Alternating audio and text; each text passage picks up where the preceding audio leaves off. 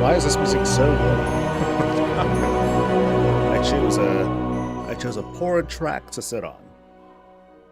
I think. Yeah. Poor track to sit on. Gosh, dude. Alright.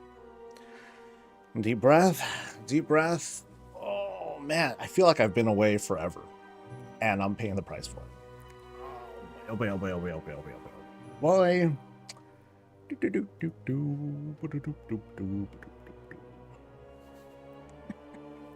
What is up, everyone? This is Coffee with Soul. I'm your host. We're gonna chat. We're gonna talk and hang and try to have a good time. We have many tours that are queued up for today, at least, and also for the week. And I'm also talking with, or my mod's talking to me right now, or my Discord mod telling me, remember that one time where I said that you got too much on your plate? Because I was just looking at like the averages and the numbers and all that stuff, and there are a little over, at least so far, and you know, we're barely starting housing, but like with the traffic that's coming in, we have on average 100 folks a month. I'm sorry, a week who are signing up. And in order to meet that, I need to do either 33 tours a week on my normal days, or 25 and add a stream day. Now this week is going to suck because I'm only going to stream 2 days this week, today and tomorrow, because, well, it's the holidays and I want to actually spend time with family and do all that sort of stuff. So I'm only going to be streaming today and tomorrow. And then over, you know, starting next week or whatever, I'm gonna be playing catch up. So I'm gonna kind of go hard, try to knock out the queue. So I'm gonna have to update the sheet and tell folks, okay, it's gonna be about a 3-week turn time because of the holiday stuff. So it's gonna be a lot, but it's also a lot of fun to do. I love doing them, and I don't want to sacrifice time. There will be a point, you know, there's gonna be a point where I'm gonna be like, all right, I'm going to close the sign up sheet temporarily while I work the backlog and all that stuff, and everyone can work out their stuff. And then there's also going to be a period where I will definitely pause, or I'll slow down the traffic or whatever on visits, because there's a game to play. You know, World of Warcraft is more than just housing. You know, there are things that I would want to do as well, and I don't want all my time in game to be spent just looking at tours. Like, I want to do stuff at my place too, you know. So, and I haven't, because I just haven't given myself the time. And I don't. The last thing I want to do is like burn myself out, you know. So, when that time comes, there's gonna be like announcements and stuff, and then there's gonna be like notifications on the sheet and all that. If people happen to link to it out of the blue, you know, then they'll just be notified right on the street. Oh, sorry, you know, right now, you know, if you sign up, it's not going to be acknowledged or whatever. You know, I'll do something fancy schmancy like that. For now, though, we're here. We're gonna visit some places in a bit while we kind of get warmed up, because it's warm hot here. It's like 30-something degrees, 40-something degrees here. I was cold, and now I'm not. Maybe because now the show started and we can all like hang and chill and whatever. But for now, let's say hi to people. What's up to Arumas? You're the first person to say hi. Hey, you get a point. What is up to Puddle Jumper, and to Zacho, to Ann McCord, to Rain, to Boomer and Fabrin? What's up to Kabold? Hello to Bulbastorm, to Acanthia? Acanthia, wow. What's up to Darth and TC Splatter, to Lovian Hunter? Hi to Arcadius, and to Neeb, to Chungus, to Jasmine Cornish. What's up to Zacho again, who says, okay, I'll read that in just a bit. What's up to the Mind Fulvic, to Hanti. What's up to Clan Planhead, to Spice and Wolf, to Jasmine, and to the rest of y'all. The beautiful digital smiling faces are going to be joining us throughout the day. I don't know if the Twitch drop thing has ended. I think it ends today. So, you know, double check, make sure that you claimed your stuff. Otherwise, you're doomed, because it's just going to be too late, unless you just haven't claimed it yet. But if you're starting from scratch, you might be kind of boned.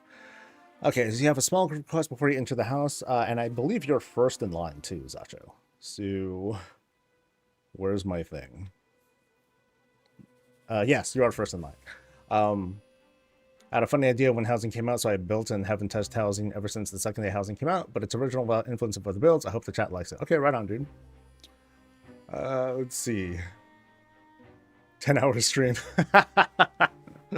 I mean, I'm cool with doing long streams. That's fine. I mean, this past month has taught me that I do have like a certain kind of endurance that I haven't really tested. Like I told you guys that my my hip is kind of like I'm having a bum hip or something like that.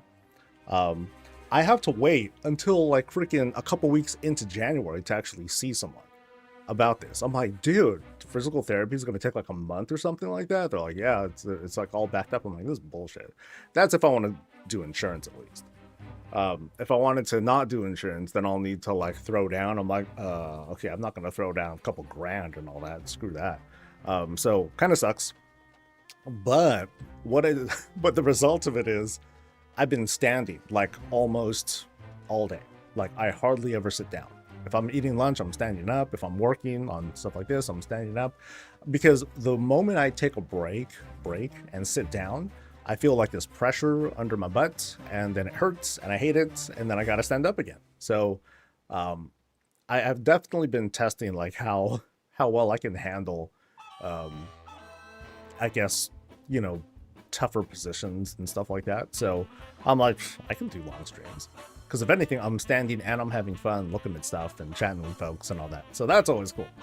Yeah, so that works out just fine. By the way, let's see, who am I thinking? I'm thinking Sanaa. Thank you for the bits, dude. As always. Let's see. I won't sign up because my house isn't good. You know, there's something I want to assure people of. So the Sunday videos, they tend to lean towards like the technical marvels, the clickbait, basically, like the things that feel that they are very involved and they clearly show like, you know, a certain quality that's a cut above. Now, when it comes to just the tours and the visits, I definitely encourage everyone to sign up because we're all just here to like chill and hang out and look at people's stuff. You know, we're not here to, at least I'm not here to be impressed. I'm not here to like be like, okay, let's find houses that satisfy, you know, my standards. No. It's not that at all. You know, if you feel like you have something that you just want to share, that you feel proud of, and that you have the courage to share because you're sticking your neck out there, show it off. You know, I've toured over 100-something places now, which is awesome. Some places do have or are more complex than the others. Some places are look a bit more thrown together than others. That doesn't matter. You know, as long as you feel like you want to share something, share it. You know, the worst thing that I do is like when I'm vetting through the houses, I'll double check if I'm getting trolled or not. Like I'll go in and then, you know, like what if I go into a house and then the first thing I see is like F you sold or something like that. And I'm like, okay, well that's kind of distasteful. And then, but then I haven't seen anything like that. Everyone has been coming in with good spirits. Everyone has been very supportive, and I encourage that. YouTube comments, they're different. You know, but even then, I haven't seen anything really bad there yet. There are some places that or there's some comments that are like, oh, well, housing's dumb anyway, and blah, blah, blah, but that's about it. So I encourage folks to at least sign up for a visit. And also to not feel discouraged if their tour doesn't get included in the weekly videos, because frankly, there's just too many of them. There are way too many of them to really fit. Like I can cram at most maybe 10 a week. And like I said earlier, there's over 100 people that sign up.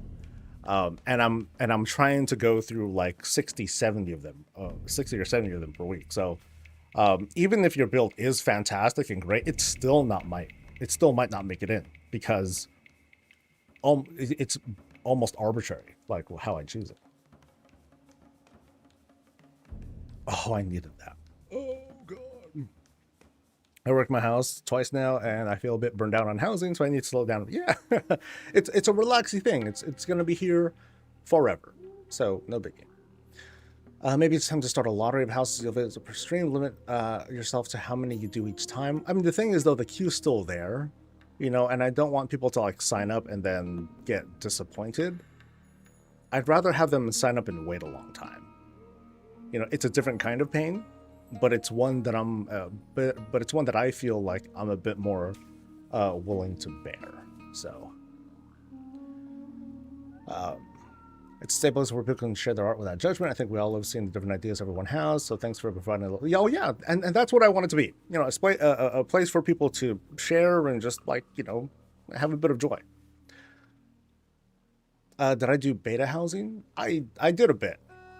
I only, like, practiced and learned stuff. That was really it. So, not sure if I'm getting midnight or we're going to come to BlizzCon now since things changed so much, moving in December 2027. Oh wait, what's going on in December 2027? That's like a bajillion years from now. Is it normal that I spent 2,000 points already and didn't even finish my first room yet? No, not at all.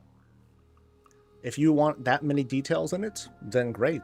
Now, one thing that that I do see sometimes, I'll see people who will consume their budget with making certain pieces, like I want to make a piano, I want to make a pool table, I want to make a cool window setup and things like that. You know, something that is, like, visually very, very impressive, but ends up, well, not but, it also ends up being a big drain on resources. So the recommendation to folks, for now at least, because right now our budget's at around the 2,000 range. Once housing goes live, the level increase, it goes up to 9, and it'll approximately double or so. And remember, we're in early access. There are features that aren't in yet that we'd love to have, like weapons and whatnot, that might take up a considerable amount of budget as well. So you might have a build where you're like, okay, cool, I got, like, all the things that I want, and this is great. And then all of a sudden they're like, okay, we're going to include weapon and armor racks and whatever, and it's going to cost this much per display. And then it's like, there goes a room or 2 or 3 or 4, you know. So that can easily happen too, and everyone's going to treat that differently. You know, some people are going to be like, yes, you know, I've been saving my budget for something like this or something like that. And some people are like, no, it's ruined, they're going to start all over. And other people are going to be like, yes, I get to start over and try it again, because it's Legos. Folks, we're playing with Legos now, and there's so much we can do with these sorts of things. And, you know, just an opinion, you know, just create things that make you happy. You know, that's it.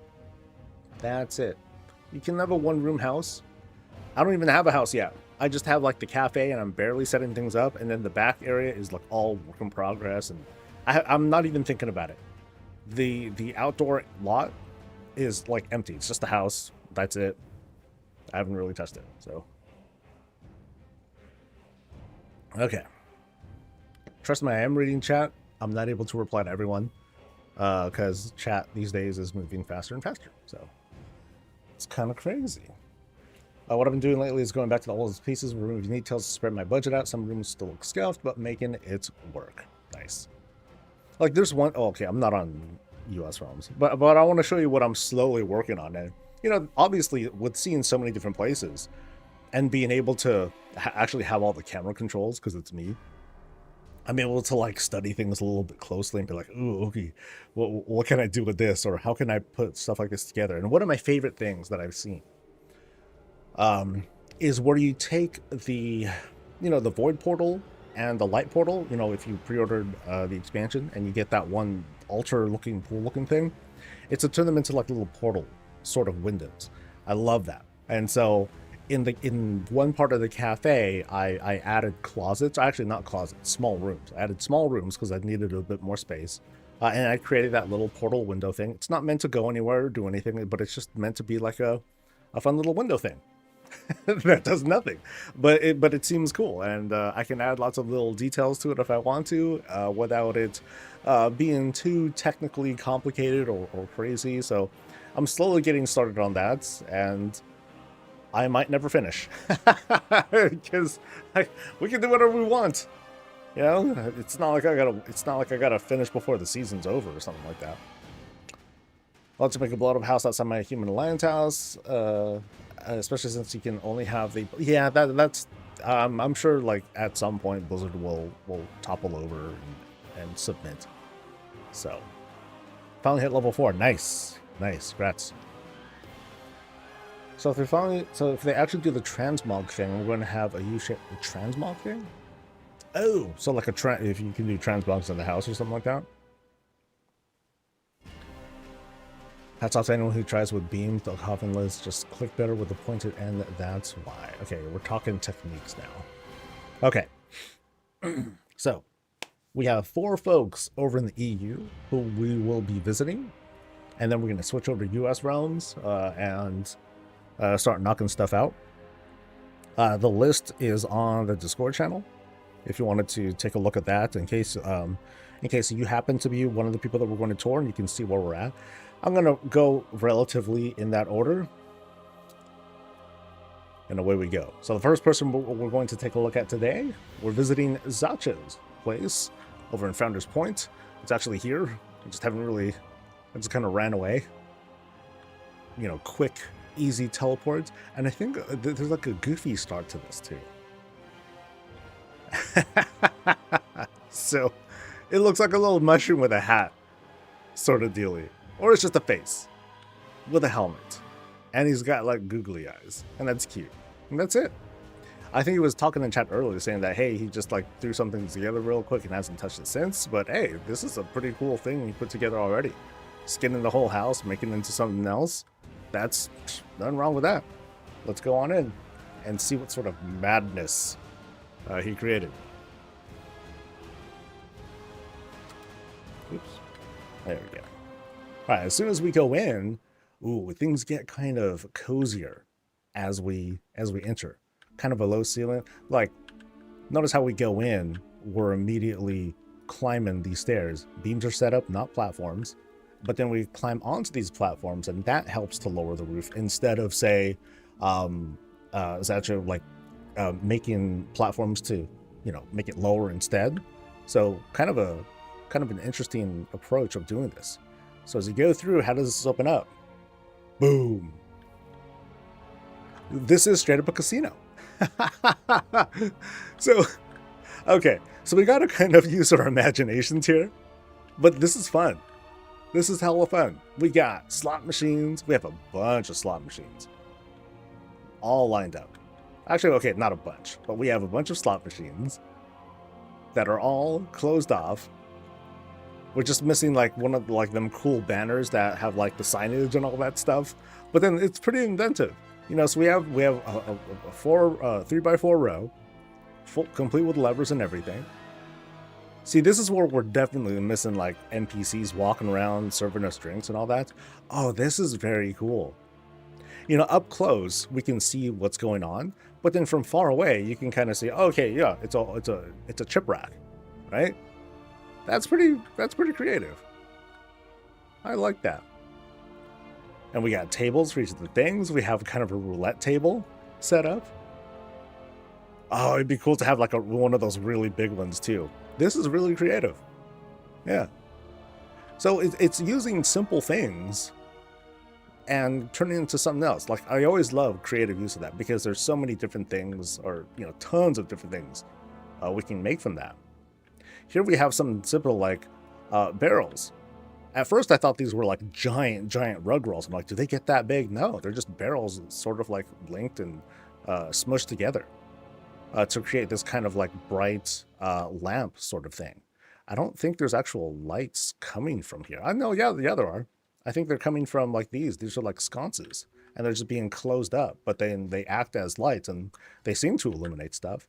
And I'm stuck. I'm trying to go through into a pantry area with a whole which is also a giant slot machine. If we're using our imagination, no. This time we're just bringing it back down to food. Cool, just food. No big deal. Plenty of drink though.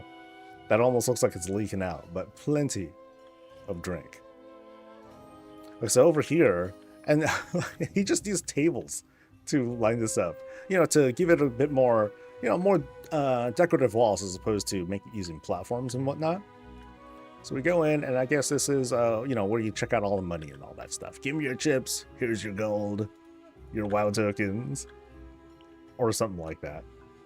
Yeah, and this is like a pretty decent use of what looks like a large or a medium-sized room. It's a little bit hard to tell. But I like this presentation, so I'm backtracking a little bit. We come in, we do the climb, right?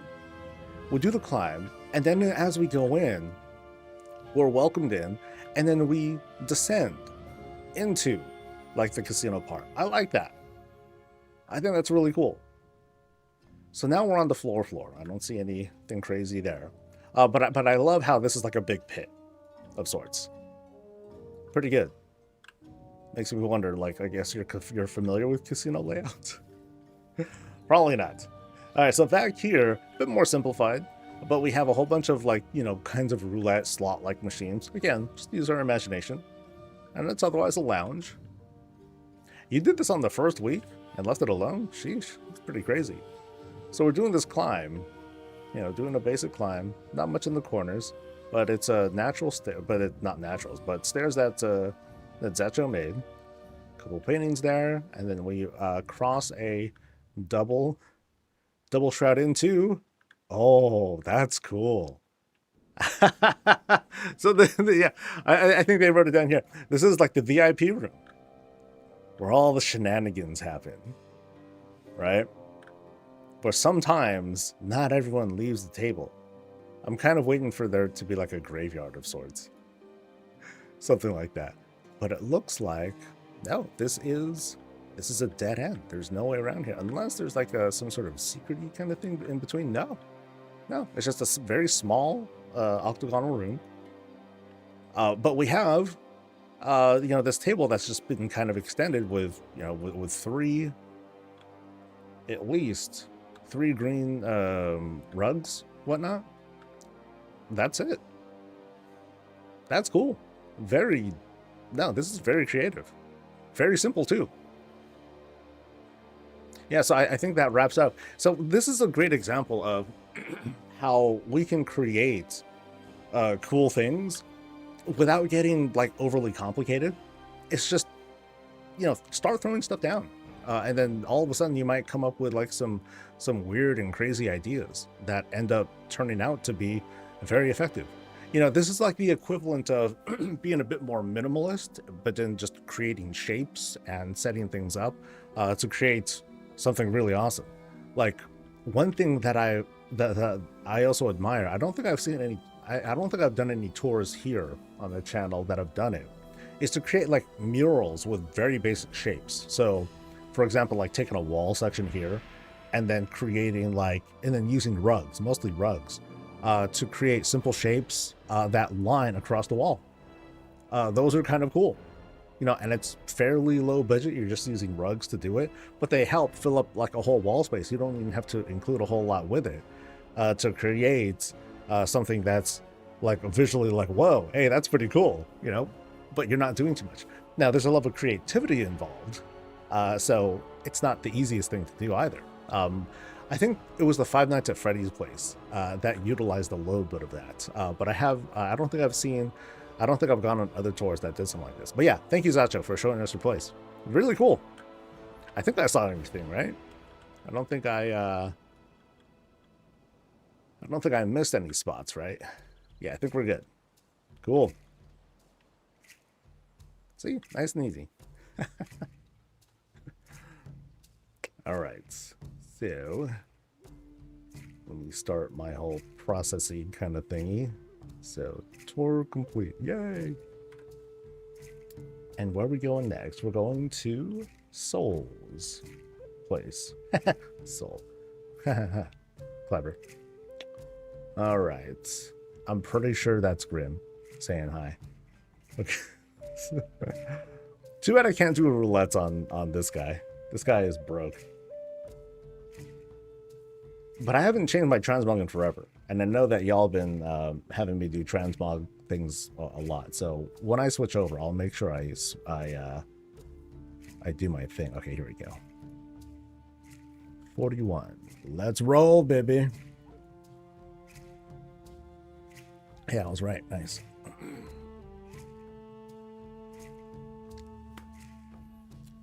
Bump, bump, bump. Oh, it was Panda that did it. Ah, nice. Okay.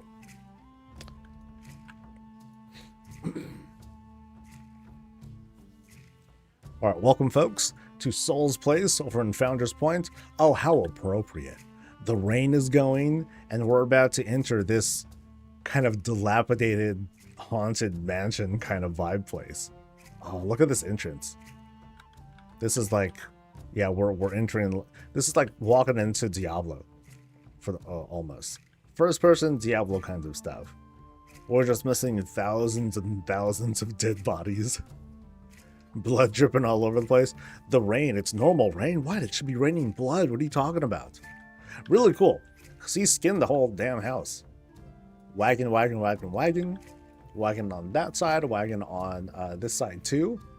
Very cool. Oh, and this adds to the vibe too. The kind of the old rickety windmill sort of thing. What does it have in the back? So it's dressed up. Things are obscured. So like we have the wheels there, but you know, they're cleverly hidden with the trellis pieces.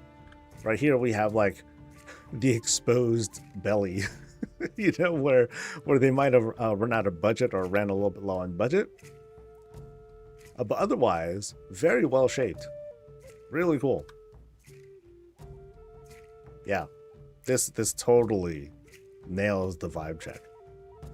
Again, we're just missing dead bodies and stuff. Or like Forsaken, like just jumping out at you. Really good. What's this up top? Oh, that's just another wagon. Yeah, we see the wheels right over there. Now, this is a great example, or like the Duskwoody area makes a really good example of how you can take things that might not totally match, but you can rely on the lighting from this place to hide a whole bunch of that too. Like if it was like super bright over in Razorwind Shores, then you'd probably see like, okay, well, this kind of mismatches and whatnot. That doesn't quite look right. But here, this nails it. Go Alliance. All right, let's get on in, see what's good. The butcher comes out. Yeah, fresh meat.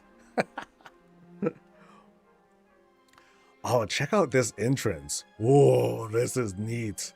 Okay, so we go in, we lay down some stuff, put down our fishing rod. But yeah, check this. This looks really good. I love this vibe. How the light shines in through them windows. That's good. You know, so we're greeted by the Mr. and Mrs. of the house. That's what I'm going to pretend. But yeah, I love this look. You know, they had some giant paladin books or whatnot shining down through here. I just love the way this is cool.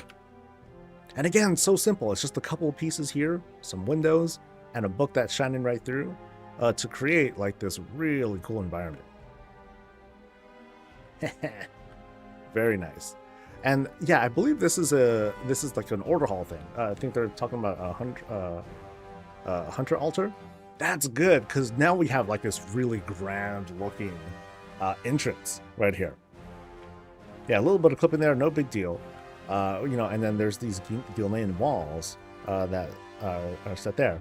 I really hope, hey Blizzard, if you can hook us up with like the same kind of doors, but they just open in the same direction. You know, just give us another door, or give us a door that has the handle like right in the middle, so we can always rotate it and do whatever. That'd be cool. So as we walk in, things are again like, ooh, we go into like this pretty like freaky place. Like close this guy. Privacy, right? Keep the air out.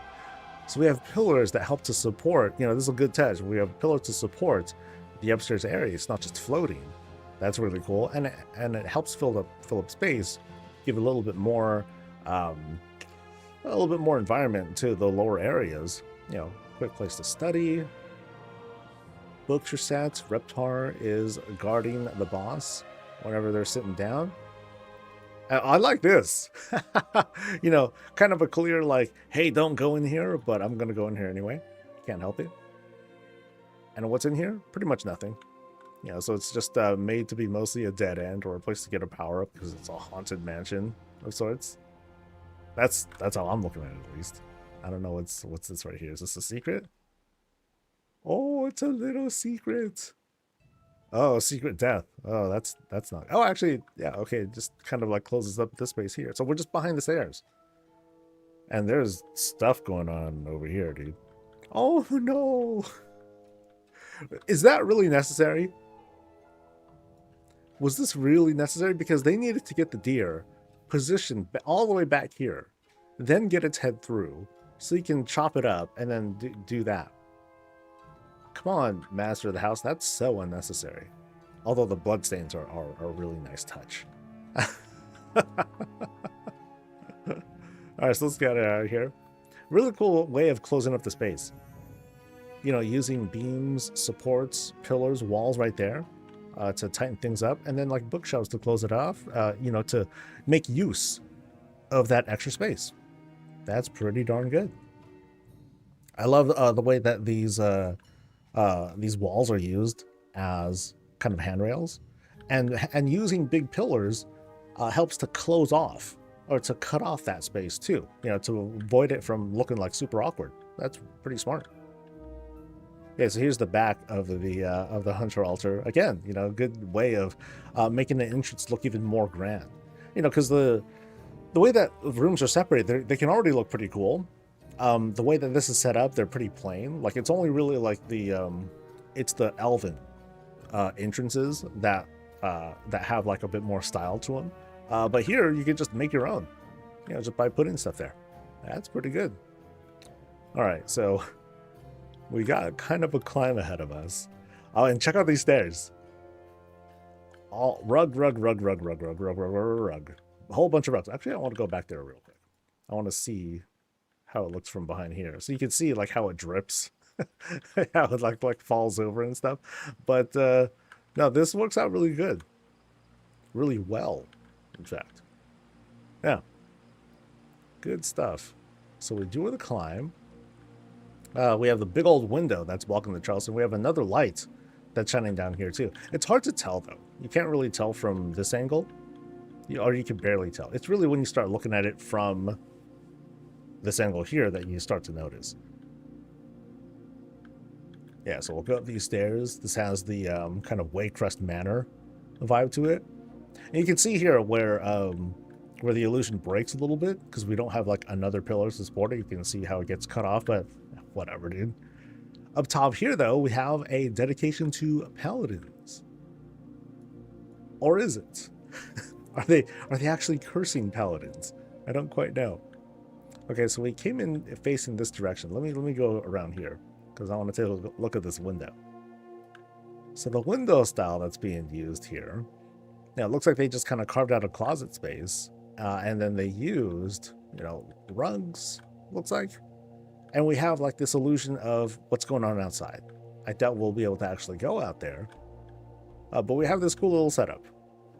Oh, I like this. I like what's being used here. Although I'm not entirely sure. Yeah, there's a lot that actually went in here. So there's some, you know, I can't tell. Actually, okay, I can click it. This is, okay, I can't. Maybe I can click it. Oh boy.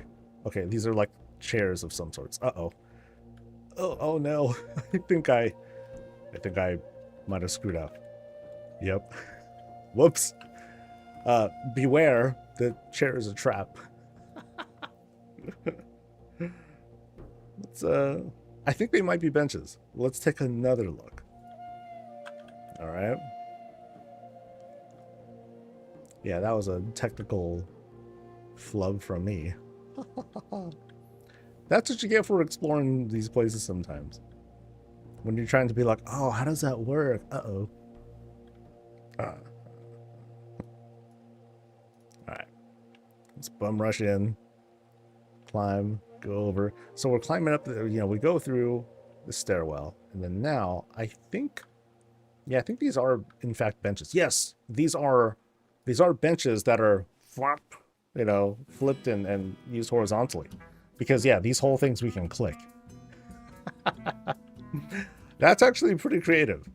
I like how that's being drawn to create a solid piece. That's pretty good. And then we have these tables that are being used as arches. Which works out pretty good. Yeah, cool outside. Just don't click on it, otherwise you're like doomed. All right, let's head across. See what else is good. Starting in this wing, we have the bedroom. Closed door. All right, boss's chair. Survey the rest. A very stylish bed, kind of expensive. Ah, hey, this is the first time I've actually seen this used as a wall piece. I usually see this used as a floor. I can't. Oh, but I can walk through it. Oh, damn. Okay, so now we know this is transparent. And and we're greeted with this big old Diablo chest, and that's all it is. Just a hidden little Easter egg of the Lord of Hate, or whoever that's supposed to be. So that's safe. That's safely hidden away. Oh, check this out. So we have... Okay, what is being used here? I have a feeling that these are these enchanting glyphs that are used? I can't, it's hard to tell.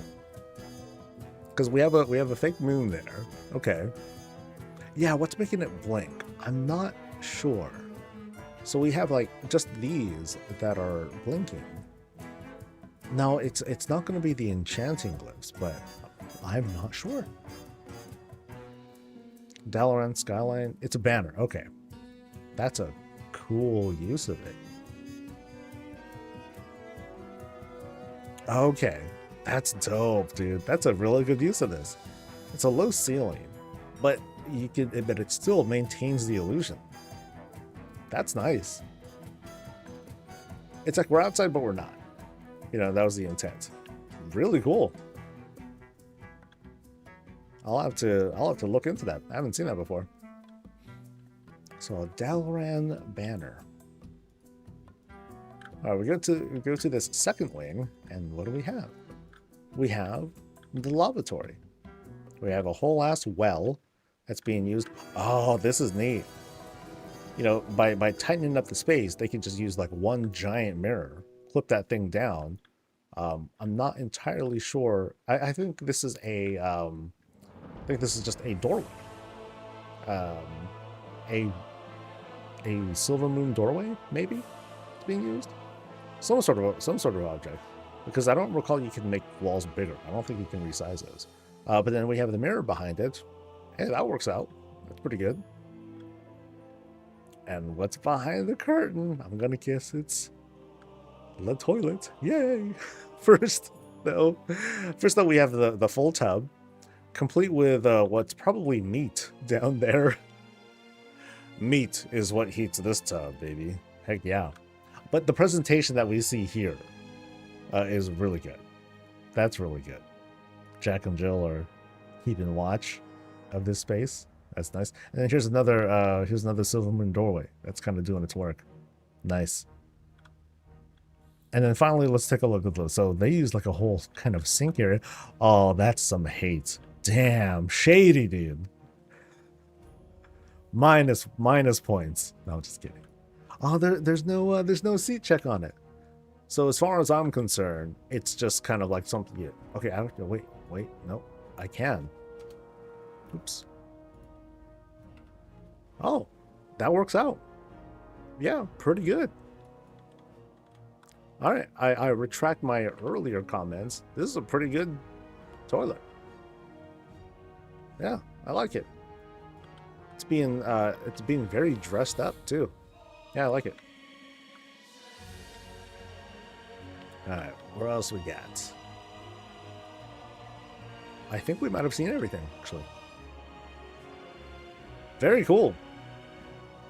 See, not every house has to be like this whole labyrinth of places. Sometimes you just need to have like a pretty simple presentation, but then have like some really cool centerpieces, such as like this window thing. That's really tight. I love the sky over here, and then just the entrance too. Just coming in here was really neat. Like, let me go back to this. Like, it has such a good, like, at first, like this kind of warm welcome. But is it really? You know, there could be stories told about like the origins of this place, like how it was built and like what's going on with the deer head in the back and everything. But yeah, really nice place.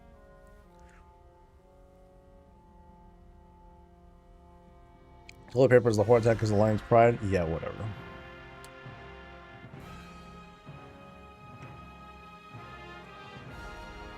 They're Horde haters. That's what they are, man. Oh, so you're seeing that as a debate? Or bidet. Debate. Jesus. As an Alliance main, even I'm offended at the Horde toilet paper. Hey, we've seen it go both ways too, man. We've seen them go in both directions. So I'm a fan of the arcane toilet paper. I think that's like one of my favorite versions of it because it's magic. Magic TV. All right. Let's see. We're going to this place now. Number 8, Intergalactic Oasis. That's made up, right?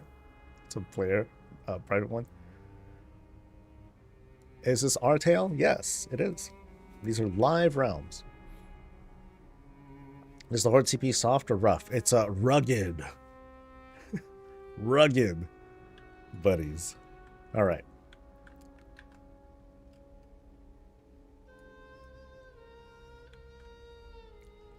We're now at Nico's place. Yeah, Nico's place. Over in Razorwind Shores. Hello to the boar. Let's go on in. Under the trellis. You know, I know it's a Pandoran kind of well, but yeah, definitely feels like a Pandoran vibe as soon as we head on over. And yo, this place has been skinned. No, we've arrived in Pandaria. Dude, check this out. Look, let me pan out a little bit. Yeah, dude, the shapes here are awesome. Look at this. Wow. Really good. There's a kite. Yeah, it's Pandoran kite out there too. So they just redid the hat. The hat on the Horde hut, and now it's a Pandoran hat. Visually very impressive. Oh, if only we can color these planks too. Well, that'd be perfect. And then you would like dress it up. You put like another outline to it to like make like these kind of accent lines and stuff. That's hella good. All right. And you reminded me to turn off the music. That's actually gonna screw up the tour. Damn it. Okay, so music off. Yeah, fuck. That's gonna be a big pain in the ass for me later on. Thanks for pointing it out. All right, let's head on in. Or actually, before we head on in, oh, cute little door. Again, Pandoran vibe. Table, little table, or stool. No, I think that's a table too.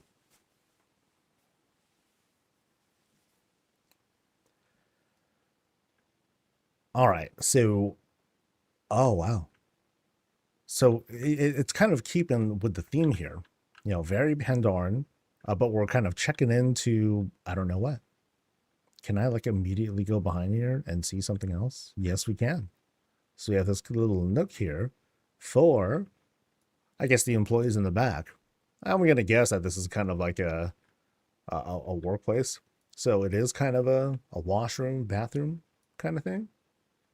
We go around the corner.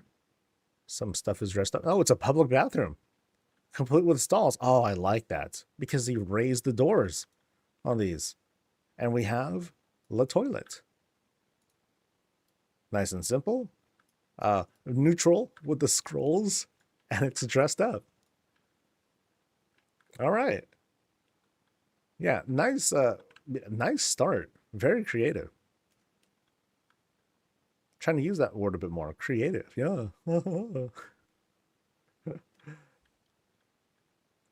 So as we backtrack, around and behind the shroud thing. Here we go.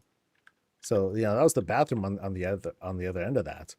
So now let's actually climb up to who knows what. Really warm and well lit too.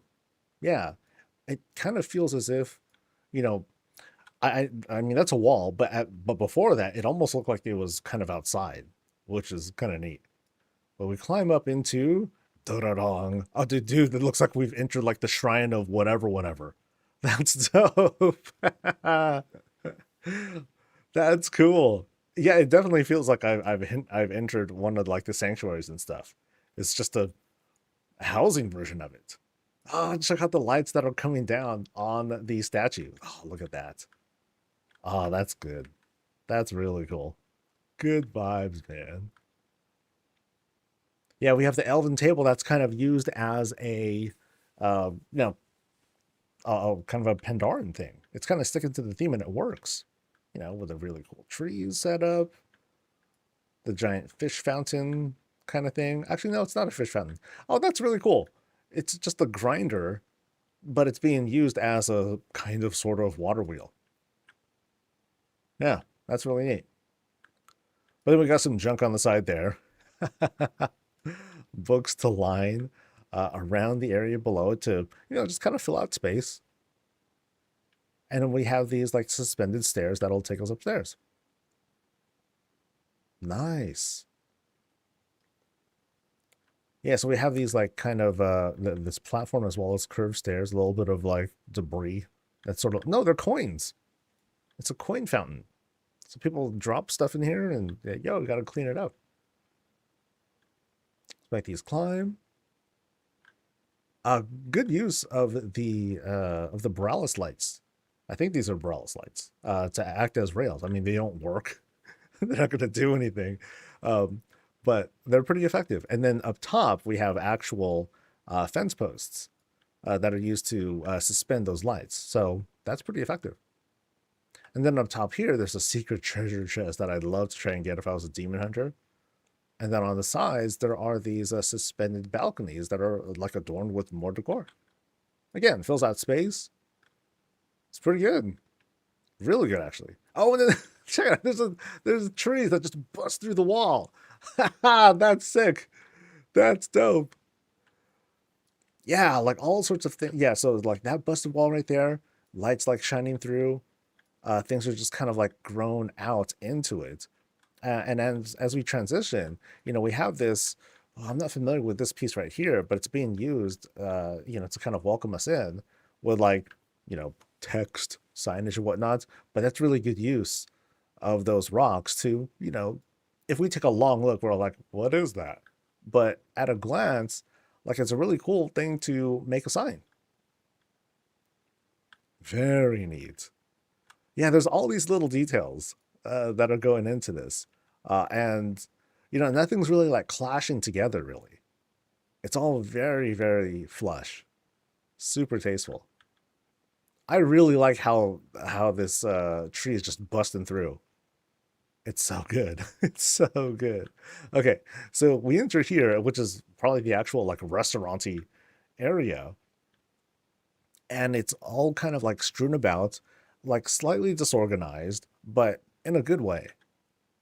Over here, there's like kind of like this sort of outdoor-ish fountain set up.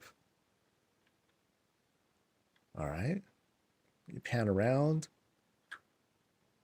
And let's take a look at this kitchen real quick. So stuff's brewing, stuff's cooking, just waiting for guests to arrive. Nice, simple kitchen. Pantry's all filled up. Yeah. I tend to usually see people that have like multiple pantries set up or like storage areas or whatnot. This might not be any different, but let's see what else is going on here.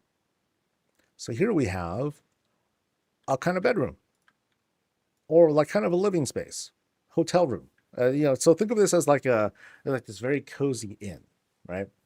So here we are, just chilling, watching TV. Cool. What's on? Nature stuff as usual. All right. All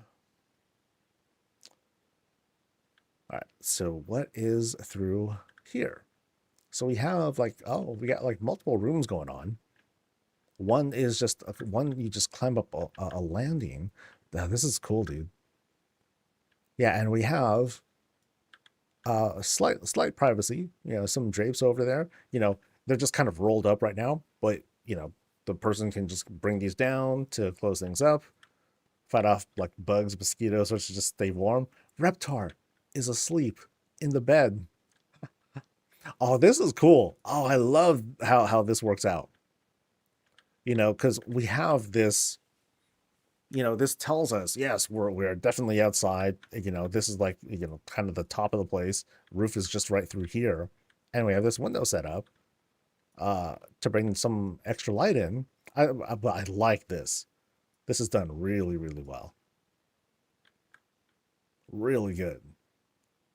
So let's pan around. Well, let's see what's in here first. Probably a bathroom. Definitely a bathroom. Basic toilet. Cool. No seat check is necessary there. And an easy vanity setup. You know, vanity, sink, easy. Right this way, though. Oh, now we have, okay, this is like more than an inn. This is like straight up like a whole living area. We have a whole canoe that's being used as a as a flower pot. Nice. Ah, this is really good. I like this. Such simple setups, you know, and a really good layout. I love the layout of this place because it feels normal, feels natural. You know, we go around, sitting area, hang stuff up, a little bit of a trophy, and then we come out here to just kind of like enjoy what's going on outside, right? Sun shining, guests are going in, coming out, doing their thing, eating, etc. And then we go back over into another vanity area plus tub. Ah, interesting. Jack and Jill are manning the station here. Hi, guys. Yeah, that's interesting that we have bathtub here, washroom, and then a separate bathroom over there. This is neat. Let's go back over to the other side. So we go around the corner, out of this room, past the dining area. I want to make sure there's nothing that I missed here. All right. Oh, you know, this is kind of neat. This is a whole sliding door, or at least that's what it's kind of like telling me. So this whole thing just kind of slides, and then it slid open to reveal like another area. So this whole forge is just being used as a fireplace. Folks are chilling, hanging out. This is being used as a window, actually, to take us outside a bit. Ooh, check this out. I This is some sort of like, oh, this is just the curved table. That's really good. Oh, that's very, very good. Um, I can imagine there being difficulty with setting up all the tables to be perfectly shaped like this.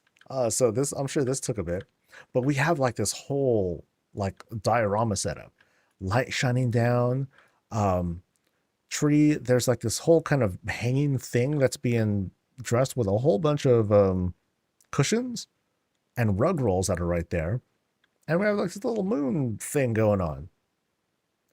Very good illusion. Like, boop, like here's your little set piece right here. That's really good. Very nice, dude.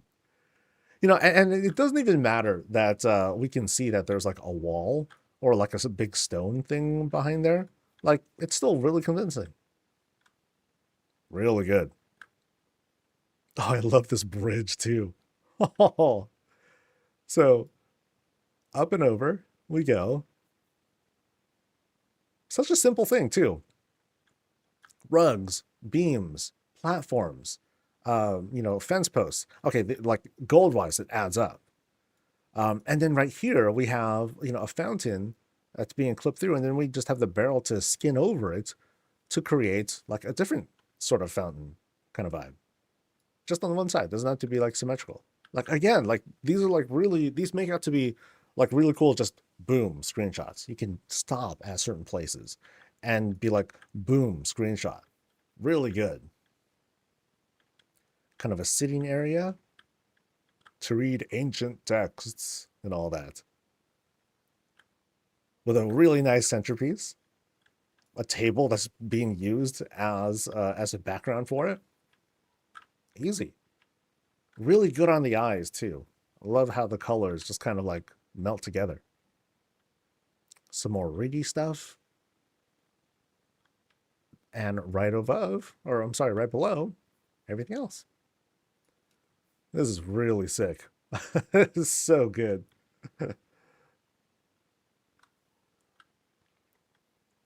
Yeah, they wanted to, yeah, Soul here, he wanted to highlight this right here.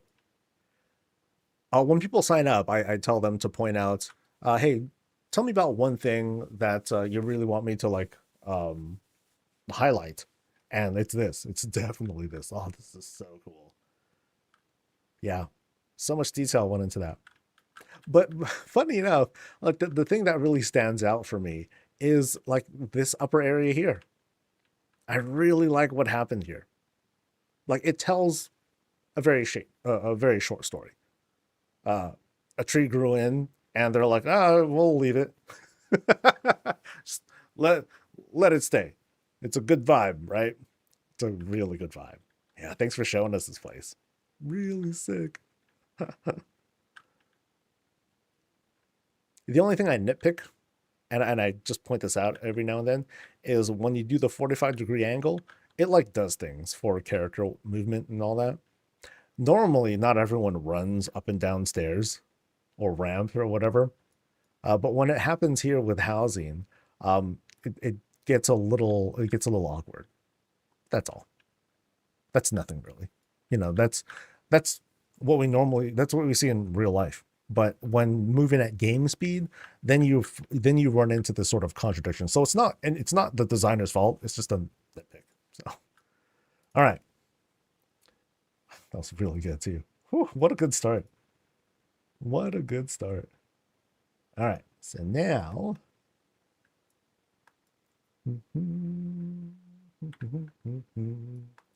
off to Gecko's place.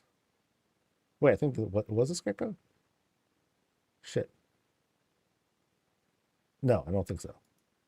Damn it. No, this was Gecko's place. Soul. Oh, I got names wrong. God damn it. All right. I got things mixed up. But the magic of editing will fix it. All right, so that was actually the third visit that we did. Wow, I'm blasting. Oh, I'm going much faster than I thought. I don't even mean to either. Yeah, let me know if I'm like rushing. I don't think I am, but because for me that's a definite no-no. Don't do that. Maybe it's the coffee. Maybe the coffee's got me all juiced up. Or maybe it's because it's been like almost a week since I've seen you guys. All right, so we're going to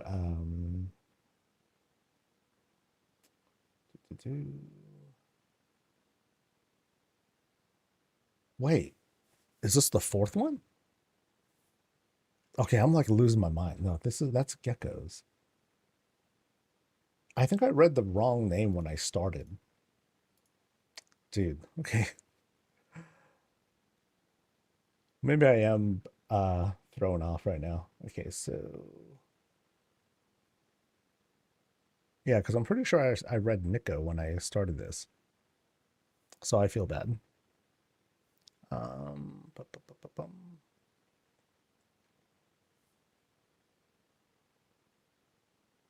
So where's the real Nico?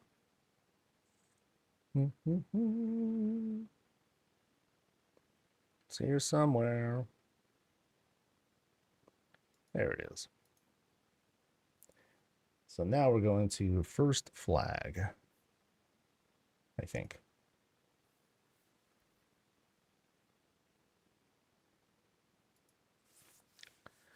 Your chart lasts longer than a few other streamers that watch that just blaze through folks' builds. Hold around, please stand up. Yeah, I know I'm not the only one. I'm not familiar with other streamers who are doing tours, but I know some people do them.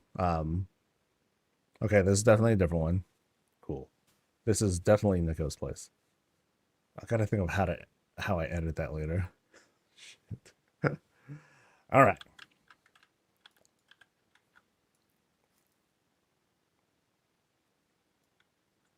Okay, so here we are at Nico's place for sure this time. And I recall when I was doing the check, I was kind of deceived because at first I was like, oh, the house is suspended. Let's go up here. And then I clicked and it didn't work. And I was like, wait a minute. This isn't the house. This is actually the tower on top of the house. So like, haha, I was fooled. But let's find out where the entrance is. It's actually like down here somewhere. It's like some sort of opening because this place has just been like skinned with rock. So now, it kind of gives us in kind of a small indicator as to where or what we might be seeing inside. But let's find out. Oh, so as soon as we come in, it has this feel of, despite this being like fences and whatnot, where we come into like this rundown, busted mine shaft. Ooh, we got spooky stuff happening here. Looks like it's been a while since people have been here, or at least fixed up the entrance. But we're walking by, going through. So I don't know if this is like kind of a waterfall sort of vibe, or more like a busted pipe or something like that that's being drained down. So is that wastewater that's coming in? Well, let's move on though. Yeah. Okay. So as soon as things kind of open up a bit, and now, oh, I love the shaping that's happening here because it's like we're encouraged to climb up, but also like what's at the end here? Absolute doom. Who would want to make a minecart shaft thing that ends with us going through here? So I know I can't really pass through that, but I guess some exploration was happening here, and the team was never seen again. Dun dun dun. In the meantime, though, I love the detail that goes in here.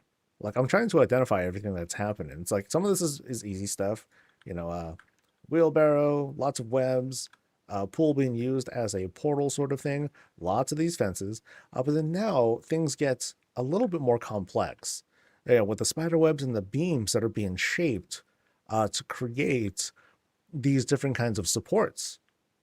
Because otherwise everything will just fall over, right? Yeah, so check out the little detail that's put in here. More beams here that are holding up these rocks. Works out really good. We're climbing a bit. We see some more of these. Oh, there's those same supports again. And now we're seeing these kind of places that are being thrown together with the terrain that's made available. So we're going to go across all this and head over to what is supposed to be the left. I'm being very habitual here. Yeah, more of these beams that are being set up. It's really good. And here there is a dark ritual being read and done. Someone was doing this in secret to ruin the people below. So this might turn out to be like this whole kind of like workplace accident or workplace incident where, someone who coveted the other person's office, like, oh, I know what I'll do. I'll send them through a fell portal into their doom, and then I will get the promotion. Ha ha! Sometimes conflicts can be simplified to just that. Don't underestimate that. Ah, a Forsaken banner. So does this hint at the identity of the assailant? Oh, there's more evil stuff going on here. Oh, and this person has plans. Ooh, boy. I like this. They just use the table, just threw it onto the side. Okay, it's a wall thing now. This is my whiteboard of destruction. The plots against the Broken Isles? No. Yes. Kind of. No, Draenor. Yeah, Draenor. Plotting against Draenor. So this disgruntled coworker clearly has plans. So we saw the ritual being done there, the plans on that end. But as we climb up this shaft here, oh, dude, this is so good. I got to admire the layout and architecture of this. Rocks everywhere, right? And then we have like these beams that are like they're angled all funny, twisted all funny, and barely made climbable, but they're climbable enough for us to get to one area to the next. So we're making our way up because there was a house up top here, right? And finally, when we get onto the surface of sorts, now we have what's left of this house. And here, okay, something's imprisoned. Ah, I'm going to guess it's the master of the house, waiting for their time to strike. Okay, maybe not. Maybe it's someone else. But you can see here like this whole like if we do like a reverse story, it's like boom, like they busted through, and then like here's like the shaft down below. Pretty cool.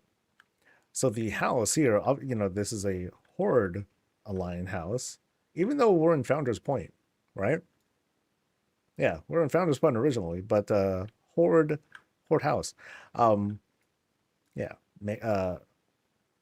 custom stairs that lead up into what this is cool. This is like a whole reverse secret passage. So we're gonna come out to see what's hopefully a normal house, right? Normal bookshelf. Not really. So Forsaken flag there. And this is a whole custom floor, by the way.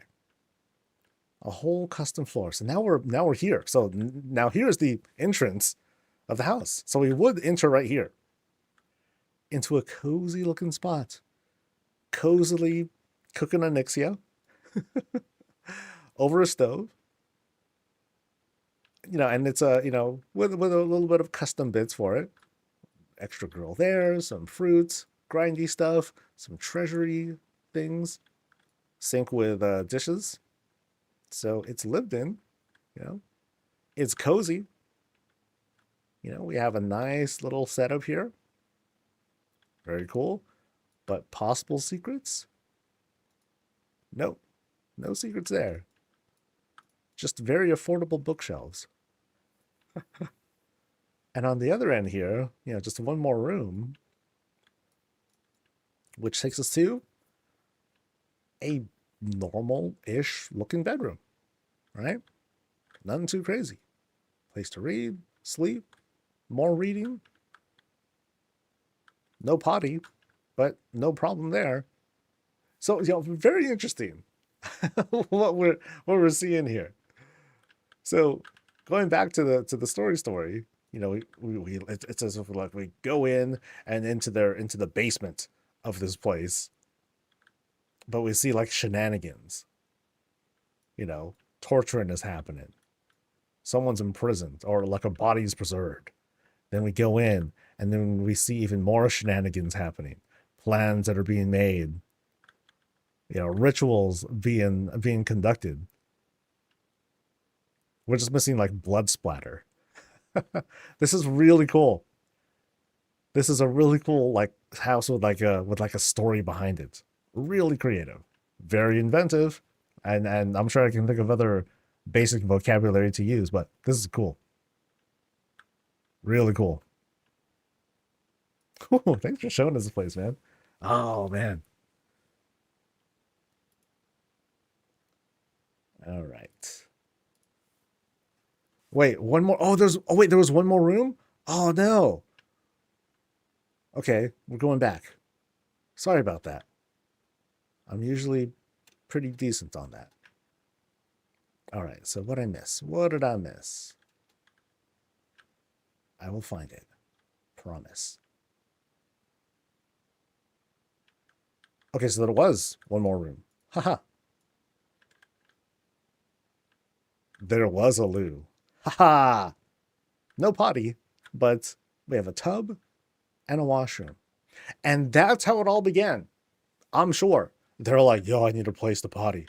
I need a place to potty. Let's go to the basement. No, no, no, no, no. Go deeper. And somewhere in there is the doo-doo. All right? Yeah, everywhere else there is kind of clean. Otherwise, not very visited. And again, very cool place. Thanks for pointing that out, guys. That would have been an injustice. All right. All right. That ends the EU visit. And just a glimpse at the process. So like what I try to do is I have like this whole file that shows like all the visits that I do each day, and I'll cram them in, and I'll separate them, label them, and I'll and then as and kind of arbitrarily, I'll just kind of pluck a couple things from each day and then collate them into the weekly Sunday video. That's how I'm typically doing it. So it's still a bit messy, but that's the process. Woohoo! All right. Boop. And today's Tuesday, right? Yeah, today's Tuesday. It's reset day. Yay!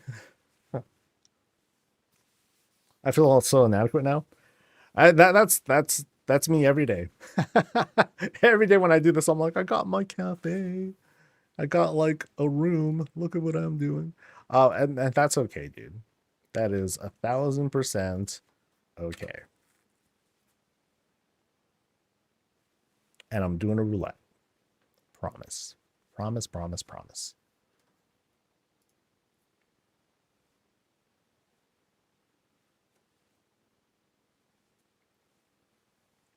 You can get 3 hero trap pieces of gear too.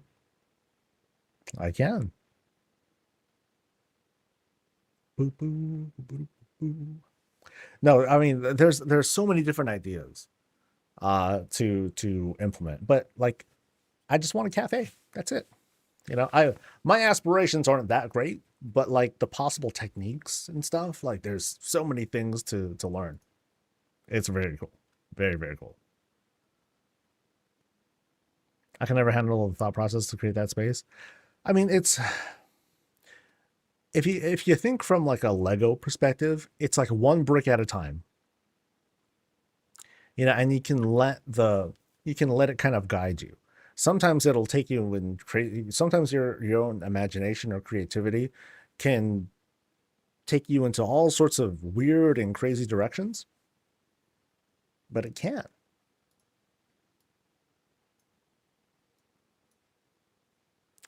For the amount from Turtle Time was you need to drop 15. Yes, that's correct.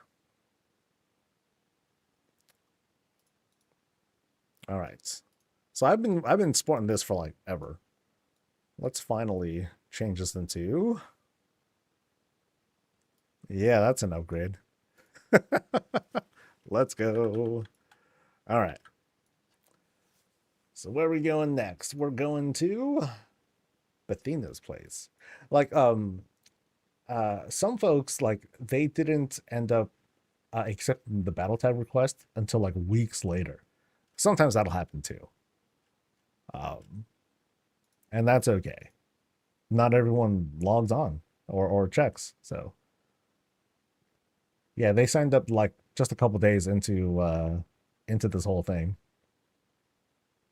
Actually, they're one of the first. All right, so we're going to 18. Let's roll. I'll cover thing in the classroom, but seeing other people's houses, I'm just wild. My house, it's not, dude. I'm gonna. I haven't seen your place yet, but I'm going to give you a little bit of reassurance. No, it's not garbage, man. It's yours.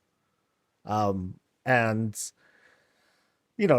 if you don't feel great about it, that's one thing. But I think that it's still worth looking at, still worth showing off. Do you have a list when we're visiting? Yeah, it's over on the Discord channel. Ooh, I'm glowing. Ooh, Spirit of cooperation. Oh, I can I. Okay, thanks. Okay, 4 done, many to go. So we're at Bethina's place now, over in Founders Points, and we are going to climb into. What does that say? We're going to Saturn. Oh yeah, it's all like Borg cube shaped and everything. How darling. All right, so this is the place to be. It's the place to be. Let's go to Saturn.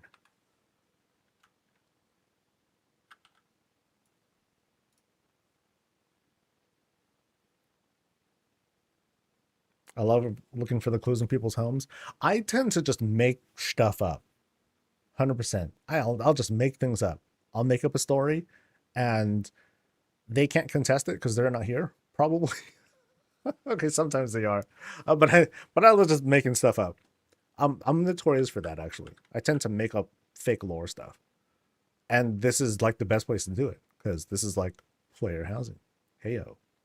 All right. So at the Saturn Club, I'm guessing that there should be like a bouncer here, a place to put down our weapons and other stuff.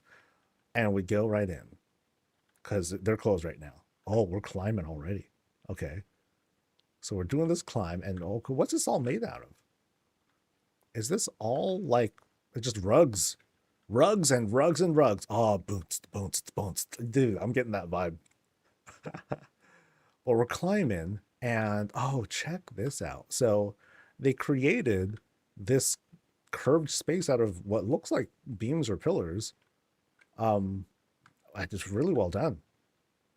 There are lots of ways you can do this. They chose the pillar routes, and that's pretty cool. So let's go on in. Hell yeah, dude. Dude, we got this whole dance floor set up.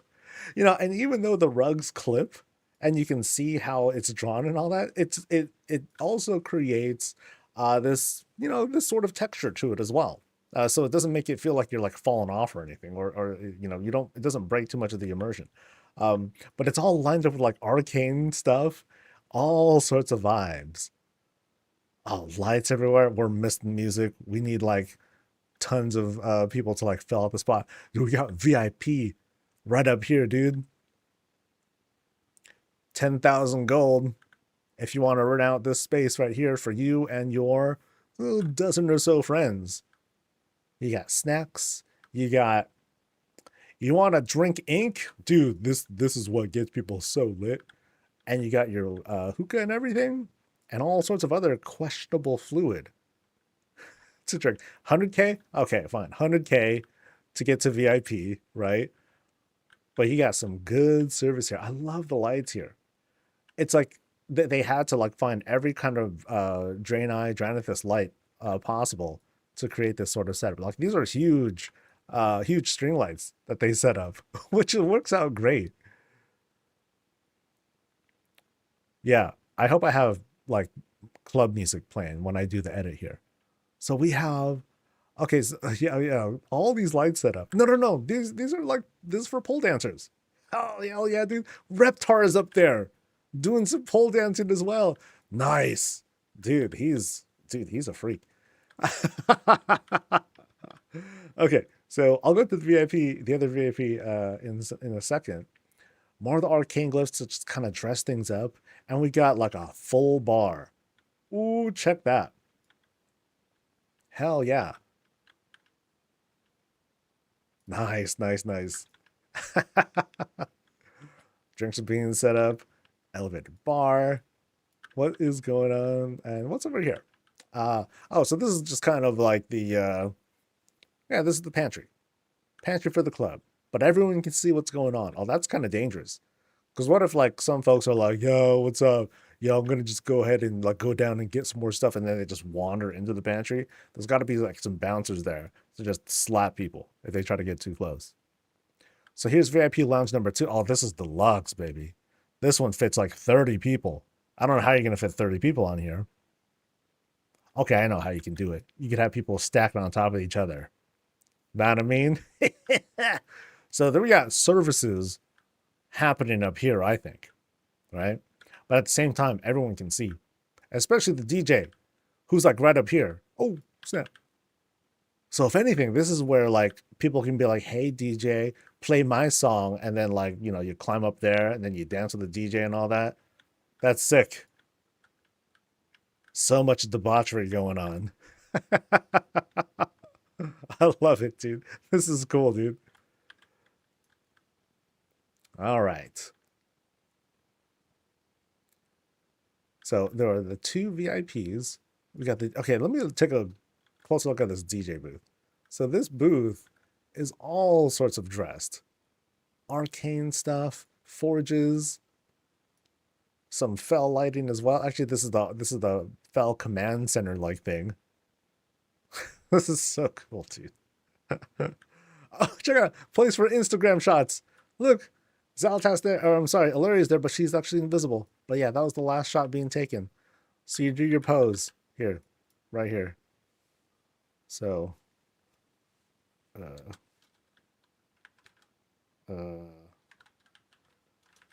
woo!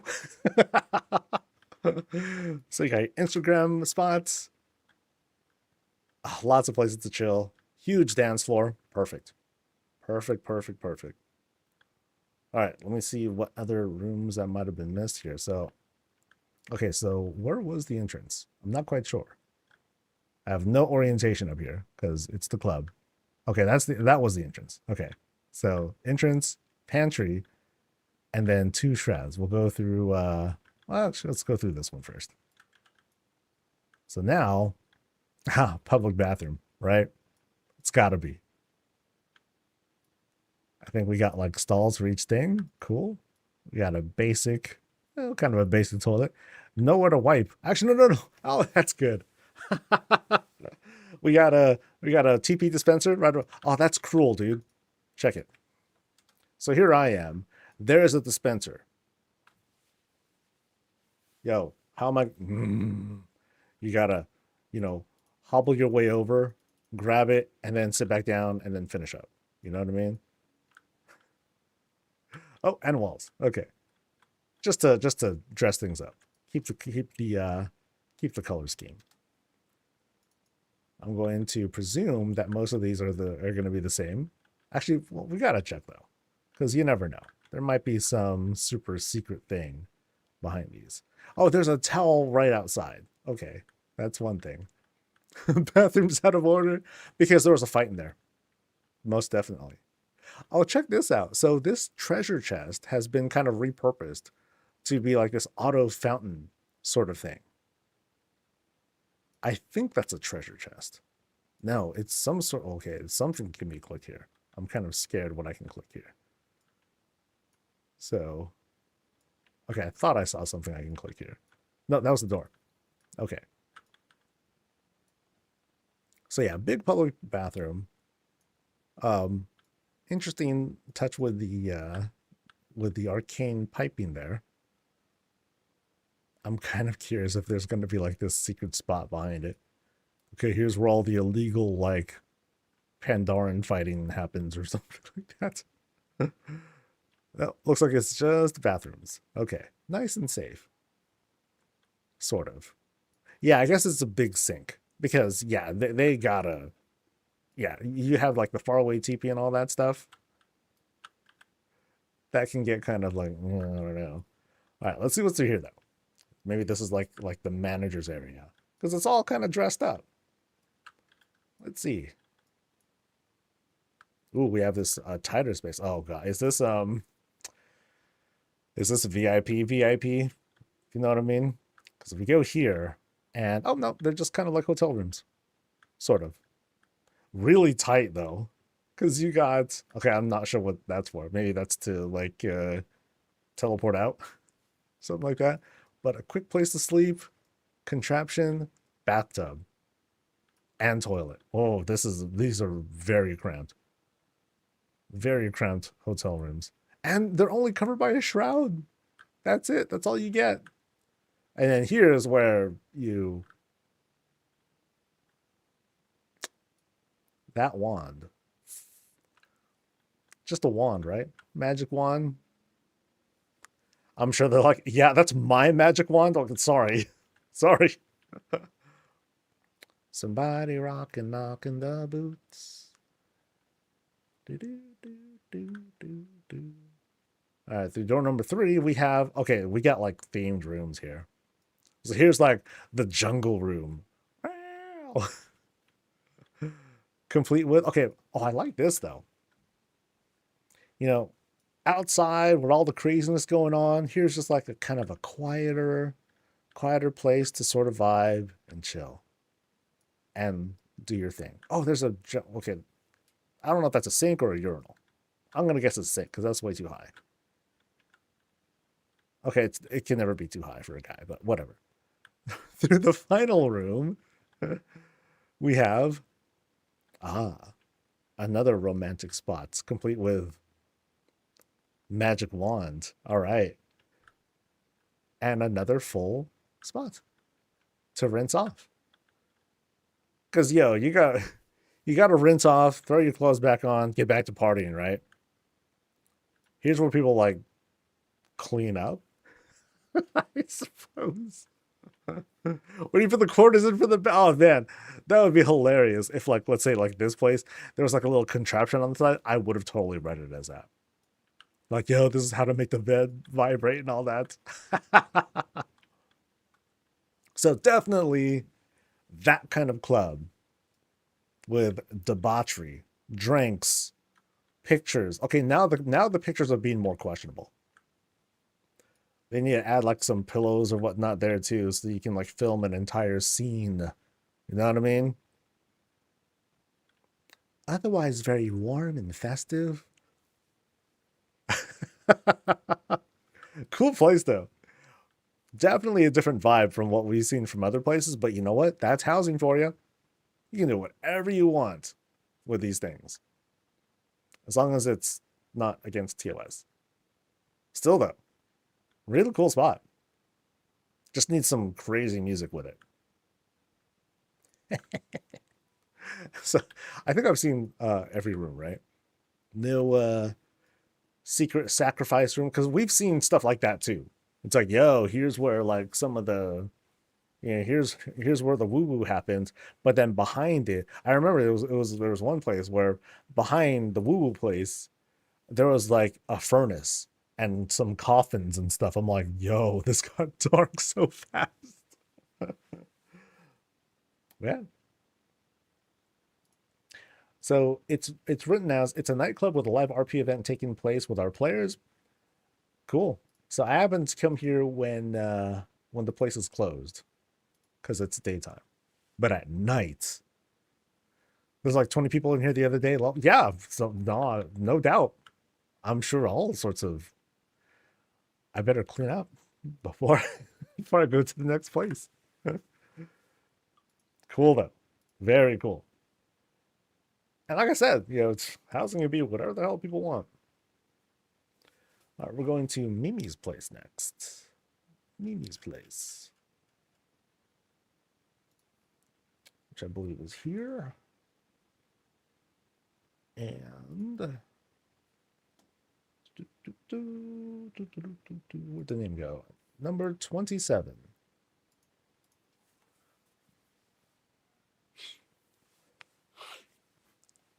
I can imagine what scenes are being filmed in this house. I want to see a whole neighborhood full of that stuff. I mean, not like I would do any of those things, but it'd be cool if like RP ROMs got together. You know, they made like this whole Goldshire neighborhood sort of thing. That'd be crazy. I mean, I wouldn't be surprised if there was like a thing going on now already.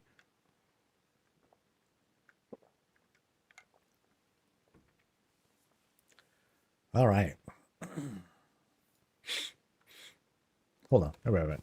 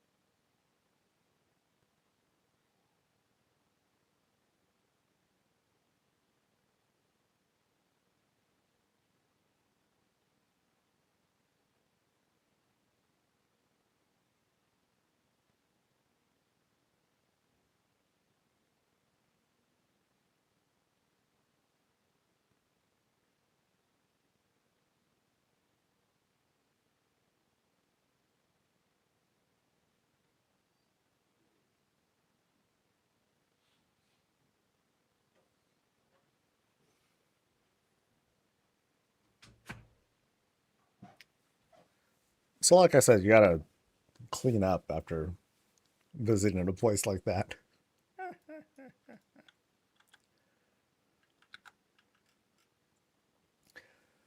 All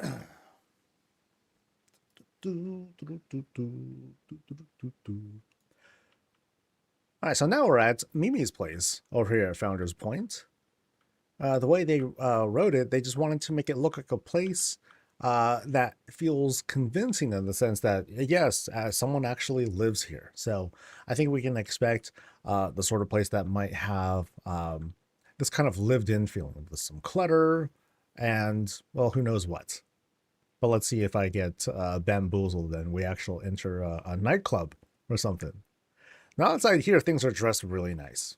Gardeny stuff, fountainy stuff, a cool little walkway that leads into the house, and a nice little porch on the side here. There's 3 puppies. Oh, 2 big puppies, 1 little tiny puppy. And they're all going to eat really good. They just need to not climb on that. Hopefully they learned from it. Oh, we have a makeshift side door too. So as if it was like, okay, here's like the side yard that'll like take us out. Very cool. Doesn't do weird things, right? Yeah, we just have the area that's inside there. Nice. And otherwise, it's a cool snack area. I'm actually not familiar with this carpet here. That might be a crafted one that I just haven't really seen before.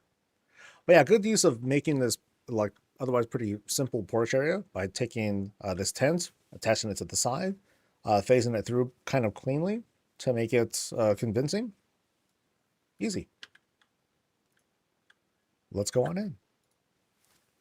I did do the EU tour, and I think I might have gotten names wrong, but I did do the tour. Let's see, which one did you have?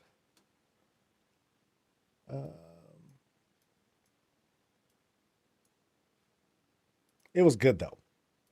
It was very, very good. Folks were impressed by your stuff. All right. So as soon as we go in, oh, that's a very cool setup. So we have 3. No, we have 3 windows and then another window sort of shape. I'm not quite sure what this is actually. Is that the backside of a bench, perhaps? But whatever the case, it's a very cool set piece that's there on the side. It doesn't actually do anything. It's just really pretty. Very pretty to look at. All right.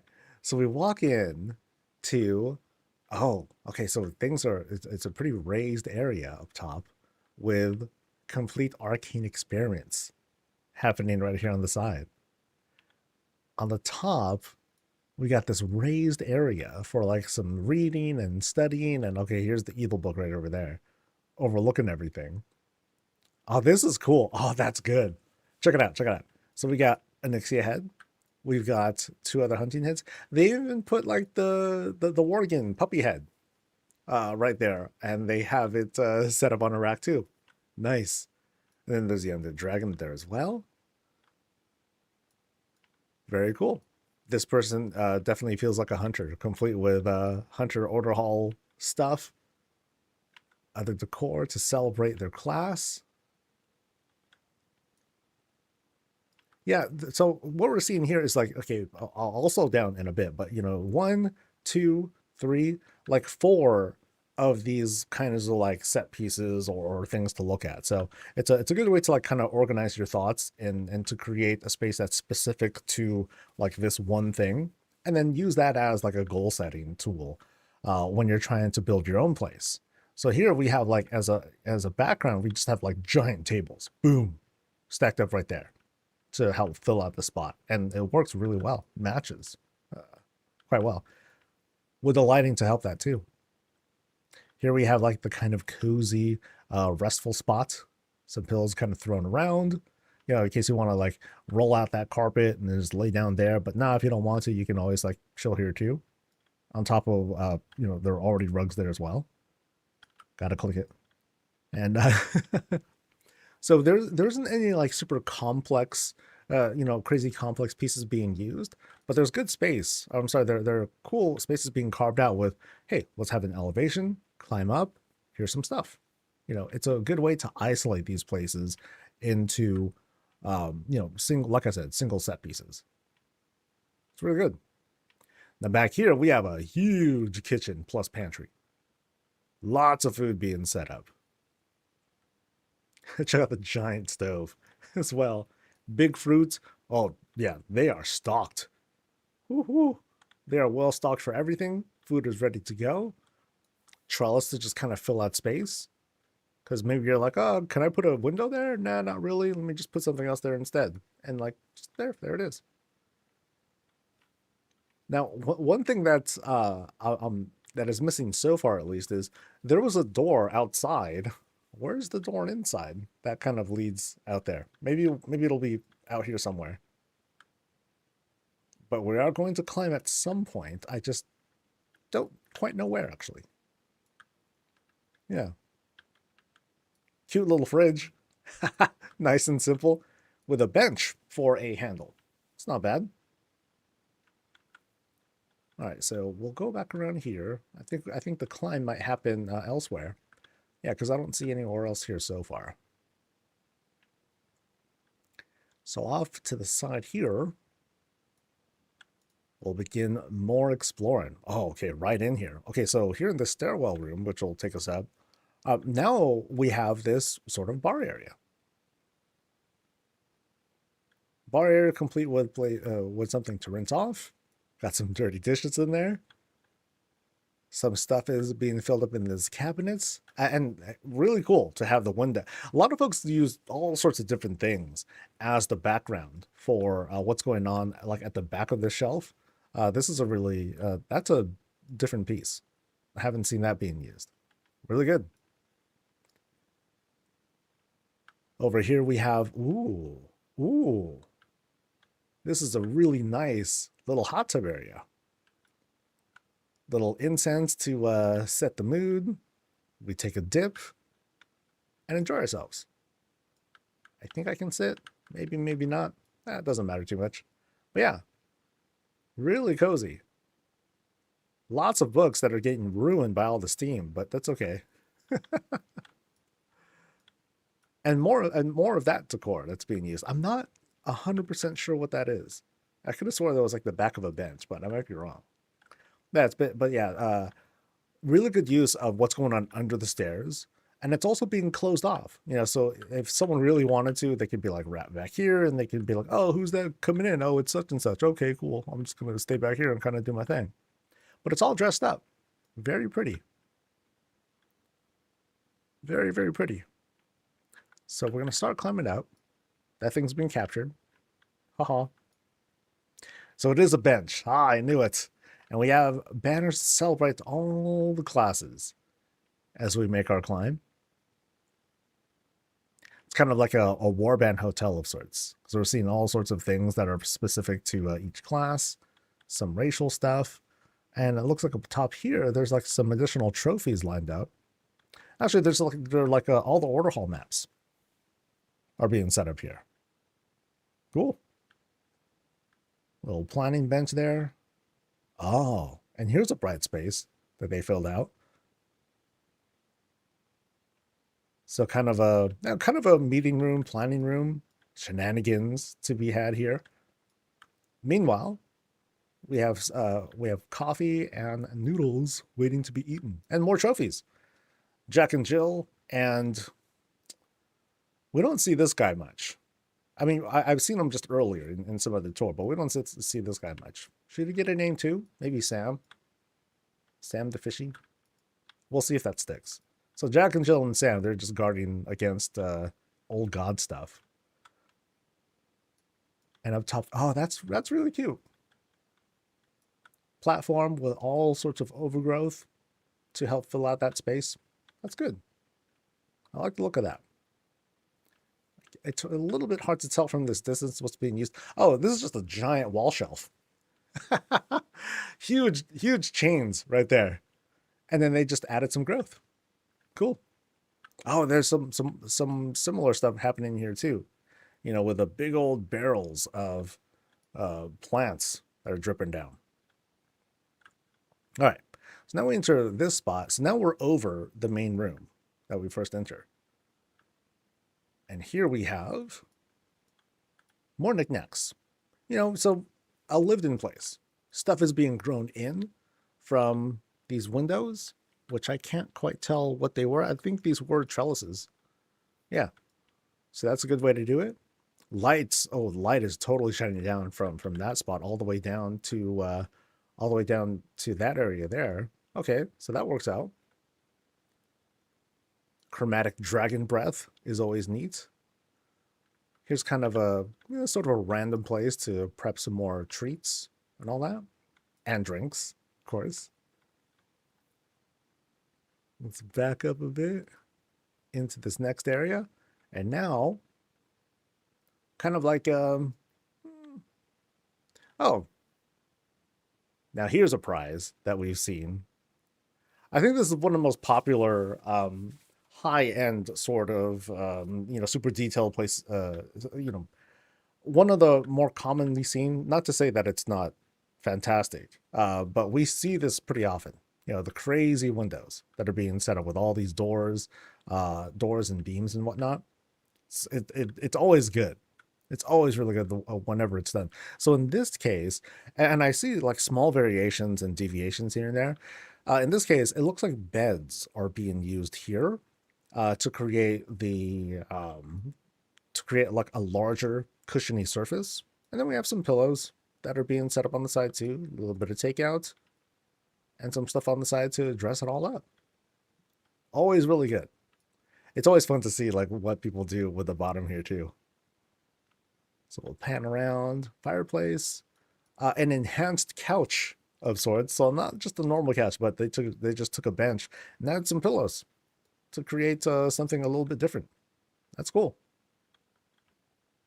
Rug, boom, to what looks like help to finish carving out rooms, because I think here, like, I guess it would look a little bit awkward, so they just added like, let me just put a rug on that. Literally the whole, let me put a rug over it. No problem. All right, so let's go into this room, and then here's like a repeat of the pattern that we saw as soon as we walked into the room. We have the magic mirror, as I'm going to call it. Magic mirror because it's super, super bright and shiny there. Yes, you're the fairest one of them all. Fine, okay. And then this tent is being used to doll up this bed, complete with void stuff. Just some void stuff. Casual, no problem. Yeah. Oh, interesting how they use this to kind of skin the walls. Because this is like a wall that was placed down and wasn't naturally put there. Yeah. So pretty interesting how they dress that up a little bit. Yeah, and then here we have okay. So this is like the natural walls, the natural slants of this vaulted room, and you can see how it extends out. There's like the middle, and then it starts to like slant down again into this kind of closet area that was set up, because I'm pretty sure that's a closet that has to be behind there to make this whole thing work. Cool. I think we've seen everything. Now here's a kind of like odd spot. You have like this kind of transparent netty place. It's like, is this a place to like chill and play and like freak out because you might fall? I don't know, but who cares? Still really cool. You love them that hang out. I would be horrified, personally. I would be absolutely horrified to be like invited to that spot. Yeah, dude, come here. It's like nice and safe. I'm like, I don't know, man. There's already like 4 of you over there. Adding a 5th person. Are you sure? And then they'll be like, dude, it's magic. I'm like, okay, it's magic. It's fine. There's like no problem there. It's powered by like cool stuff. But yeah, cool method that they have here. And like I said, it's simple. You just choose a corner, decide on a theme, boom, create space out of it. All sorts of things you can do with it.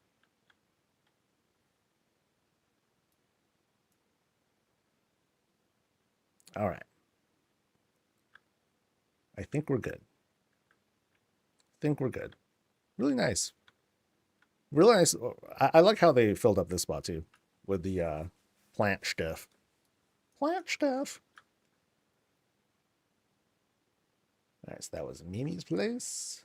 Where to? We're going to TNRS's place next. And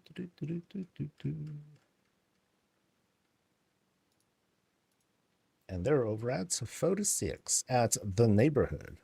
The neighborhood, I should say.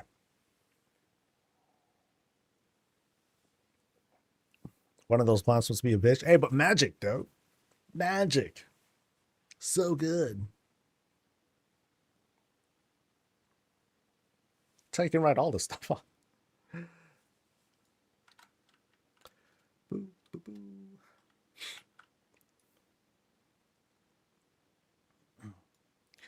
Welcome, folks, to TNRS's place. Over here on Razorwind Place. Razorwind Shores. Come on, buddy. All right. So in this case, we have like the house here is on the side. We got a cool little greenhouse on the other side. You know, with plants powered by the void. Cool. That's totally safe. 100%. But then, you know, aside from the house, then we enter this yard. Complete with fountain, dolled up, dressed with greens, a bit of a entrance. And this is one of the this is the popular horde plot to be on, by the way. Yeah, this the fishing stuff is like right ahead. You can see there, like there's a canoe set up. As usual, an overlook to view all the cool stuff right down below. Big waterfalls and all that. And places to look for Legion ships and other shenanigans. Oh, and Puppy. Oh, there's Reptar. Yeah, let's go.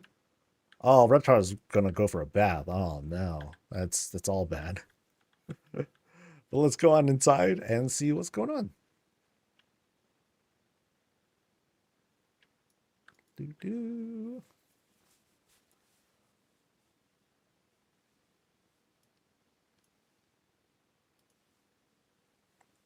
All right. So big opening once we get in. A little bit of class celebration, a little bit of Forsaken representation. I have cool fountain on the side. Oh, check that. So the way the balconies are set up, very cool. Because we just have these tables that are rotated. And in this case, you know, we have that seal over there on top to obscure like any sort of awkwardness that is shown like right over there. But yeah, not a big deal. Otherwise, you know, it's thanks to this being Blood Elf that you don't need to do too much on the sides here to dress things up. Like here we have like lots of brightness that's coming in from these windows here, but we just have some sashes here on the side to create a sort of pattern to just kind of to keep the space kind of filled. And then up top here, this grand like sort of chandelier / window that's set up. So we'll take another look at a different angle, but I love the pattern. Works out really, really well, despite the way these windows are shaped. Are using like these really thick lines, you know? And it's funny, we have like the blue light coming in. As we descend down here, though, we have like these other lights that are giving us this warmer yellow vibe to it. You know, so we see the kind of contrast from blue to yellow over here. And sometimes that matters to people. You know, they'll want to create like this warm space, so they'll try to stay more consistent. You really see that come into effect with darker areas, like if you're using like the Belemeth kinds of walls. So anyway, let's go this way first. And into this kind of circular room.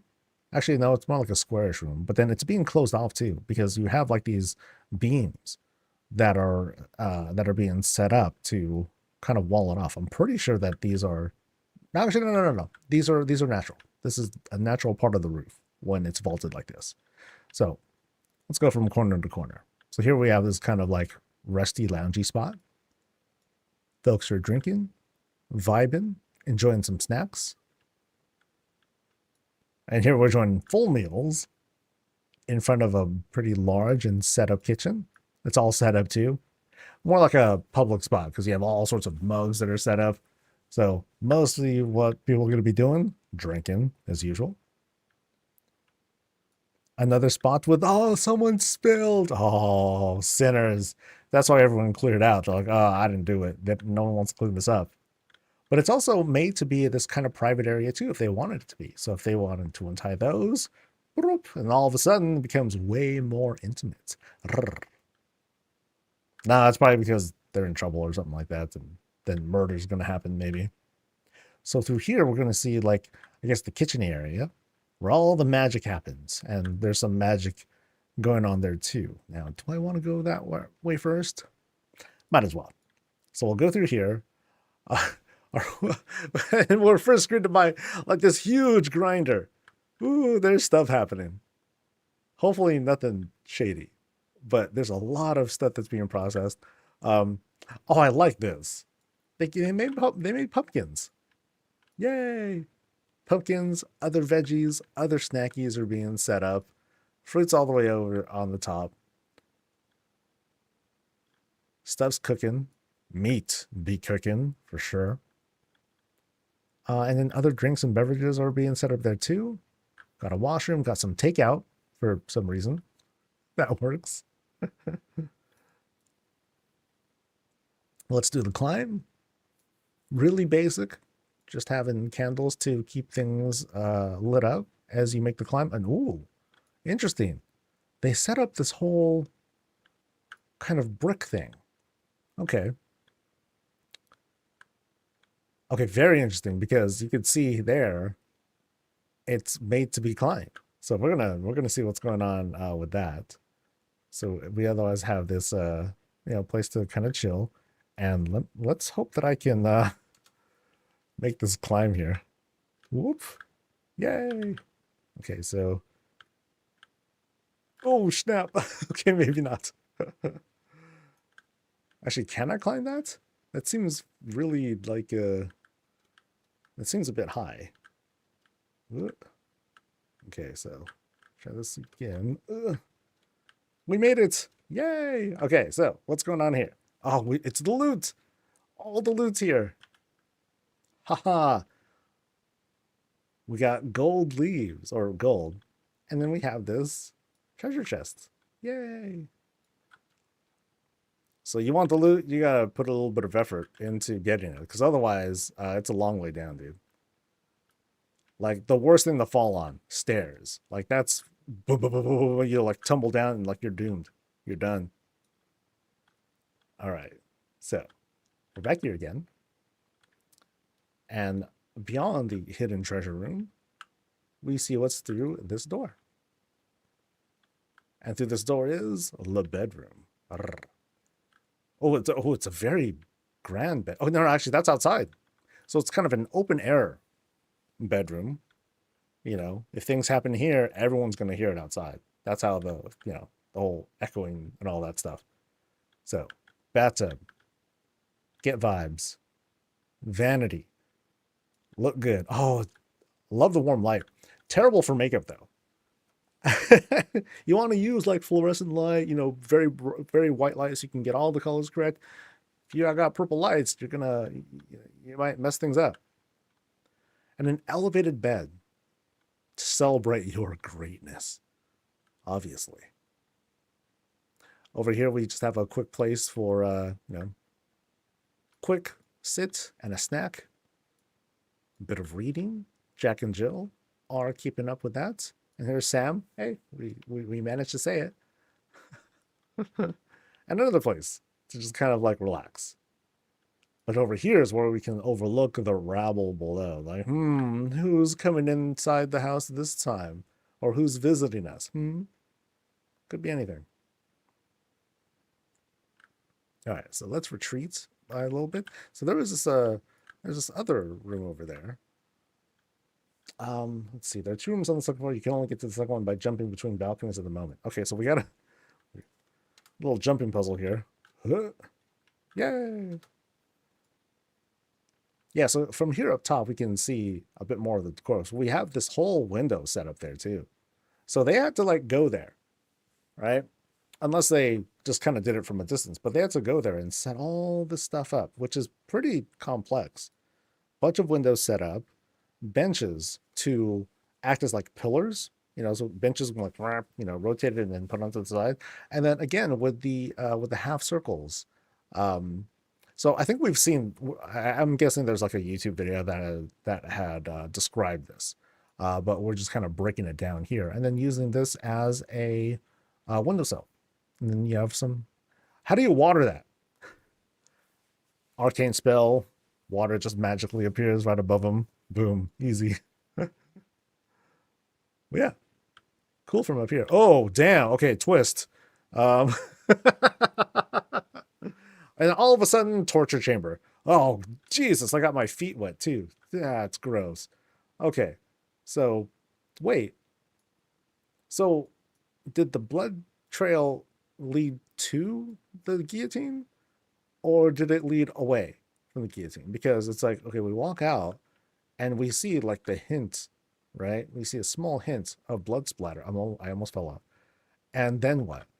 So like, did they try to shoot a basket somewhere? Like, boo, right into the fountain? No, probably not there. Yeah, but that got dark pretty fast.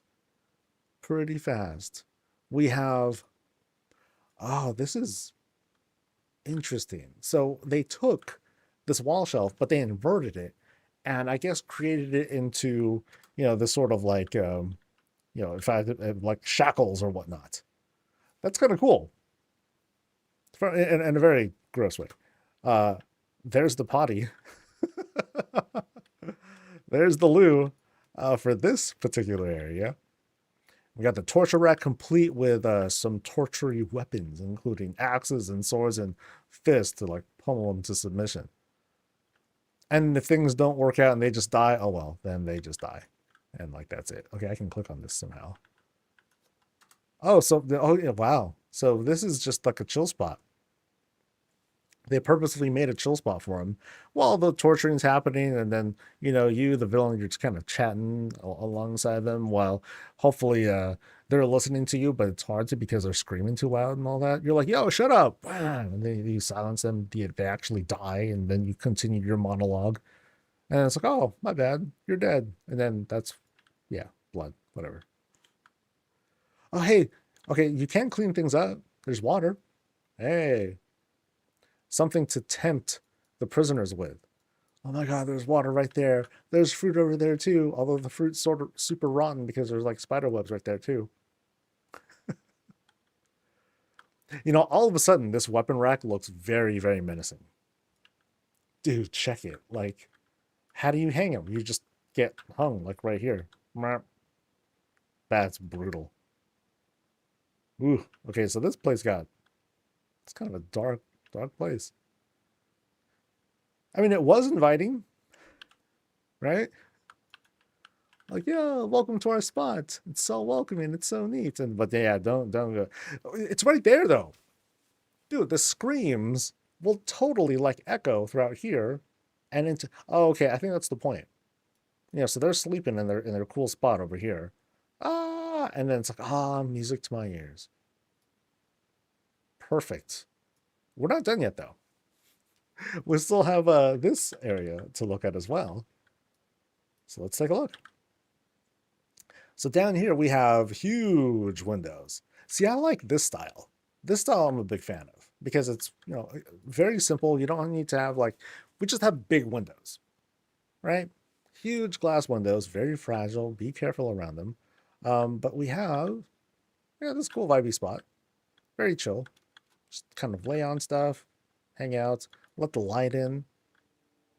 And it looks pretty inviting too. I mean, Mr. Snuffles loves it. Check that. Good shine. Now let's progress into the next room where we have some pretty evil stuff going on here. Somewhat. Hello, old god stuff. Laser cannon. More old god stuff. Dead worgen. Well, if you want to call it a worgen. But it's more like a trophy room, right? I said it's more like a trophy room. And, it's kind of simple the way that this is done. Pillars and stuff. Kind of like a museum of evil-ish. But again, it's mostly like a trophy room. I kind of like the way that this is presented. You know, the things they're kind of rotated in such a way, kind of sort of, to face you as you're walking in. Because you walk in and you can kind of tell from the orientation of things, it's sort of facing us, which is kind of cool. Okay, there's only one laser gun. If there was a second laser gun, like right on the side, then that would have definitely been used for like murder. You know, you walk in, and then the master or the mistress comes right in, or they teleport in like, welcome guest, and then off you go into the torture room. So sometimes that's how it goes. But it's all about the light. You know? But the light blesses us, obviously. Or maybe you get zapped and you get thrown into Torghast, like direct. Ooh, it's like, yep, don't pass go, don't drop by the arbiter, just straight to the maw. That's pretty messed up too. But which is worse? Getting thrown to the maw or going upstairs?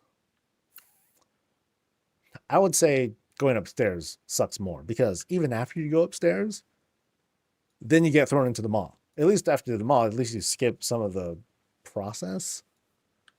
But yeah, great torture house. Fantastic. All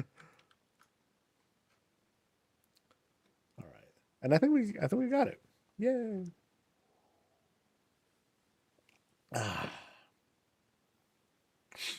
Yeah, razor wind mirrors. They can grow to be like super big. Any word on if we'll get lampposts or lighting stuff back yet? No. I mean, it's vacation time right now for Blizzard, so we're not gonna hear or see much. I'm hoping that something really cool is cooking. I'm sure if I ask, they're gonna give a really coy answer, like, "Hey, when are we gonna get blah blah blah?" And then they'll give an answer saying, "You know, we have some amazing stuff that's coming just around the corner. Keep your eyes open." And it will be like, "That's not what I asked for." And then they'll be like, "I know," and I'll be like, "God damn it!" So yeah. There's one more room off the hangout. Oh, did I miss one again? Damn, dude. Okay, so this was this room. Oh, I didn't go this way. Buster. Okay, we got one more room. Thank you, chat, once again for excuse my errors. Ooh. Okay, now this one's cool. So here's like what I'm guessing is a more public room because there's no tortury things happening here. But it's also kind of like a lecture hall too. So like here I am, the villain, talking up my dastardly plans while, you know, my minions, you know, they listen to my whole monologue, diatribe, whatever. Speaking my whole thing about how, yes, we will take over the world. Boom. I swear it. And then they're like, yeah, just another day in the neighborhood. Okay. Oh, what is that? There's a lever right here. And what does that do? That takes us outside. Okay, so it's, for some reason, there is a lever that takes us outside. Why?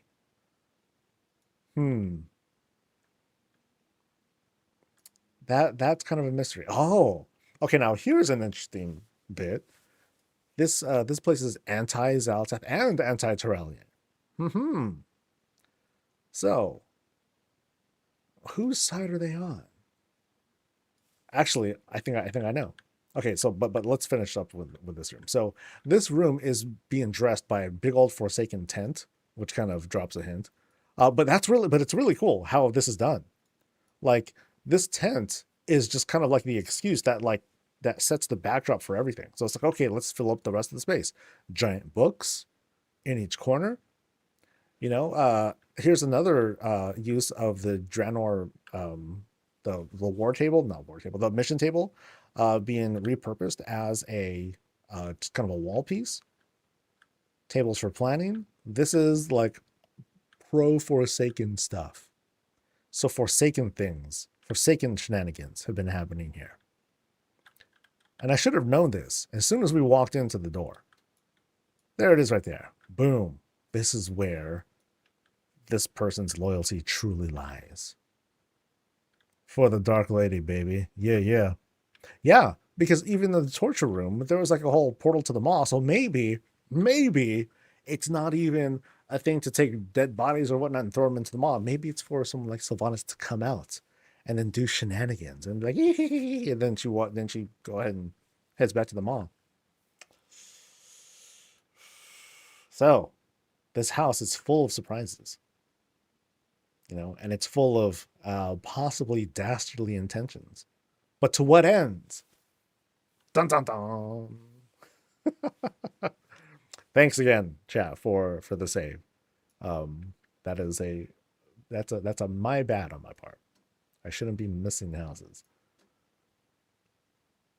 All right, so that one is in the bag. Now we're going to Fairbrand's place, and my tummy is rumbling. That's not good. I have pizza from last night to consume. It was a barbecue chicken pizza. I was really tempted to get like this giant pizza, but then I was like, yo, this thing's gonna be like $40 if I get that. That's ridiculous. $40 pizza. I'm the type who will still appreciate just some cheap old like Little Caesars pizza for like $8-9 or whatever. Like I'm cool with that. Of course, I can tell the difference between a $10 pizza and a $40 pizza.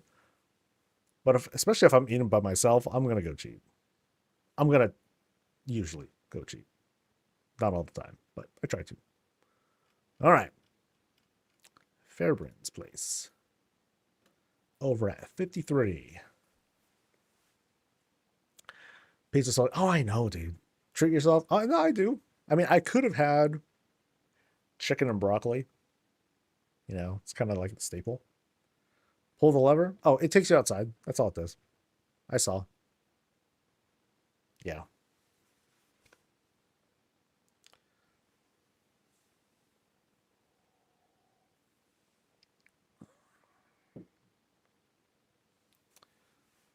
Cheapest pizza in my city is 16. Damn, really?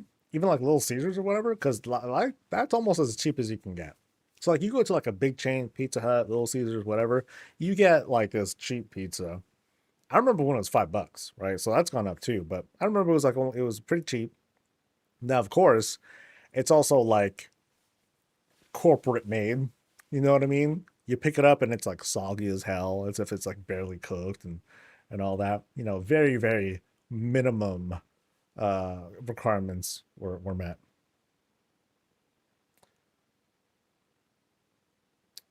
You spent $40 on pizza here, you had pizza for days.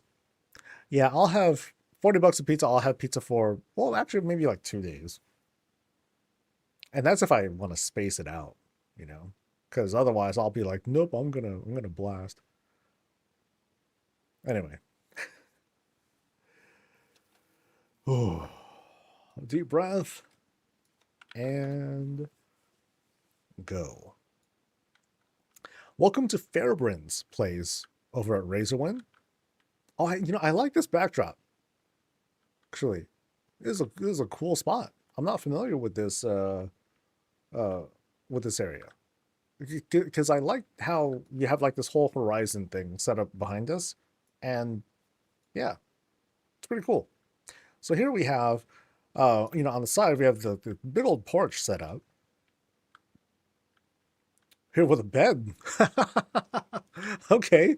So we just have a straight up bed set up, too. And hopefully like the boars won't bother us too much because of the elevation and all that. But yeah, simple setup. A place to just kind of camp out, do your reading. Or if anything, it's a place to like, just read and hang, but also just fall asleep if you wanted to. So like just a very comfortable spot if you wanted. So a little bit of a prayer sort of thing down there. And what's behind here? We have like druidy stuff happening here, which is kind of cool. And then there was a lower elevation. Oh, look at that. How tasteful. So we have like a 2-stage ramp, right? So it's not at a 45, but more like a 40 or something like that. But then the grade will kind of like smooth out some. That's very thoughtful. Oh, I'm back here. Oh, check it out. Reptar's chilling. And it's kind of brutal. We're climbing up a coffin into the bathtub. Boom. Okay, I'm sure it's not even being really used as a coffin lid, but still. Oh, yeah, and a place to dry out. You just kind of like chill here.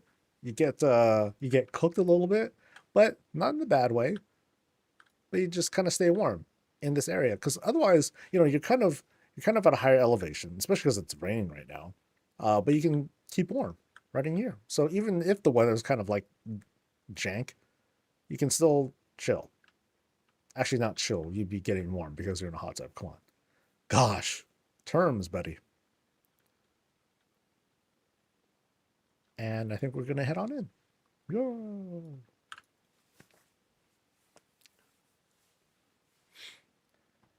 So I only have 2 slices of pizza left. Is that enough? No. I don't think that's gonna be enough for me. All right.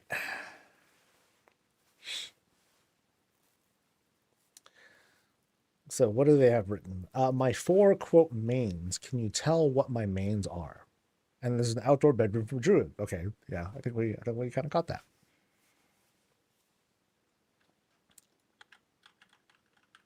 All right. I thought of it. I remember I thought of doing a thing. This is a while ago because I was looking at like different streamer services or things where you can have your chat order food for you. I'm like, oh, that's dangerous because one, it uses Grubhub and that shit is super expensive. And I don't want chat to throw down like 40 something bucks for like a sandwich or something like that. But then two, I'm like, oh, I'm gonna get fat or fatter if I do that, and that would be a terrible idea. Um, but yeah, I still won't do it. It's just like, oh, that's too much. All right. So as soon as we go in, we have, we're supposed to be hinted at what are our 4 classes. So I think it's kind of screaming at us right here. So we got paladins, which is awesome. We got hunters, complete with Mr. Snuffles. So maybe Mr. Snuffles is one of his pets. We have rockets, or something. I'm not quite sure what alt. Wait, isn't that supposed to be a hunter altar? I don't remember. And then we have secret. Okay, so that gives us. Actually, no. These are just decorations. Demon hunters, right over there, and then finally mages. Okay, so now we know. Yeah, now we know. Maybe this is a hint at like their professions because we got a rocker right there. So one of them's got to be an engineer, or maybe it's a race thing too. That could be it. Mm. But I do like this. This one I'd say looks like the best because, well, they're just objectively better, right? This is nice, whatever. So as we go down this hallway, we're greeted by, this kind of sitting area for, let's say, the warband. All right. This is a warband hangout spot. But before that, we're in a hallway, so we got to see what's going on here. Ooh, a secret thing. A secret book. Ooh. So shenanigans. But no doors, because these hallways typically don't have openings. So we're good there.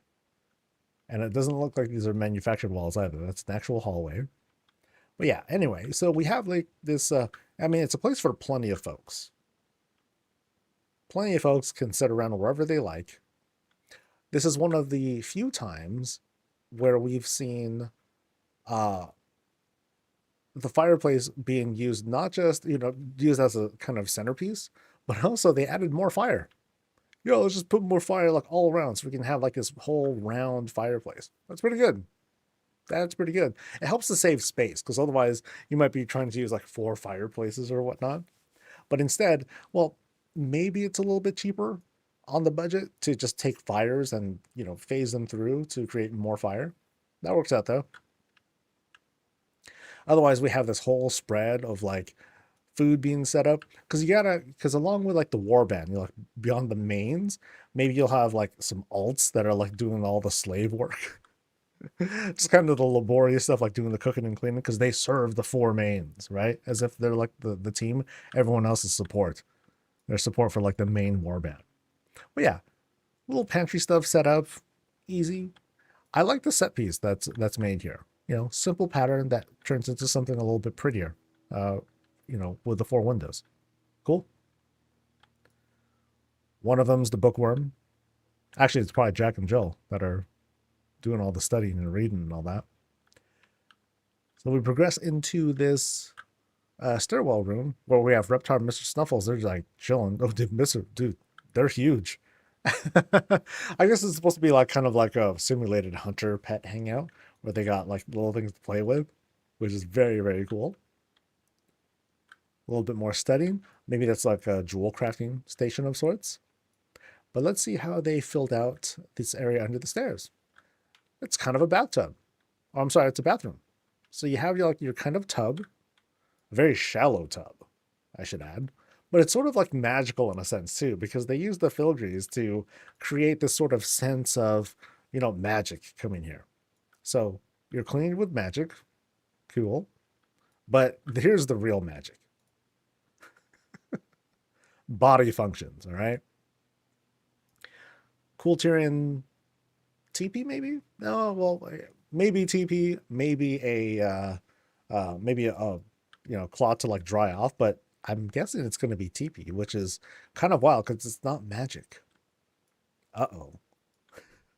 So that thing's green. Maybe this thing started out white and now it's not anymore, which is sus.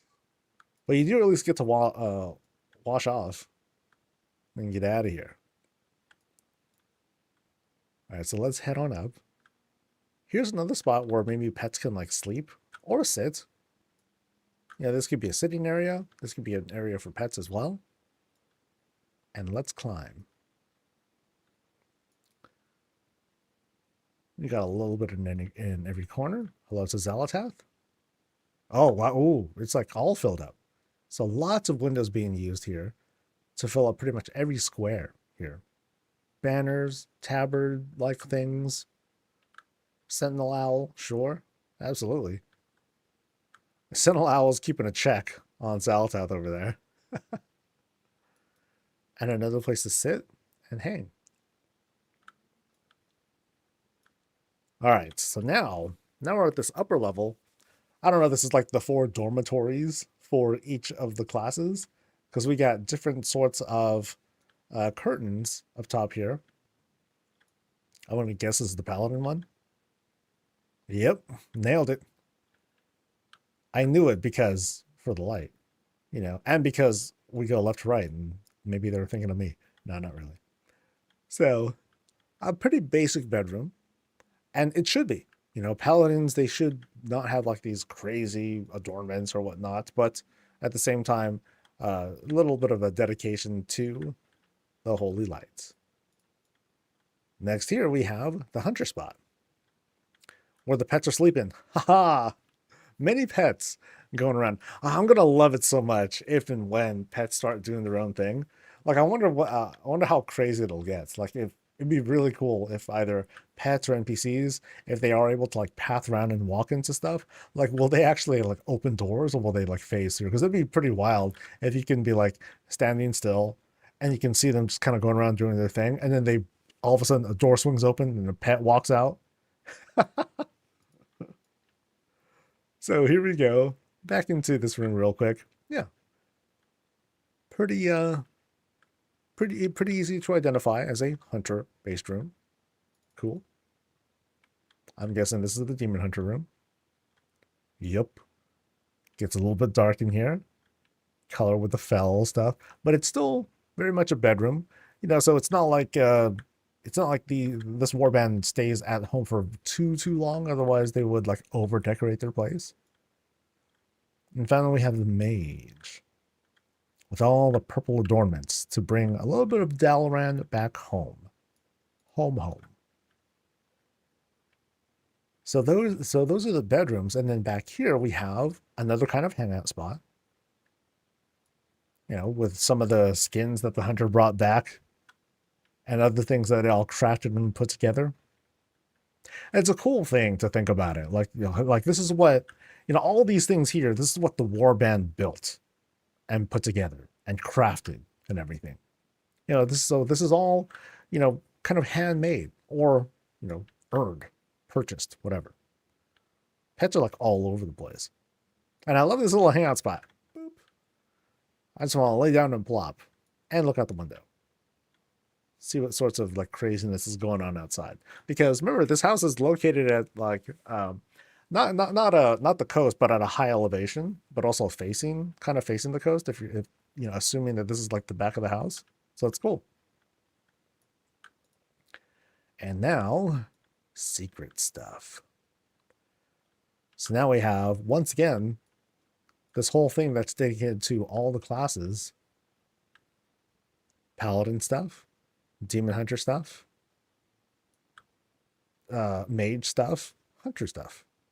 So this is almost like, well, let me see what's going through here first. I want to see if there's like some additional story being told here. So now we have, oh boy. Ooh. Okay, so stuff is happening here. Wow. Oh, I like this. This looks really cool.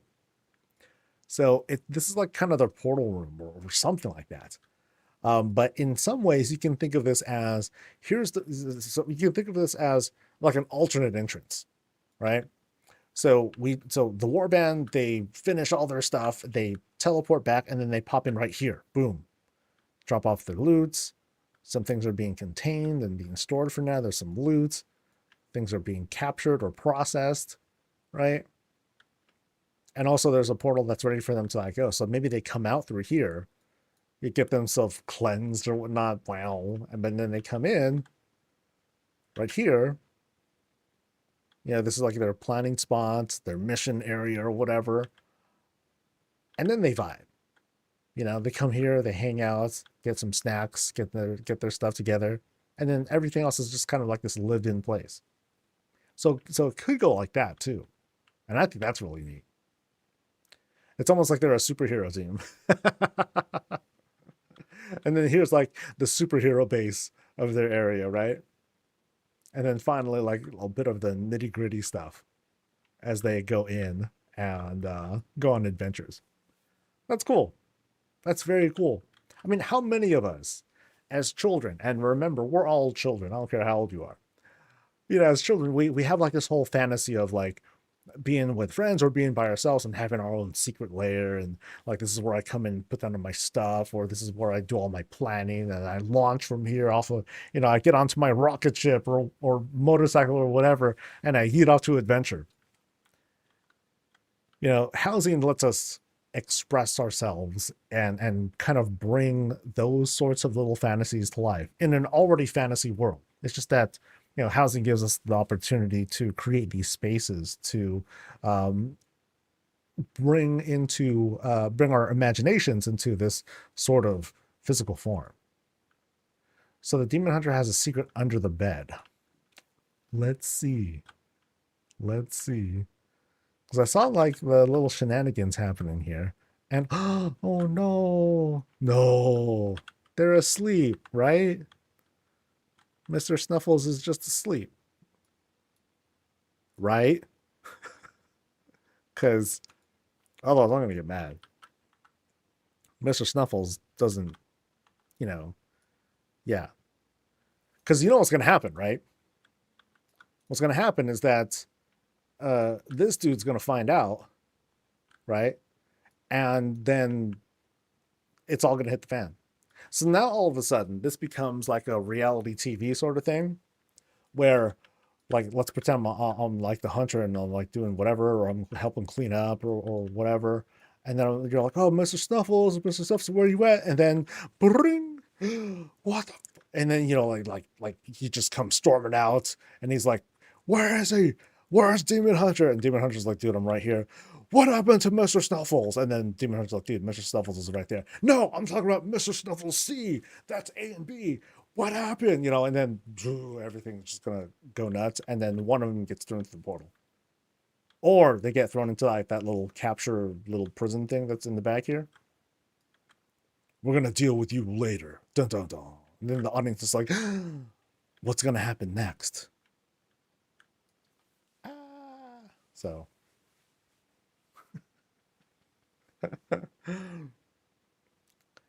Demon Hunter is not a softie hardcore. Gotta hide the plushie we sleep with. Oh, it's just a plushie. Okay. So if it's just a plushie, that kind of changes everything. All right. That kind of changes everything. Because then, it's like the paladin comes out. Boom. Where's my stuffed Mr. Snuffles? And then it's like, Demon Hunter had it. What the and then the drama starts again. So same thing. It's just without actual death happening now. So Demon Hunter is going to be like, no, I want one too. And then, one of your dudes in the warband is like, dude, I'm a leather worker. I could just make you one. And then Demon Hunter's going to be like, well, I like this one the best. And then Paladin's like, well, that one's mine. And then, it's going to be all bad. Ooh. So how do they solve that problem? I don't know. Reality TV is now Canada. You changed my mind. Cool. So what you know what you need now? Without saying anything, Fairbrand, without saying anything, just have like little spotlights that just point at suspicious areas where like certain things are highlighted where you would sense, okay, here's where conversations would happen or confrontations even. So like definitely have like some here, where you want to have like capture the best line. And then people will ask, why is there light in here? Oh, because the camera crew's not in here yet. Yeah, whatever you like, dude. Just play your house and do whatever the hell you want. Thanks for letting us visit your place, dude. And now we're heading over to Nation's place. The Nation. Okay.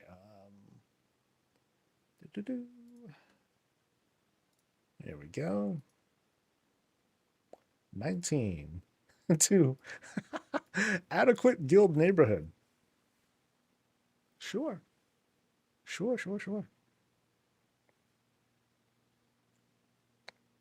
Elephant invasion. That could have been it too.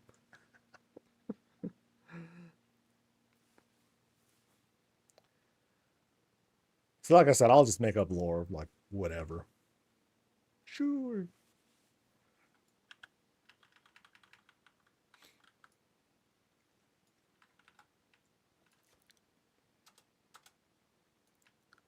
We're now at Nation's place, and they set up, it feels like a surf shop kind of thing that they did. I mean, I love how the colors just kind of, they blend together. There's nothing that's really like clashing, but you got a lot of different colors that's happening here. Sentinel owl looking down condescendingly. But I like the vibe here. It's very friendly. It's kind of like, it feels like a horde place. Kind of, sort of. At least with the colors. It's not. But it also has that kind of vibe. There's like tribal-y things happening. We have like this different kind of windmill. But we do have a hot tub. Yay! Hot tub. Place to have a smoke. And though this lot's pretty wide, actually. Actually, I'm not sure if this gazebo is part of the lot, but it feels as if it extends all the way out. Here's another place to like chill because we're by the coast. Enjoy a couple drinks and snacks and observe for things. Hot chicks, yeah. Hot dudes, sure. And there's a place to potty and get drinks, or store drinks at least. Oh, I haven't seen this mailbox yet. I'm pretty sure that's probably a crafted one. But yeah, first time that I've seen that particular mailbox. And there's a beat. Yay. Is it important? Vote now. Yo. Okay. No thanks. Anyway. So that gazebo is already there. Oh yeah, that's cool. That's cool. All right, let's see what is inside. I don't know. For some reason, I'm getting like a surf shack somewhere here.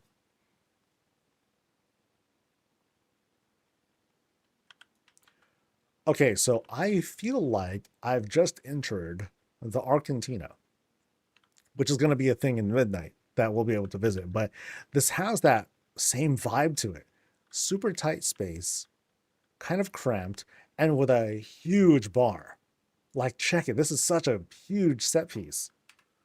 Lots of details are put in here. Everything feeling like really unique. Tons of, oh man, look at this.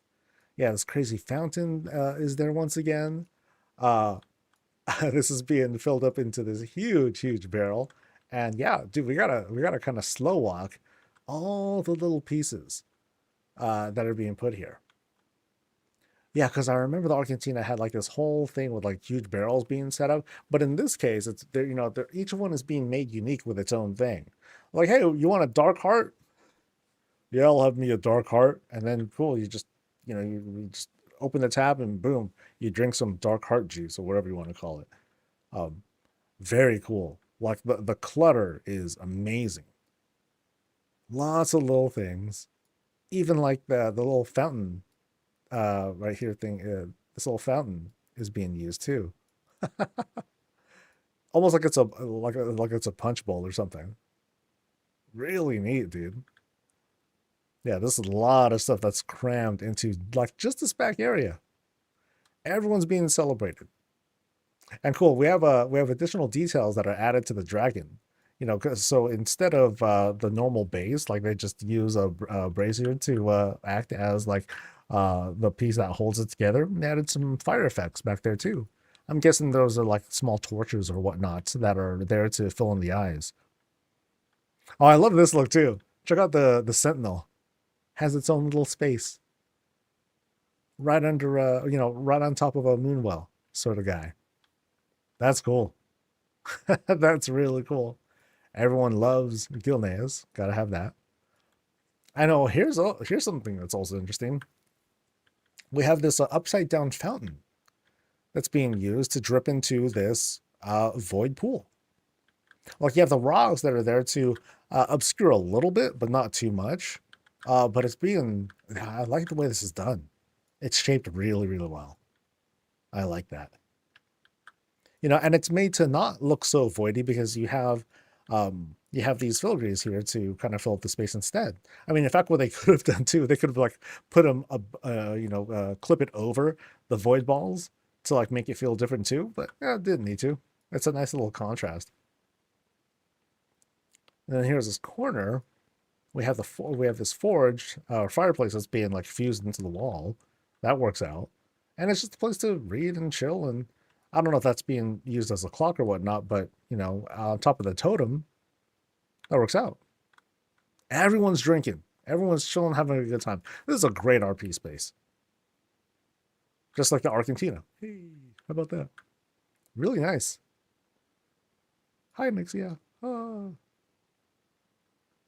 All right, so let's go to the left. Let's see what's going on through here. So now, we're away from the festivities. We're here at this kind of more intimate spot for like just a couple folks to chill, do their thing, avoid all the noise on the outside because it's just so bustling over there. And then there we have like this grand library all of a sudden. But let's progress through this cross-shaped room. Let's go this way first. Ooh, check that out. Wow. Ooh. It's like, I love that. That looks so good, dude. Here, let me give that mouse cursor out of the way. That looks so sick. Oh man. It's like the Lord of Hell back there. I mean, it's a big shaman ball, but the way that it serves as a background. Oh, that's so cool. So here we have, okay, it's kind of like this council chamber or like a congress of sorts. So you have people who are like representing each so this is the guild hall right here, baby. Check this out. So I feel rude. I'm walking on top of the tables, but here we have like different classes being represented, right? Demon hunter stuff's there. Paladin stuff is right here. Like, everyone gathers around here. Everyone has like their set space. Plans are being drawn up here. Things are being described. And then you have the boss, the king of hell. Just so good, dude. I love how this looks. And it's so simple. It's just the chair. It's just the chair. They filled it with fire, and then they put a big old burning ball behind it. That's sick. That's sick. Oh man. So other tables are being set up here. This is another bench, so this is where the stenographers are writing stuff down as the councils as the council gets together and talks all their smack or whatnot. This is such a cool room, dude. This rug is massive too. I didn't know that there was a rug this big, but there is, and it's all set up to make this whole grand piece. Yeah, check that out, man. The Horde Congress. Yeah, I like that. I like that. Super tribal stuff happening. And this is, I mean, I won't be able to pull something like this off, but this is something close to what I wanted to do, like over at my place. Like I have the cafe, simple cafe, place to vibe, chill, hang out. Then you go to the back where the business happens. So I love the way that they did this. Yeah, they created this whole circular space using these benches as how to climb up. And then you have people who are like looking down so everyone can kind of see what's going on. Good stuff. Really, really good stuff. I'm impressed. So while the business is happening over there, down this hall, much quieter, much quieter. All the greenery is just absorbing everything else, right? And no, not even a place to sit except for here. So if there could be like benches here, we can at least sit and read whatever it is that's coming off of these giant books. A little bit of hunter representation right over here. But what's through this secret door? What's through this other secret door? Now we have a bedroom. Just a bedroom. Or kind of like a study too. It's a more private area. Plans are being made. Oh, dude, check it out. Okay, so here's what I'm seeing right here. Right? Here I'm seeing whoever lives in this room, they're like talking to multiple folks at the same time. Think of two references that come to mind. Think of like Avengers, or think of Evangelion, if you can think of those things, where you're talking to like different people. Like here's someone in some other country or continent or planet. Here's another person. Here's another person. And then over on your end, like you're like sitting here doing your thing, but then you show up the same way on their screen, right? So you're all having like this 3-4 way conversation, and you're talking shenanigans and like the true plans that you're putting together. And like this person here is like, oh, I totally disagree, you're a scum. And then boop, and then you see like the monitor turns off, and it's just these two. Okay, now let's talk about our secret plans for real this time. Kind of cool. Kind of cool. Really creepy with the whole Bonsandi thing. Also creepy is this giant book that almost looks like a computer tower. Yeah. Actually, I'm surprised that no one has used this as a computer tower for their gaming rig. That'd work out.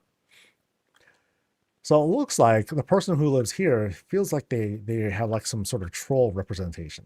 Just a guess, right? Just a guess. But they have their own agenda, their own plans. Secretly planning them with Reptar over there. What are we going to do? The arrow is pointing there for something. I don't know why, but it's there. But here's a big surfboard. And actually, this person called themselves the Surfer Shaman, which means they're a troll shaman, perhaps. Haha. We might have figured that out. All right. So I think we're ready to retreat from this room. Secret room, by the way.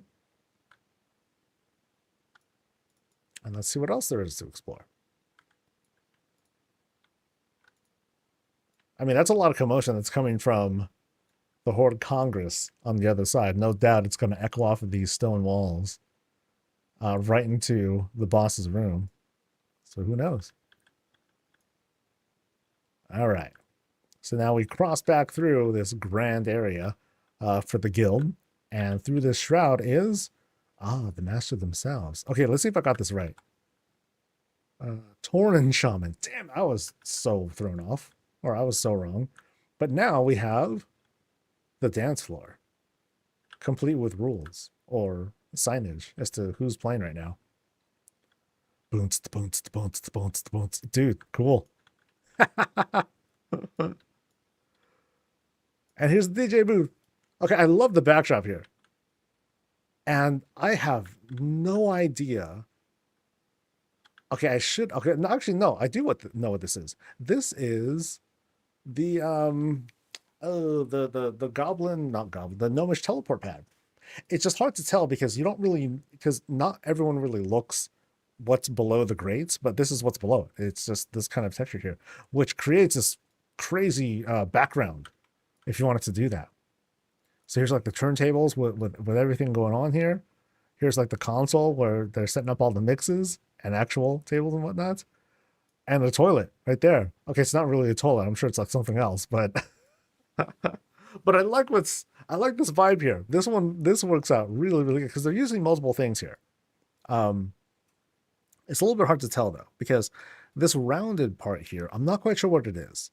Actually, no, yeah, I do. That's the whole gnomish teleport thing. And then so is this part. And then we have the ethereal portal that's being used here. The Tesla coils, they help to make it look like the effects are happening all over the place, not just around the Tesla coils themselves. And they're made huge. And they got like giant speakers that are bumping right there. This is cool. This is a cool spot. What a party place. This is a very cool guild hall. That's how I'm looking at this. A very, very cool guild hall. Places to eat, places to yell and vibe, and a place for the boss to be on their own doing their thing. I like that. I like this. This is a very, very cool place. Well done. Yeah, these were like prison things. Prison things. I wonder why they're pulsing like that. What is that? Oh, it's a half-hill cookpot?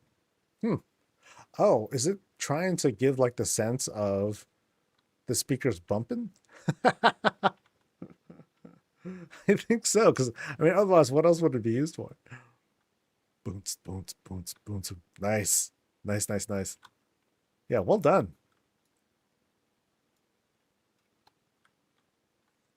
I hope I got all the details right. Think so. Cool. All right.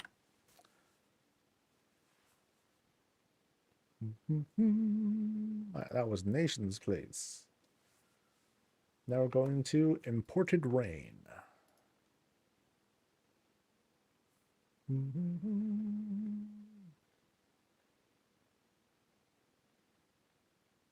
There we go. Number 9. The Vibe Tribe. Cool.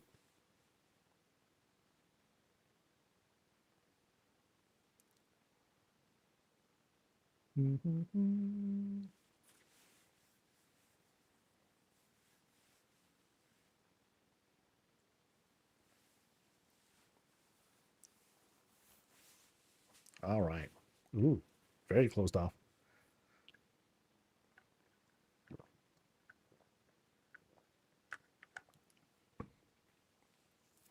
All right.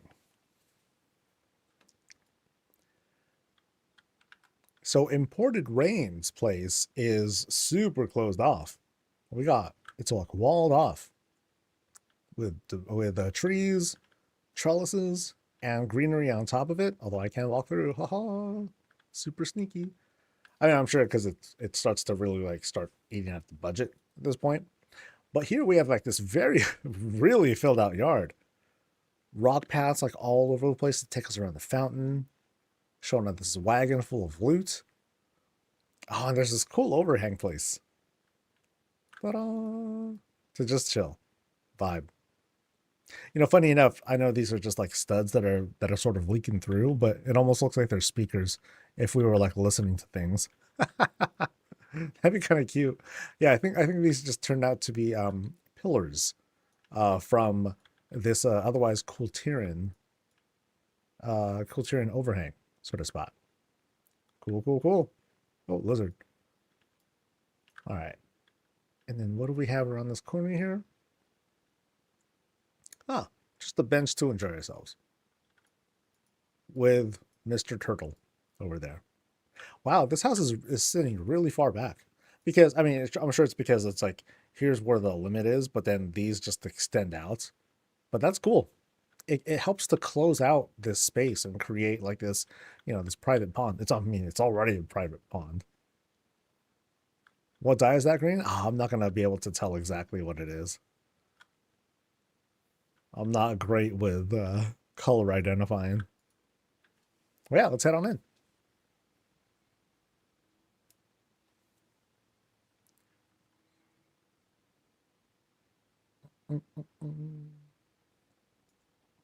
All right. So a very nature-filled house as soon as we walk in. I mean, we walk in, rock. So it's as if we're still sort of outside because we got trees growing, we got foliage, greenery, sentinel. All of it's being dressed up, and then we finally go inside into this very, very green-ish, black and green, very Demon Hunter colored, I want to point out. But we have this cool place to eat. Yay. Mr. Snuffles is kind of keeping watch over the books right over there. Folks can hang if they're otherwise like eaten, but or they're done eating, but they want to still chat with everyone while they're doing their thing, or if there's like just kind of an overflow of folks. It's up to Reptar. He's hanging too. But now, let's glance over here. There's the kitchen over there. There seems to be more living space going on that way. Let's go through secret room. Oh boy. so while eating is done over here, shenanigans are happening right on the other end. So let's see what's going on. So we got some Death Knight looking stuff. Lots of Death Knight looking stuff, actually. And we're in this pretty evil looking lab. Whoa. Okay, this vibe works out really well. So, built into the house is this super torture chamber. We got prisoners stuck in backlight, whatever you want to call it. We got empty cages because, well, we're done processing people for now. This is the first time I've seen this, actually. I've never seen this big old alchemy-looking felled cage yet. That's really creepy. And so is this. Once again, it's these weapon racks that are used as not just for weapons, it's for people. Ooh, and yeah, this is unquestionably for like hanging, hopefully bad guys. Now I'm sure it doesn't matter. It's still really, really brutal. But they're still tasteful enough to have coffins set up. I'm also thinking to myself, why bother? Why not just have like a big grinder instead? A big grinder and barrels.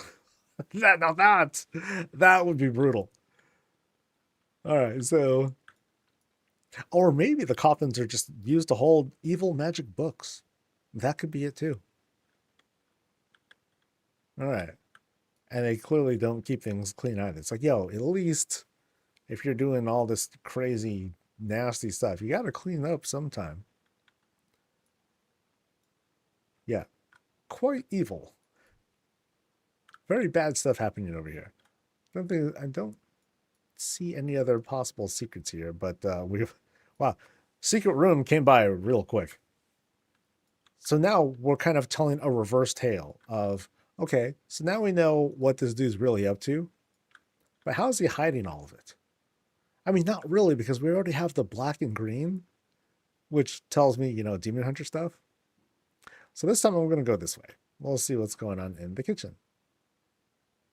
I mean, okay, that's even more gruesome now because we're not that far from the evil room. So here's the kitchen. While we're in the kitchen, though, we do have a couple of adornments here, some treats being set up. So part kitchen, part pantry. kept fairly clean. I mean, we have our whole wash bin and everything, and also color coded, I should add. And then here we have a refrigerator, maybe. Okay, we just have a basic refrigerator. I was expecting to see like heads and things that hinted at dead bodies and stuff, but no, it looks kind of normal. Not even powered by evil stuff. It seems to be powered by gnomish technology. Still very sus. I'm trying to look for like little hints of other like, evil, not do-goodery. Do battery. There you go. Evil do battery. All right. So a little bit of studying there. And right through here is the washroom with pretty basic vanities set up. Nice little touch here by linking these two together as if there's multiple people living here. Or at least at one point there would be multiple people living here, but then eventually not because, evil stuff. And here we have like this it's a very nice looking toilet. All sorts of stuff happening here. We have coffin lid, we've got barrel, we've got moonwell to keep things clean, and we got magic teepee. So the vibe check is oh wow, whoa, ow, this is kind of uncomfortable. There's that horn stuff right there. Okay, so this is how it starts, right?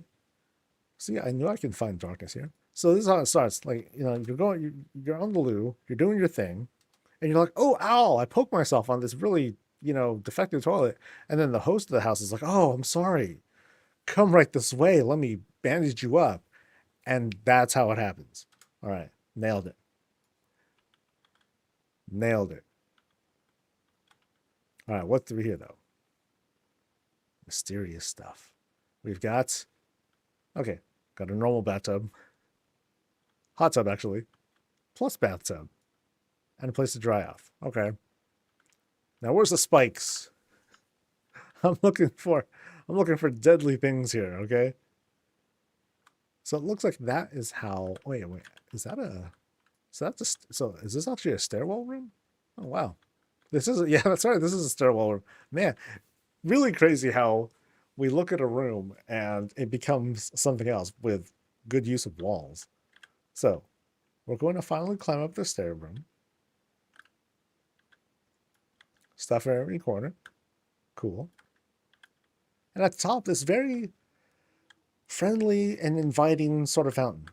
A little bit of fire on top to finish it off. And it looks cozy. But we know the truth, buddies. We know the truth of what's going on. It's like they're trying to be inviting, but at the same time, they're not doing a great job of hiding their intentions with the fierce green stuff. Like, here we are in what looks like the boss's room. And this is kind of cool, actually. This is a very cool fireplace that they set up. So it's like this huge, huge corner fireplace that's being dolled up with like these, not exactly like windows as if it's outside, but more like furnace-y windows to further illuminate all the fire that's being set up here. But yeah, the color scheme stays the same. Here's the boss's chair. But he's not looking at anything, is he? It almost looks like we're running out of space a little bit. But it's like, send the next one in. You bring him in, but then it's such a long walk to get here. So I think he just wanted this chair to have the chair. It's a thinking chair, but not a toilet. You usually use a toilet for something like that. And then here we have a nice, easy bed. And curiously, a place for either the boss of the house or someone else to sit and have some takeout. So there is a guest here at some point. But why? Usually you would be like, okay, behind here is the torture room. But it was downstairs, like right by the dining area. Very sus. There are many mysteries behind the boss of this house. It all happens there. But it all happens everywhere. Like they have clear intentions. I'm gonna guess Demon Hunter is the master of this place. Or maybe a warlock of some sort. I want to say Demon Hunter though. I do like how this altar is being used as if it's like a chandelier of sorts, but it's clearly not. But yeah, really cool, an evil place. Thanks for showing us. Really cool and evil, yeah.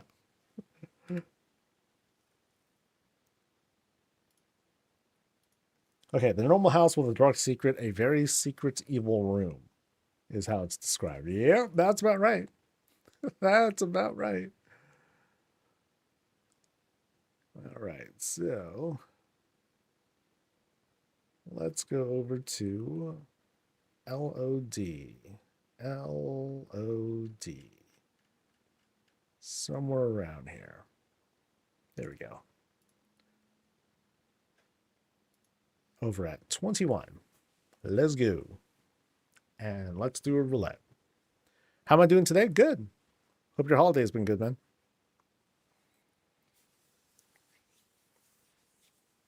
Starting to get hungry. Oh, it's 11:30 right now. Not bad. Not bad. All right. So, roulette.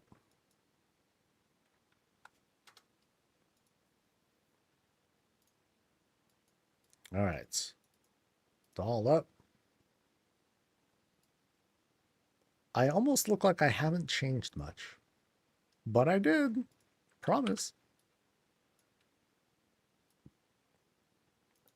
It feels like a quantum leap to like one reality to the next, because sometimes I'll go into the same lots. It can be kind of freaky.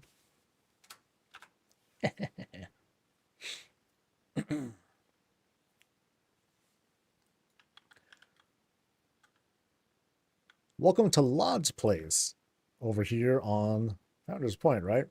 Founder's Point, of course. Really large area because look at my character and then look at everything else. It's a huge, huge mailbox. Have to like reach up to get to it. So we might see things that are kind of scaled up to, oh, I don't know, just large size, like Kultiran size. Yeah, everything here seems just like bigger. So here's like a wagon made even bigger, you know, along with a market bench or, you know, marketplace containers. Back here, you know, beyond this lot is, you know, it's kind of the outside. So this helps to kind of close things off. Chicken coop right there. Everything else is otherwise just kind of fenced off, dressed up to, you know, look a little bit more natural with fountain and, you know, simple stuff. Hello, Sentinel. Oh, and place for puppy. Yay. Now, one thing to point out too is that instead of like a cobblestone kind of thing, they just use big old rocks to lead us over into the spot. You know, so nice and easy if you just want to use like a wide area to guide folks in, and otherwise you don't have anything else in between. Just use giant rocks. That works.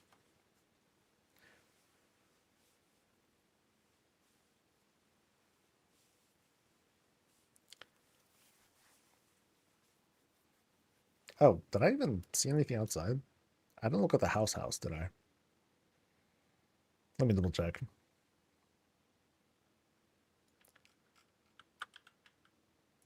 Anything weird on the house itself? Nope, nothing weird.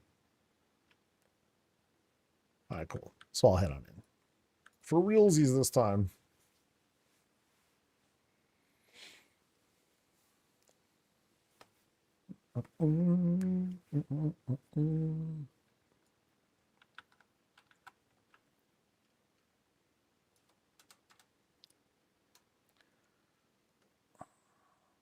All right, so once we get into Lod's place, we have this kind of like emptier spot, you know, kind of a walkway, but it's also lined up with all this class celebration. Purple is a strong theme here. And here we have, we saw that just earlier, but now we have like this double wide fireplace. Now this time it's being dressed with all sorts of celebrations. So kind of like a hunter, appreciation sort of fireplace. Right in the mid. Okay, so we got the family right on the side. All the paintings happen to be hanging here. I like the lighting here with the Borealis lights. Then we get into the stairwell room and we'll see how things are filled out. Dude, look at that kitchen. So dining place. I believe that's more of a window than a painting. I'm going to say, at least for here, it's being utilized as like more like a painting or a piece of decor. All right, stuff to drink from. Oh, I just noticed that how the Warglaives are like both there and at the front door to kind of dress things up. Now here is this very, this kind of modern looking kitchen. So remember, this is all happening under the stairwell. So we have a little bit less room to work with here. But we have, everything is just kind of dyed white. And we have this takeout is burnt. Sorry, man. Both the container and its contents, done. But think of it as like its own like microwave sort of thing. I'm sure it's fine. Magic will fix it. It's no problem. At worst, you got meat right over there, ready to go. Now over here, what I'm going to guess is the freezer or refrigerator. And we got all the fixings. Everything's being kept fresh and sealed. Very nice. And that's the kitchen. Yeah, stuff's being had. Now let's head on. I think we're going to head upstairs, right? I think we are going to head upstairs. So we can see that there's even more that they had laid out in this stairwell room to kind of extend as to how much stuff is there. More hunter appreciation stuff, and let's keep climbing because check it out. We have this hidden room. Okay, not really hidden room, but we have this extra room that they built from scratch. So here we go. We go into again. Oh, this is the loot room. Oh, this is sick. I like this.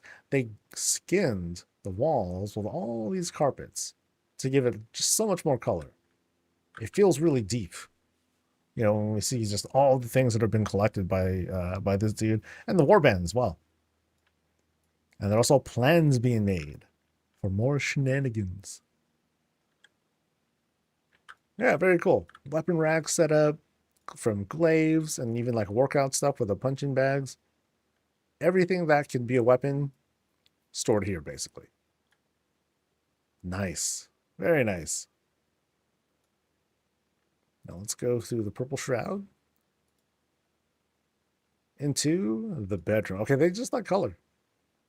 Okay, now this is cool. Let's check out the gaming setup that they have here. So here, okay, here's kind of what's kind of interesting is they used the bolt chair to make a swivel, right? So it's a swivelly chair. It's just huge. Oh man, moving this thing must be pretty insane. So anyway, so here we have a seat. So here we have our screen.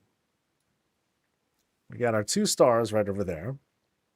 Punching gloves are there for some reason, just in case you need to punch a screen, I suppose. So there's the rig, which is pretty cool. That's just a Mechagon box that's being used. Now this right here is a very curious thing to be used. So what I think is going on here, I think there's like I forgot what kind of window is being used, but it's a window. And then they took it looks like a Mechagon barrel to close it up. And so it creates like this cool little kind of mouse. That's pretty sweet. Here we have a whole bookshelf that's being used as a keyboard, and that's pretty convincing, actually. I haven't seen that be utilized yet, but pretty good job. Yeah, I think that's pretty convincing. And this monitor is mounted, too, by the way. And we also have a machine gun toting mecha staring right at you in case something goes wrong. Big brother is watching. Something like that. Oh, I just noticed that there's actually I forgot what the reclamation doohickey. Like that's also being used as sort of like the front of the tower and also a way to vent out the heat. That's pretty good. And here we have the boss's bed, but we also have the boss's closet. Let's see what happens here. Ah, lots of extra trophies. that aren't weapons, but things that they want to hang up, but not necessarily display right away. Now here, oh, this is good. Oh, this is smart. So here's what's going on here. They took they took the greenhouse. They took the greenhouse. They used the curtains to kind of like create this to kind of obscure things and to otherwise hide the gaps here. But they use this as its own nook. That's really smart. It's smart and also so simple, right? So here's the rug that's being used to just kind of line the inside of it. It's going to clip out, but who cares? You're not going to be going outside. And then everything else is just like, okay, they put like the moon wall there to create the kind of the snowy, rainy effect, added the greenery. Simple. That's smart. That's really, really smart. Well done. Well done. My hat goes off to you. I think that's okay. That's not part of it. This is actually the roof that normally closes up, but then they added like the whole kind of like portal-y thing here above. Yeah. Clever. Very, very clever. Okay, we gotta see what's behind this. And oh, there's a clickable shelf. Okay. Now we can ooh, it's time to explore now, baby. So now behind the bed is well, who knows what. Let's see. So we have this kind of okay, we're climbing down. We have this kind of naturey thing going. Oh, snap. This naturey thing going on here. Wow. Okay, how oh. Okay. Oh no. Okay, I don't think I was supposed to go down there yet. But there was like a trap door. Okay, so here we are in this like naturey spot. This is cool, dude. Yeah, so this is like some incantation to take us to somewhere in the world. Oh, that's dope. They just took the Legion map or whatever and put it here behind the portal. So we'll go off to the Broken Isles. Woo! That's neat. Okay, so let's kind of retreat back to the trap door that I accidentally found. Whoops. Because at first I was like, okay, how do I get out of here? Yeah, it doesn't seem that there's a way to get all the way up there. But otherwise, we can make our way up, climbing these rocks. Oop, sorry about the camera stuff. Okay, so we can climb our way up all the way, right? So that's cool. But then now we have like this really, I wouldn't have seen this if I didn't just accidentally fall through. So here we have like these stairs. And then we walk over the bed because this is a bed that does this.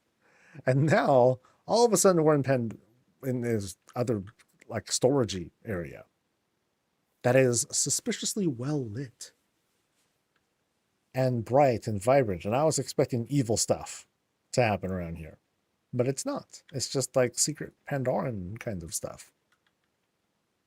Neat. Oh, we have like just a Mizoth just chilling right there. We have this clickable that I can't help but hit because, yeah, let's have more fire. Wah! Dark Hearts being so it's kind of like a secret treasure room, right? That's cool.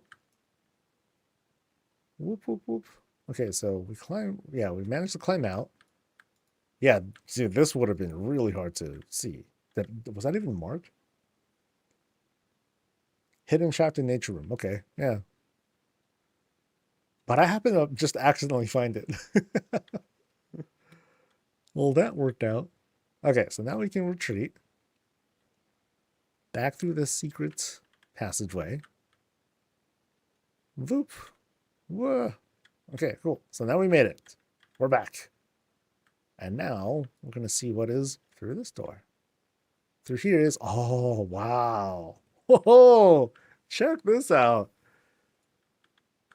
Oh, wow. It's so bright in here, dude.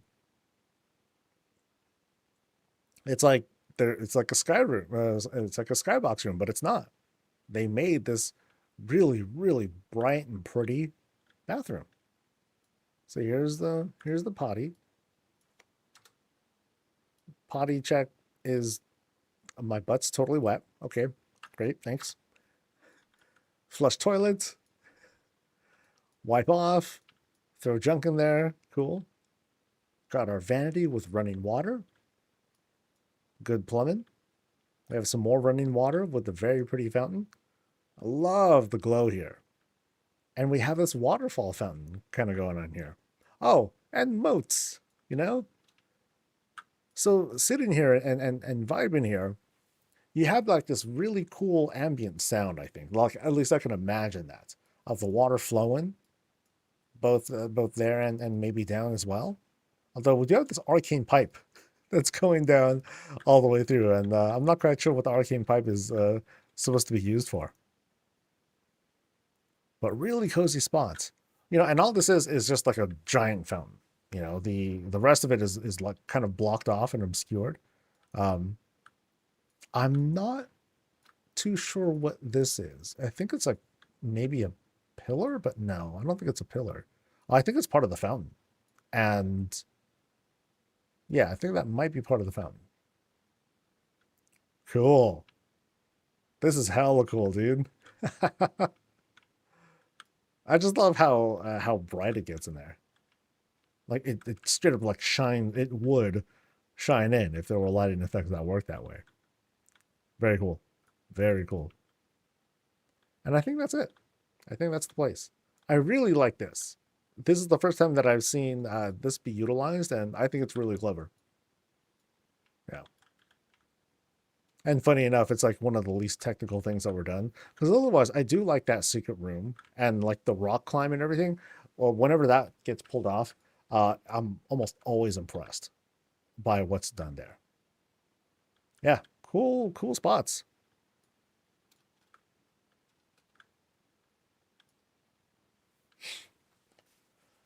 All right.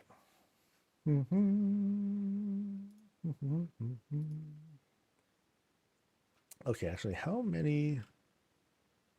Hold on.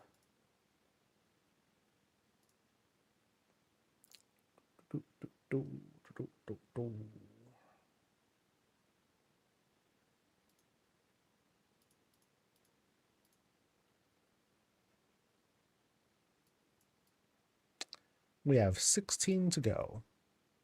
Really? So I've only done 9 so far. I mean, that's still good, but 2, 3, 4, 5, 6, 7, 8, 9, 10, 11, 12, 13, 14, 15, 16. 16 left. I think I can get through all of them today. So, I think after today's stream, I'm going to.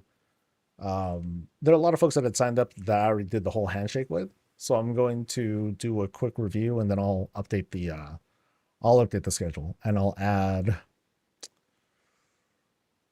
Shoot, how many can I do? Probably 20 or so. Yeah, probably 20. Maybe more. I don't know. But now, let's go to the next spot. Let me make sure the list is looking correct. Yeah, off to the DM. There, next. Starts with T. T, T, T.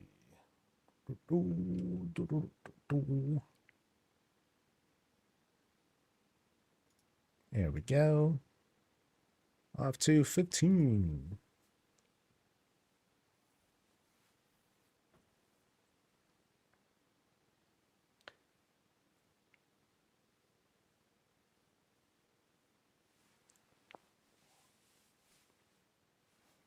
I should have lunch kind of soon too. Yay. All right. Oh, looks like we're going to be flying too.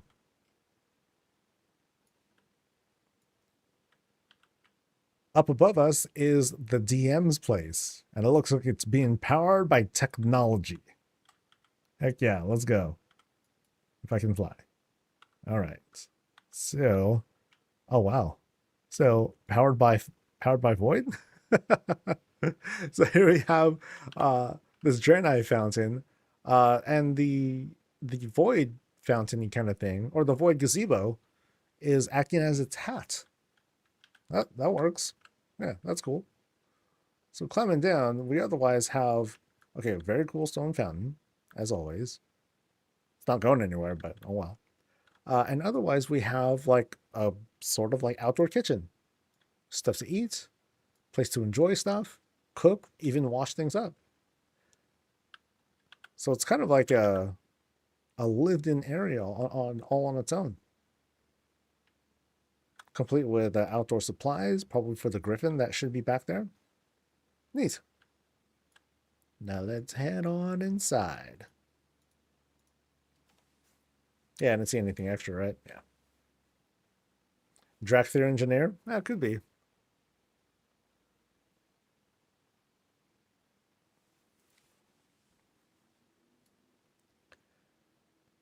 All right, so as soon as we enter, we have this kind of a guest book sort of thing to sign, and also a place to hang things up. Otherwise, it's a very tight opening. And wait, what? That was the door, right? Oop. Uh, did I miss something? mm, oh, it's a small treasure cave. Okay, this is a bit too small.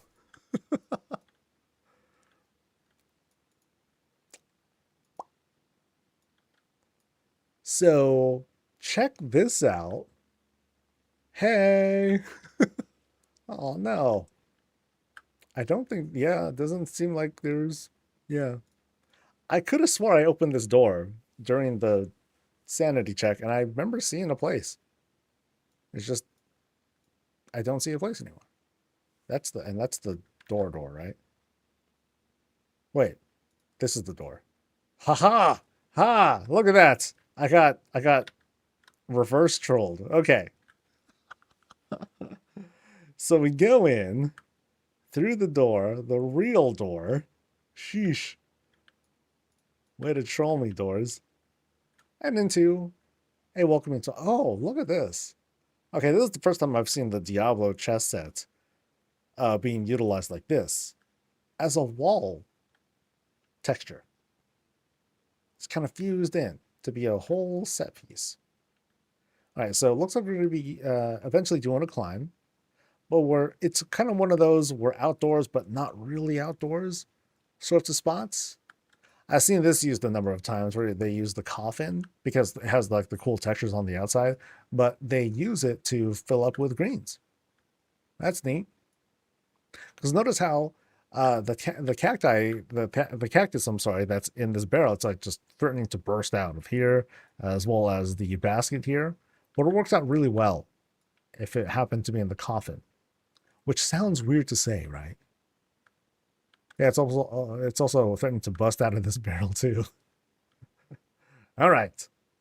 So here we have like rock stuff all over the place to kind of again simulate as if we're sort of outside. And that kind of works. Maybe it would have worked better to have like just the stone floors, but oh well, whatever they feel like. So here we have this nice little corner of greens, multiple corners of greens. Oh, look. Oh, the puppy is sleeping inside the bed or sleeping in the house. Although that's like a huge head. it's like what do you expect to come out like this little tiny body where like the head is like so heavy that it like kind of like falls forward or something like that. That's kind of gruesome.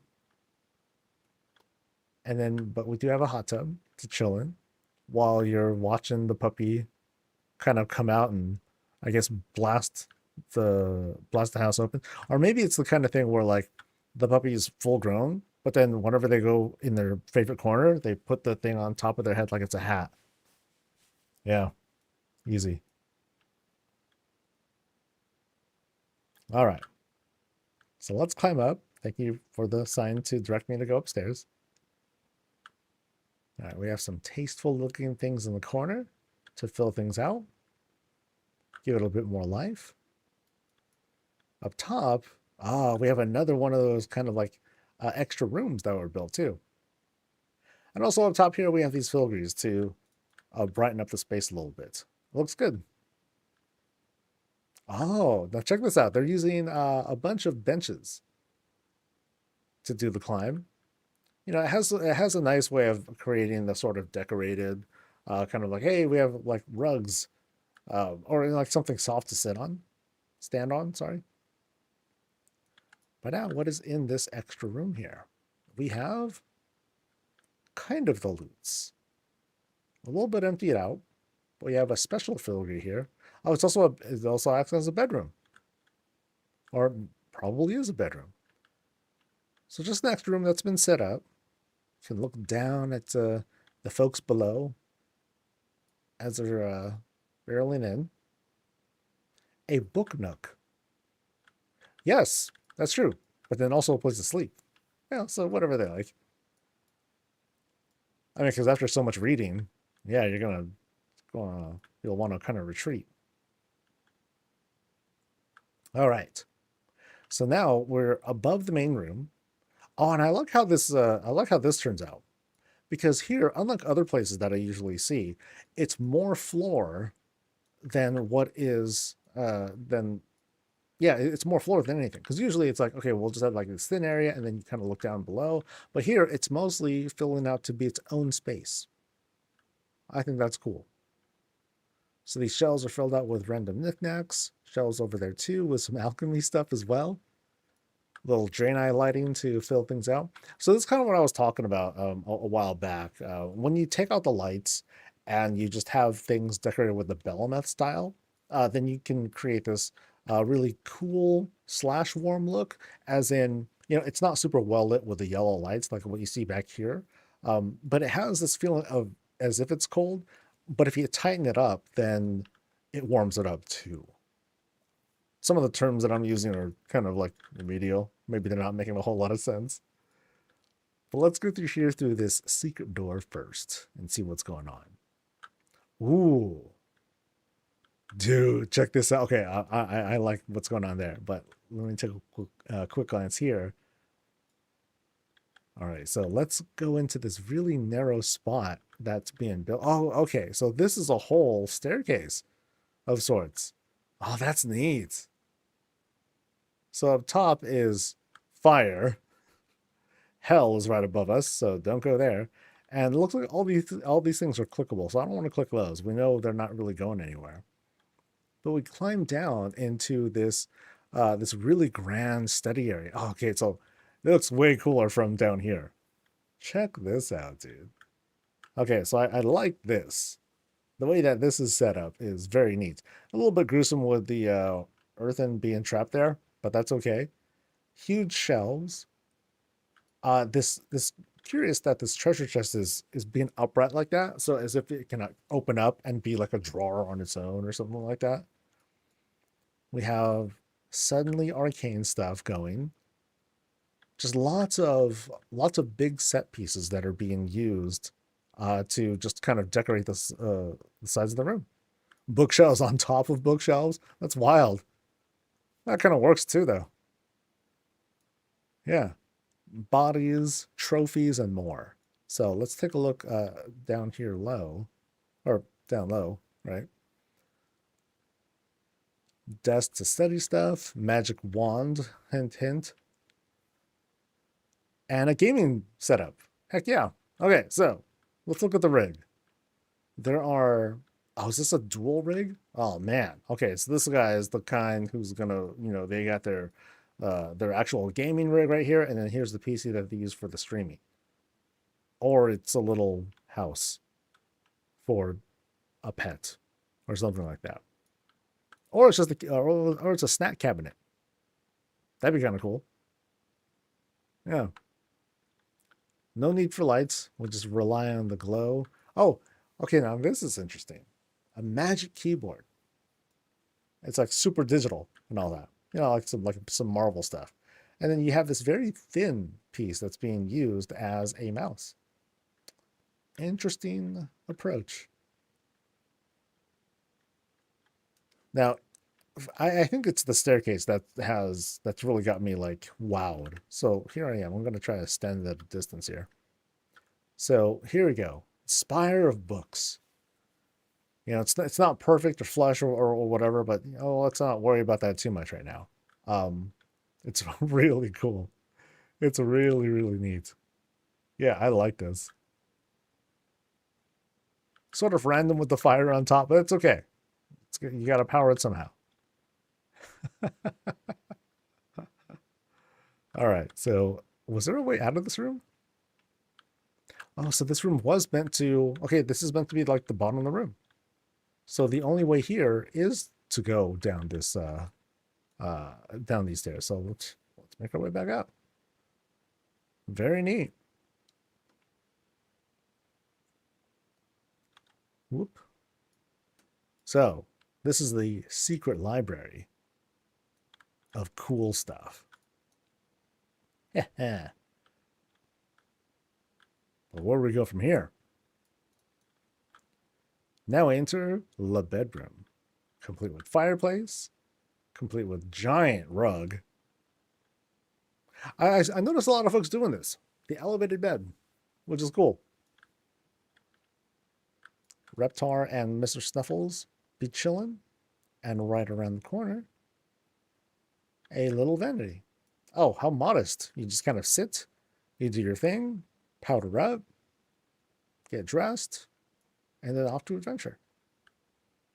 Or not, or off to read stuff.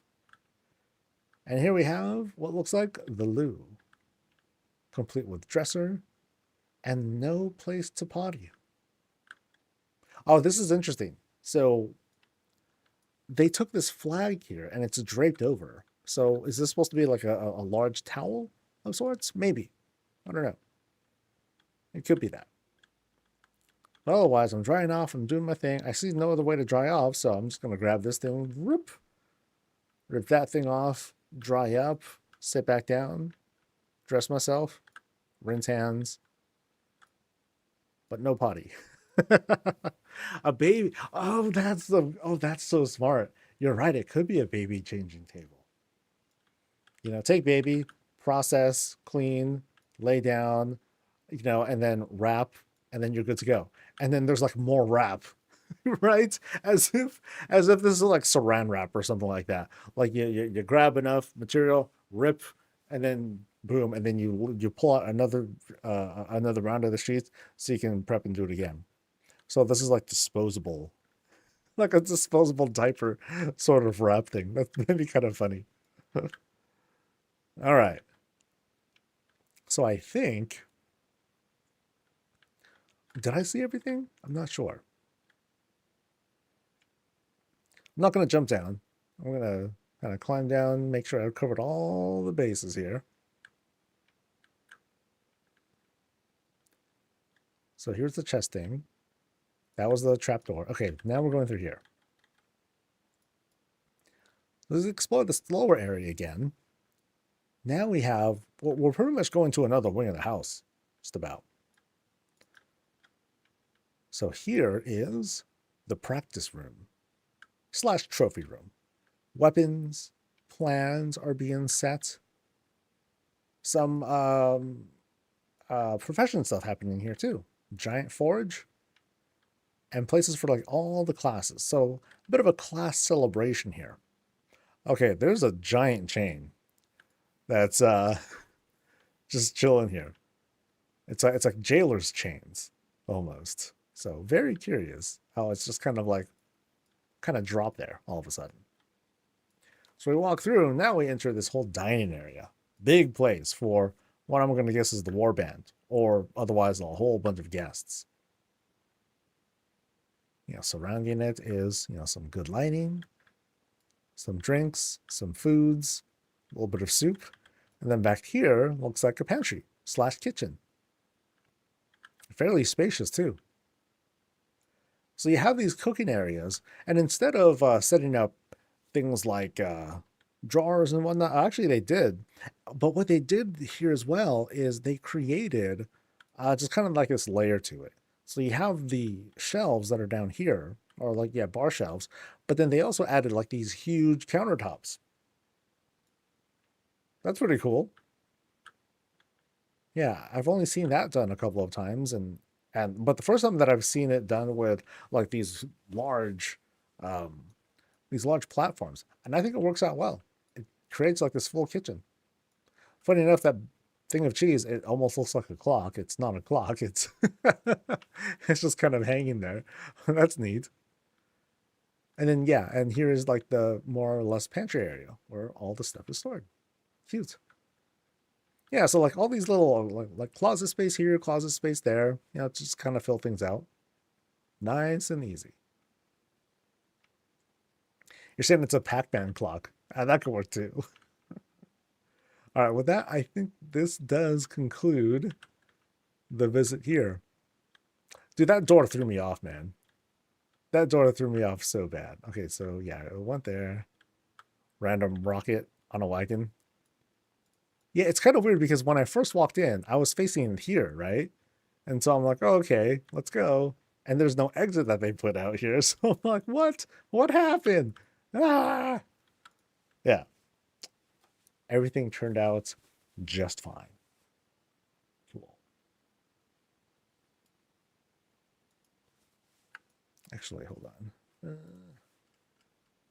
That was the right place, right?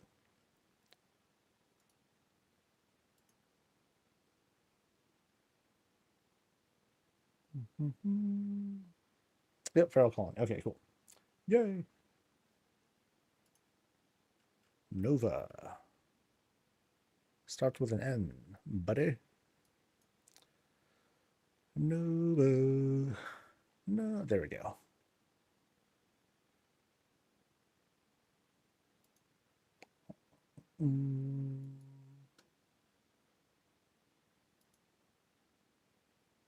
So this time we're going to Starcrest Retreat.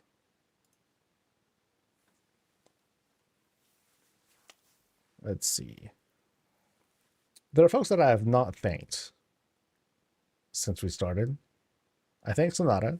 Thanks to Nova, who we're about to visit. Thank you for the sub. And Thundering Horde, thanks for the prime, dude. Much, much appreciated.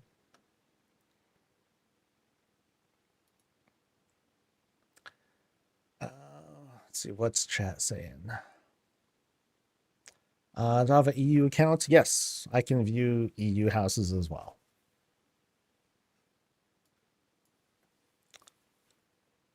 Just got to sign up. Right now, I'm at an almost 3-week turnaround, though, which is kind of rough, but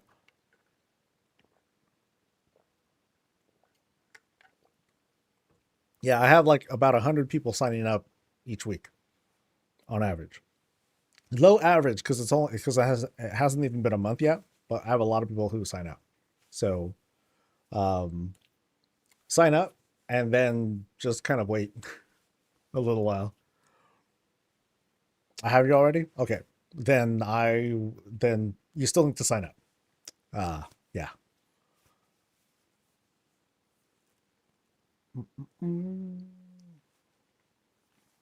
It's the best strip club you'll see. Chat, can you do the tour? Can you put the link out for him, please? Is the item level of the gear after the transfer based on level, or does item level at time of transfer matter? No, just your level. That's it. Something tells me your backlog is going to be massive in time. I mean, at some point, especially when we get close to the launch of Midnight, I'm going to freeze or I'm going to close signups. Because I'm going to be doing, playing of the game too. So that's going to highly restrict me for a while. And I'll still be doing tours, but I'm not going to be accepting new ones for a while. Once the time comes, then I'll open them back up. But for now, they're still open. I would say like sometime in January, based on how behind I am or whatever, then I'll like close things off. Well, no matter what, I'm gonna close off the. I'm gonna. What's the term I'm trying to use? Close the list, whatever. All right. I know mazes may not be the most fun. General has no spells, and then when you find the house, throw in some. That's the end. Let me re-go the notes. Oh, it's a maze. Oh, here we go. Oh, spoiler alert. All right. Let me process that. Cool. All right, we're now at Nova's place, and Nova's place is like super skinned. It is very much a night elf house. They put on a, okay, not really a hat, but they closed everything off with a bunch of trees, a bunch of platforms, huge filigrees. Oh no, these aren't filigrees. These are fountains, huge fountains that have been sunk into the ground. And while not a hat, they did put on a bit of a cap over the front, to kind of skin this a bit. So that works out really well. Yeah, I like it. Oh, and then some rocks too to change that. So like, here's a good example of just using the elevations, not to make a flying house, but to just dress things up a little bit differently to make things look a little bit cooler. And that works out really well. So let's go on in. Close the queue. Good words. Good words. Thank you. Okay. So, according to the boss of the house, this is a maze. And I need to make it to the end. If it takes too long, I'm going to lose my mind.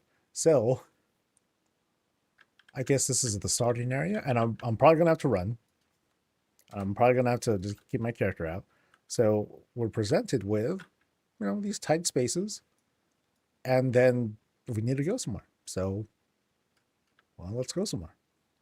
So, look like we have these kind of dead end kind of things going. So can we go through here? Okay, so this is, okay. So one of these spots. Okay, so, okay. Oh, look at that. We're climbing stuff. Okay, I guess we're going to the other side here. Carefully. And now we made it to the other side of this room. Oh, because otherwise that's blocked off. Smarts. Okay. All right, hamster soul, let's go. All right, so nothing here. I'm gonna try to not, go too crazy with the camera, but you'll have to forgive me. I'm trying to do a maze thing here, so I'll be as gentle as I can and not try to disorient you guys too much. So we're going through this spot, and now we're in kind of like the next room. We're on the other side of the initial room. And so I'll just go through this spot first. Place to climb. I'm guessing to the other side there so far. This is kind of neat. I think this is the first like puzzle that I've entered. All right, so I guess I'm progressing. Mirror over here. Oh, that's sus. Can I climb this? Huh. Oh. Oh, nowhere to go. Okay, I got trolled there. Oh, that might be something that's just kind of clipping through.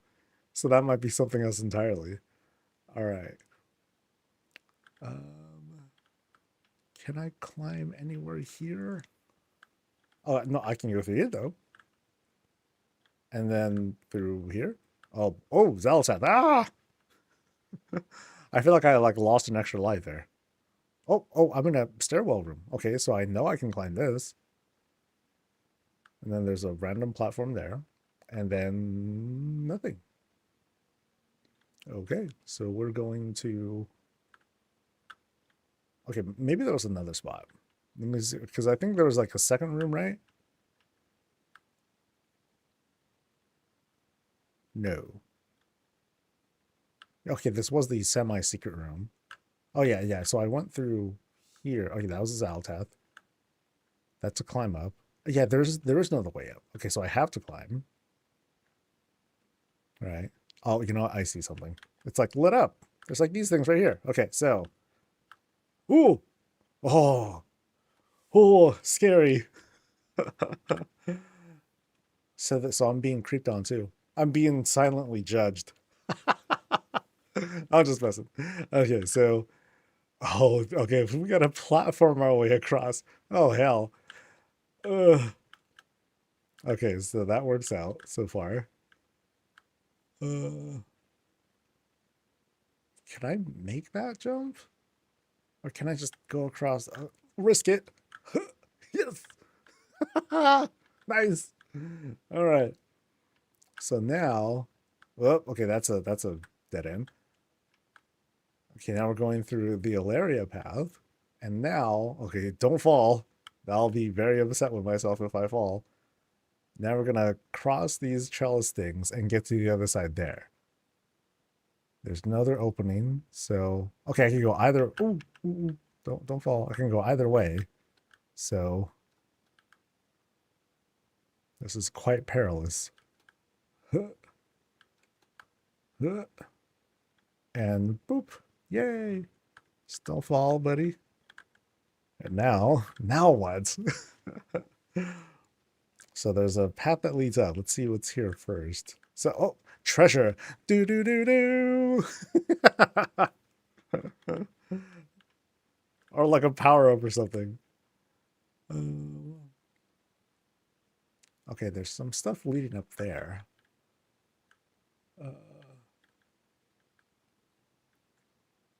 Okay, so do yeah, I can't climb up that. Oh wait, yeah, I can't climb up there either. Okay, so that I just came from. So, hmm. Oh, wait, is it here? Let's see if this goes anywhere. Okay, so that's on the other side. Okay, I don't think this takes me anywhere. Oh wait, hold on. Okay, does this work? Oh snap! Okay, so um, I think I can try. Okay, that's too high. That might work. I mean, it better work. And then I was there, so now that I'm over this barrier, and then I can climb up. Okay, and don't fall. That I think that's the end. That's the end. Let's go. Just don't fall. Boop, boop. Yeah. No traps. No traps. Yes. Woohoo. Nice. Very cool, dude. That was fun. Yay. He's cheering. Yahoo. That was cool. That was very inventive. Thanks, dude. Okay, that was dope. That was cool. And is that like an easy way out? No, not really. Okay, so we're climbing up like all these cool little elevations, right? And then we sink down, sink down. Ah, this is dope. Okay, I don't know how the hell I got here. Okay, so okay, so this is the other end. Okay. Are you leading me somewhere? You're leading me to a secret place? Oh. Oh wait, oh that would have been a pitfall. Oh, I would have totally screwed that up, man. Or would I? Oh, wait. I'm kind of confused. So uh yeah, wait, so I'm up here. And if I was climbing over, oh, wait, that was an easier way to get up. Wait, what the hell was I doing then? Yeah, so I found, so was that intentional? I found a shortcut to skip that. Oh, yeah. Yeah, I didn't see this thing. Yeah, that like, yeah, I did this whole weird thing. Well, whatever. Yeah, I totally missed that. That's funny. That's hella funny. Okay, so Yeah, this is the shortcut or whatever. Here's how I actually did it. I was like, okay, I'm gonna go across this thing because I feel so smart. Well, that works. This was fun, dude. Yeah, this is fun. Yeah, dude, definitely. If you haven't already, share this with a hell of people so they can play around with this. Neat. Now, okay, what's this here though? So like, can I get to the other side of that? Oh, okay. So that beam just happened. That's just a coinky dink.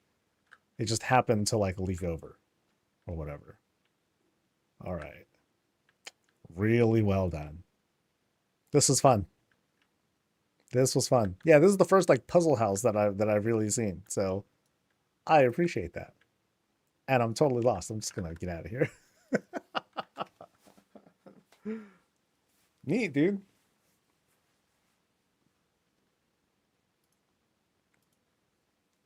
All right. And the decorating chops are awesome. Like I love the outdoor look of this place. Super welcoming.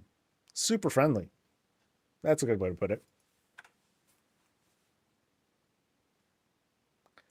All right. Let's do one more and then I'll go for lunch. I mean, I'll be back, but I'm gonna do a lunch thing in a bit.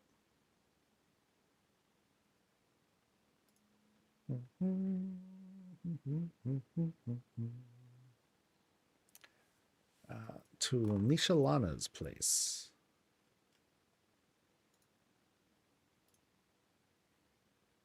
And we're going to Flavor Town, baby. Woo woo. Which was it more of a neutral state area, like maybe something similar to the Wandering Isle? I think I remember I've talked about this before. What I'd like them to do is eventually just kind of lift those restrictions, the faction restrictions.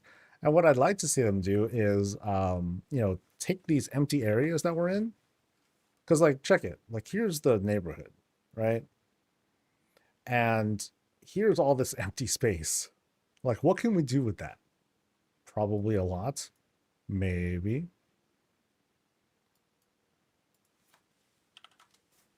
So I'd say do that.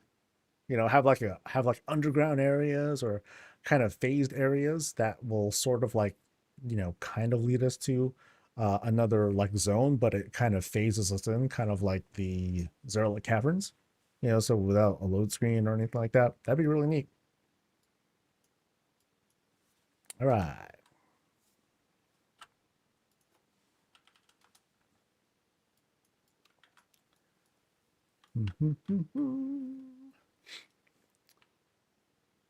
All right. So here's Nishalana's place. And we start off with this kind of outdoor markety thing. That's cool. It's all clean as well. All set up, very organized with stuff to pick up, things to buy and sell, mark it away, cart things off. Nice and easy. See, it's a cool spot because, like, what I like to think is this area is acting, it's working to kind of fit the same vibe as the neighbors because you have like crops growing on the side here, things are being processed, and this is where some of the processing is being done. So there's like a big old winery off to the side. Here's like a stable full of who knows what, or like a kind of a storage area. And out to the side is a humble home with probably evil stuff going on inside. I'm just kidding. Just a prediction, actually. But yeah.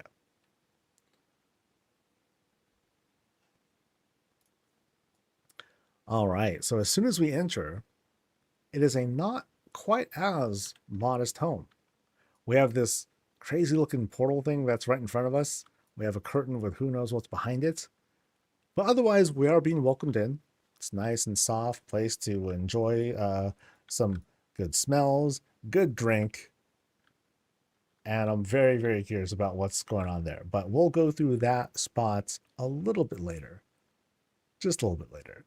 First, let's go to the left and into nothing. Okay, never mind. Let's check out what's here to the right. And it's also nothing. Okay, now we'll go through this room. We know there's a pathway through. All right. We've entered a sort of study. Limited place to sit, right? Some work, kind of a workbench. Maybe some profession stuff happening here. And let's go through here, plus shroud, plus second shroud, into, ooh, a hall of books. Ooh, a heck of a hall of books. Dude, okay, that goes up pretty high. Damn. That's cool. I like the way that they filled up the air with more stuff to create this vibe. That's neat. Now I do wonder, are there secrets to be had as well? Maybe, maybe not. Kind of quick and sort of randomly here. Like some of these books are actually placed down, but it's cool. It's like this sort of like teleporting thing is supposed to like send us upstairs or something like that. So I'm kind of like double checking for like secret stuff. But I think we're otherwise no, we're in a stairwell room. Yeah. So instead of it being rounded out, in this case, I'm messing everything up, dude. Instead of it being rounded out, it's just lining the walls. Right? So we have walls that are set up here.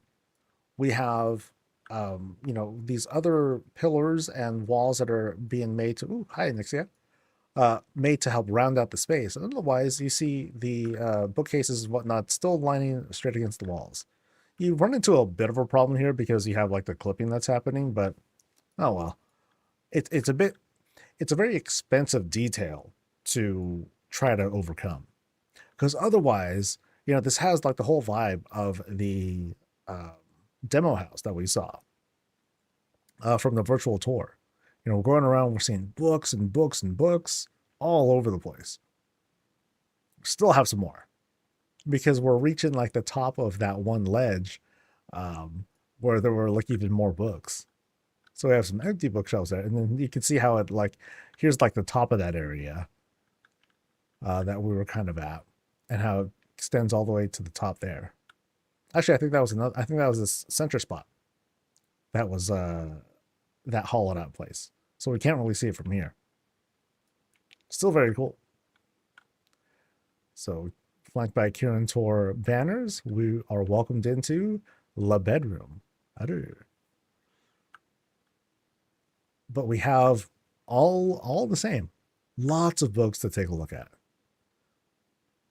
A very studious person is the master of this house.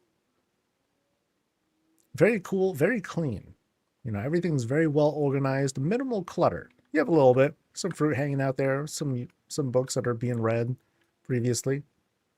Otherwise, it's a very clean space. I'm going to slow walk through because I just really like all the detail that was put into, like I said, filling out the spaces, even places that are just air. Because here we have like a kind of a flying candle sort of thing over there to illuminate the spot. And you see these like kind of scattered about too. I'm seeing Hermione lives here. Yeah, so you also have like a different not flags. You have different kites. Hello again to Anixia, also to Ilaria, and to the family. Yeah, I think they should have just filled out more books, to make it look really, really cozy, really tight. And here's that center area that's otherwise you can't really see inside. Very neat. And it takes a lot of time to hang up all that stuff too. It's easy to like miss the clipping. I mean, you might have noticed like a couple areas where it was like not aligned quite perfectly, but it still worked out. Okay, so now they were saying something about clicking through the portals here. So I think what's happening is that they're using chairs to kind of like get you through, because otherwise you're using these rugs or whatnot to kind of obscure the space. So like this seat here is what probably lets me cross over, but I don't know if there's a way to cross back. Is there? So okay, so here I am, And I think I made it across. Yay! Oh wow! So now we're transitioning, walking by Sam here, and we go through this other portal. Oh, so here are the benches we're talking about. So here's the bench, and all of a sudden, boom! Oh, that's cool, dude. That's hella cool. Because all of a sudden, night elf stuff. Oh wow, this is an impressive build. So right in the center, as a centerpiece, we have this kind of moonwell looking thing. I mean, we have a moonwell, basically. You know, it has that Warcraft 3 kind of vibe to it, right? It's just their remix on it. A giant tree is what is also at the centerpiece of this thing. And then now we have these stairs. So it does this kind of sort of a quarter turn. And then we climb up some more. And we go around to to this first landing here, and somehow the tree ends. I could have swore there was like a big old tree trunk. Yeah, it was a big. Oh, you know what? I think this tree was upside here. I'm gonna drop down.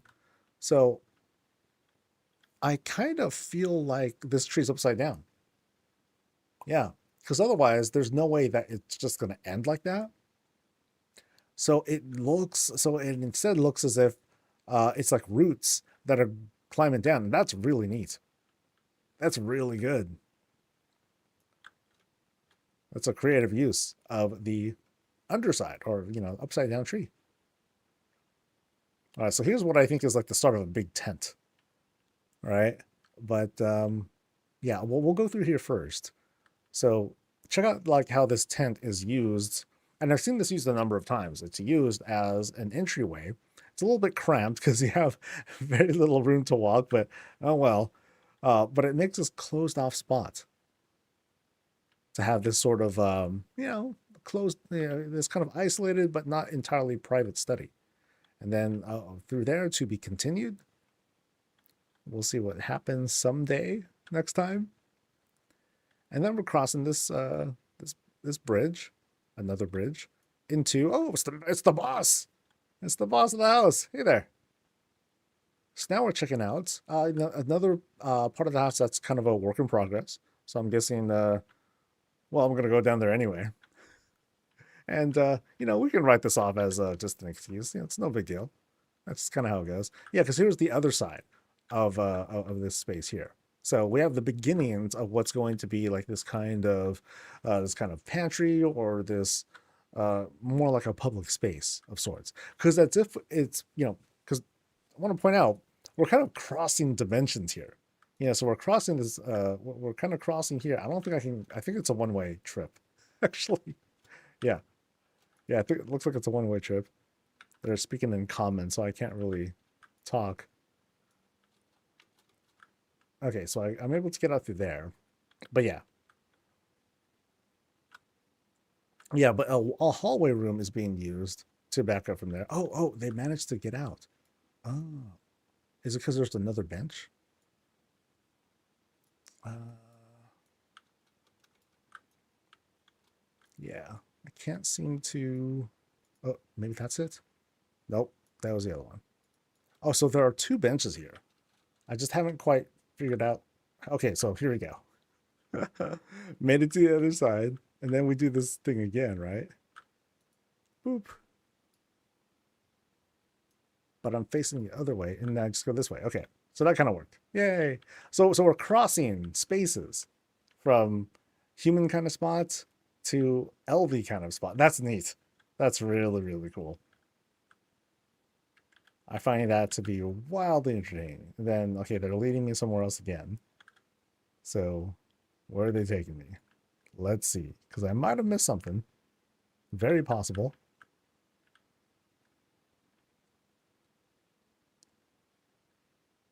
So we're here. Okay, so now... Oh, we're not platforming, are we? For real?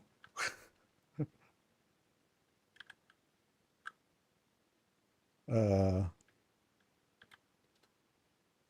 Yeah, I don't think we are.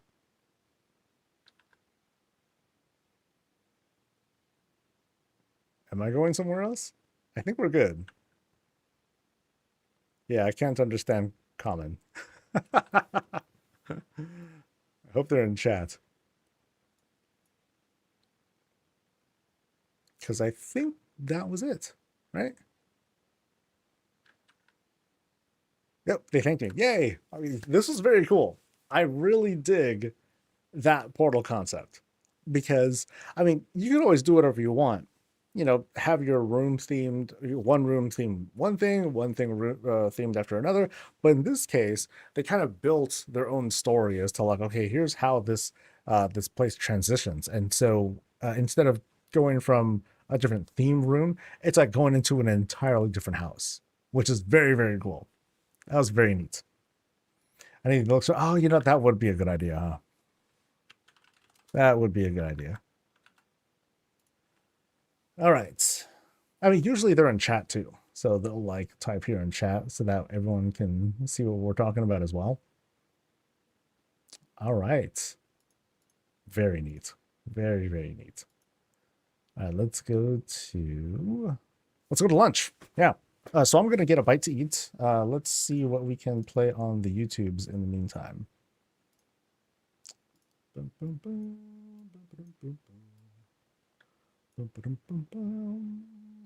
Let's see.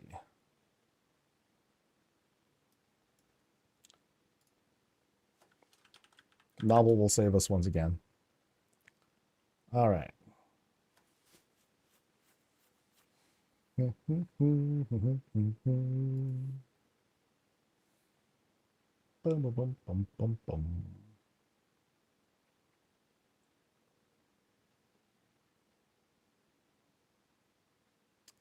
Where is the Burning Legion in 2025?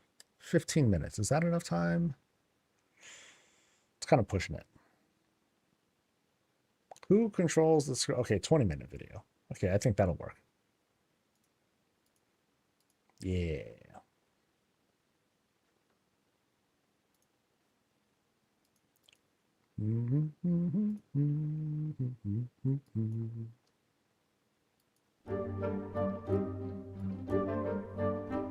Hello, everyone. All right. Is the sound good? Yes. Cool. All right. So I'm going to go to lunch. I'll be back in about 15 or so minutes. That's kind of the plan. And then we're going to try and knock out as many tours as we can before the end of the day. We'll see how long that takes. Let me find, where's my chat? Where's my thing? It's somewhere here. Is that? Oh, it's not. That's not it. I'm gonna find you. There we go. Yay! All right. Get sushi. I ain't gonna get no sushi. I got leftovers, so I will be back soon. The undead scourge washed over the lands, their forces amplified by the will of the Lich King, until heroes ventured into Northrend and took on the mightiest forces Arthas had to offer, testing us every step of the way, all the way to the top of Icecrown, so that those who dared to approach his throne were the greatest Azeroth had to offer, the perfect mindless additions to add to the Lich King's ranks, as we were one-shotted and nearly brought back in on death. The tables were quickly turned when Tyrion Fordring called upon the Light's blessing to shatter his bonds, shattering Frostmourne and saving us from a gruesome fate. The Lich King's reign had come to an end, until we were told, without its master's command, the restless scourge will become an even greater threat to this world. Control must be maintained. There must always be a Lich King.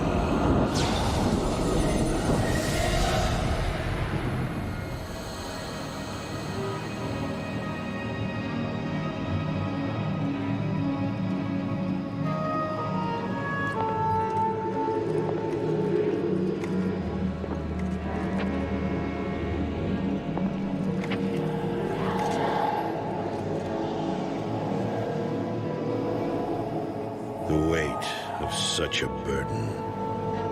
It must be mine, for there is no other. Tyrion! You hold a grim destiny in your hands, brother. But it is not your own. Bolvar!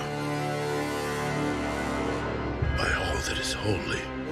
The dragon's flame seal my fate. The world of the living can no longer comfort me.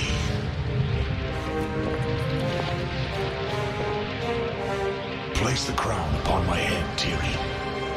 Forevermore, I will be the jailer of the damned. No, old friend. I cannot. Do it, Tyrion! You and these brave heroes have your own destinies to fulfill. This last act of service is mine.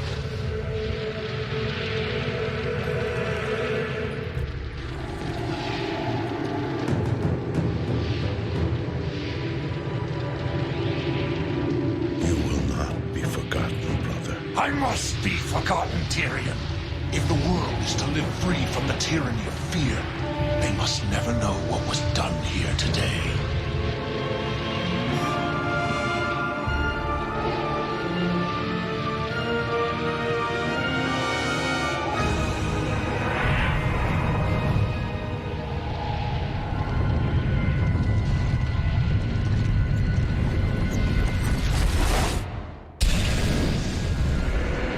Tell them only that the Lich King is dead, and that Bolvar Fordragon died with him. Bolvar Fordragon's fate was sealed by the dragon's fire, so he was the perfect choice to keep the undead ranks in check. But I've always wondered if this was really a thing. Do we really still need a Lich King? Did we not just destroy the most powerful troops Arthas had to offer? What more could the Scourge throw at us with the king toppled? Perhaps it's more about their numbers and the huge amount of innocence they take out with them before we could get them under control. But if that's the case, couldn't Bolvar now lean into his might that he's using to keep the restless undead in check, and then guide them all to a single pit where we could have a massive dragon flame barbecue, one-shot them all, wipe out the Scourge? Probably not, because that never happened, and Bolvar stayed on the throne. We would see him work together with the new horsemen and the Deathlord during Legion. See him staying busy, trying to keep the darkness in check. Now added with the darkness of a jailer trying to break out of the maw. Sylvanas Windrunner was also in the jailer's corner, working very hard on setting us all free. And for that goal, she too returned to Icecrown. You are unfit to wear this crown.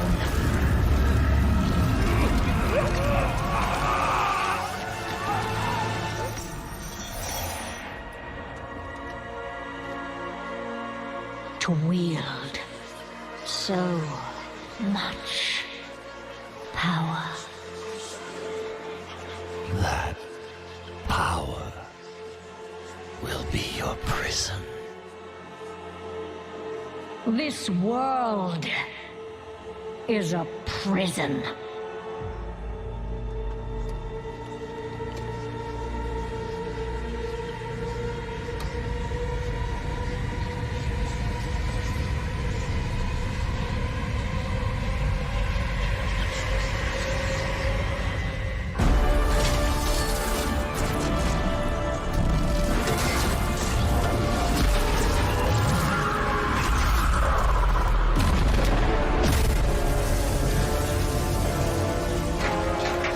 There must always be a Lich King, and now there was not.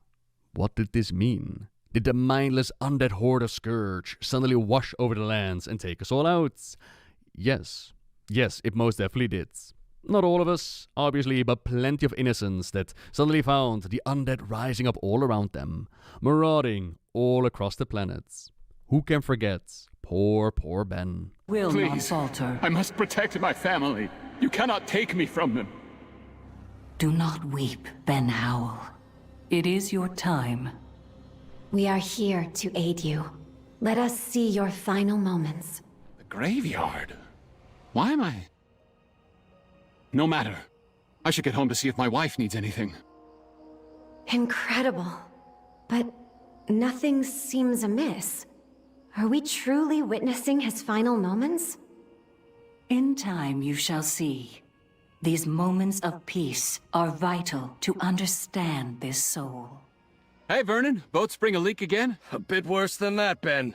A rock tore a hole straight through the wood. I'll bring down some planks for you later, free of charge. Once you're done, hurry back. I have a lumber delivery for the magistrate. Happily, my love. Hi, Daddy. Are you here to help me in the garden? I am. It will just take a moment.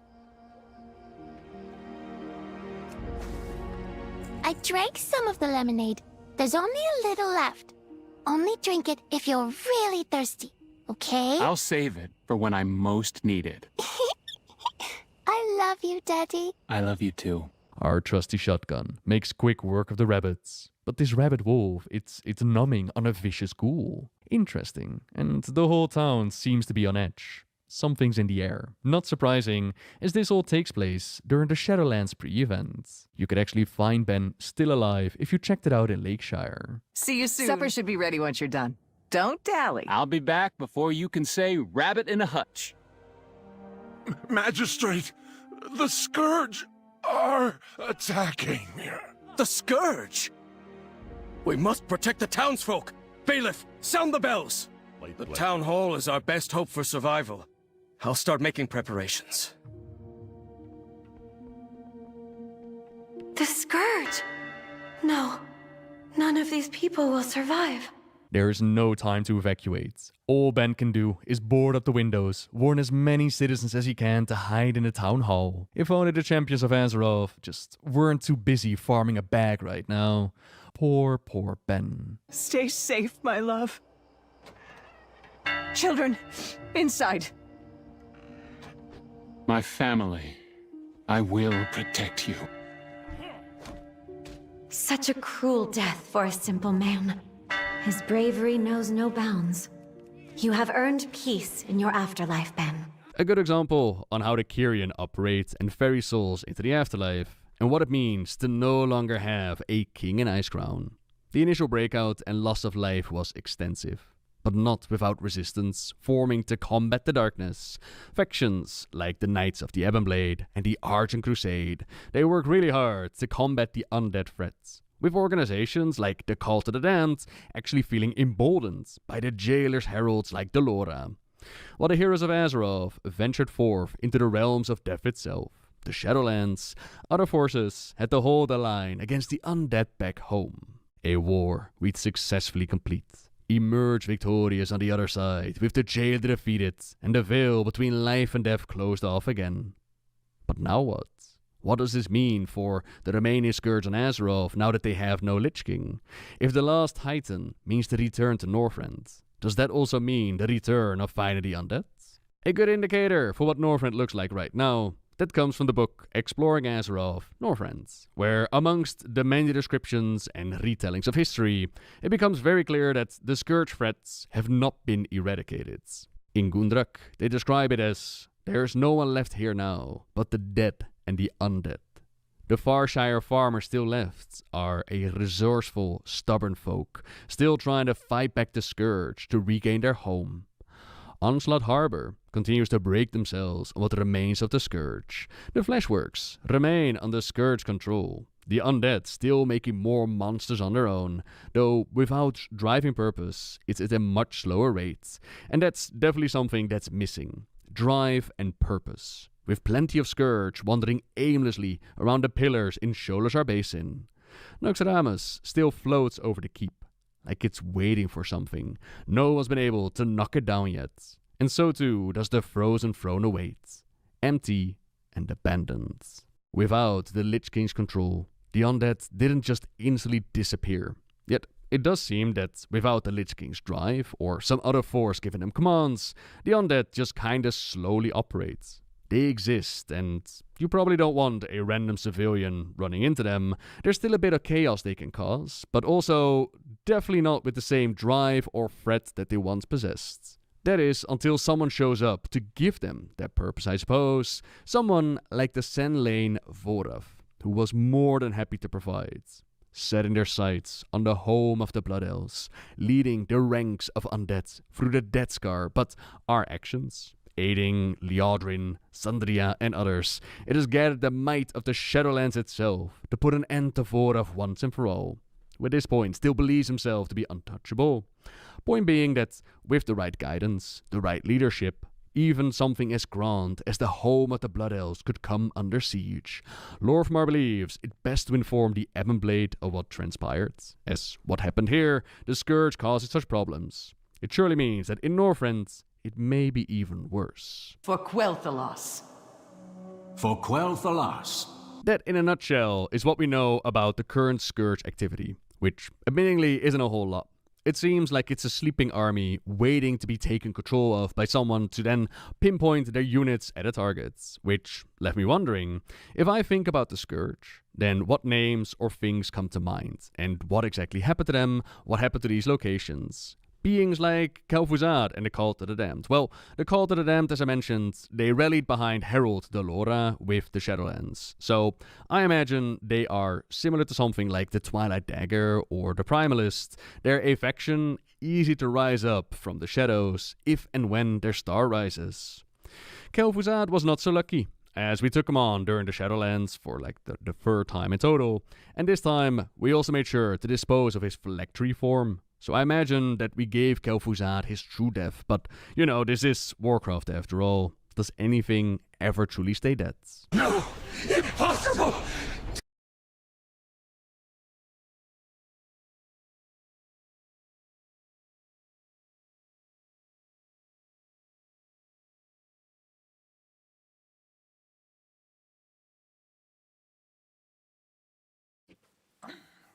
And now we're not muted. Yay. I thought I hit the button. Okay. So anyway, that was a video from Novel entitled "Who Controls the Scourge Now?" Give it a watch, see what's going on. If you want to know what else he has to say about it. Okay.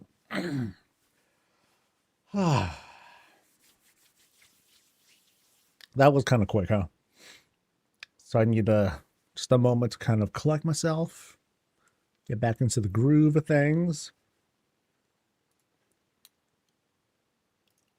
Meanwhile, let me at least head over to the next spots. So, Fields is next. Fields. Okay.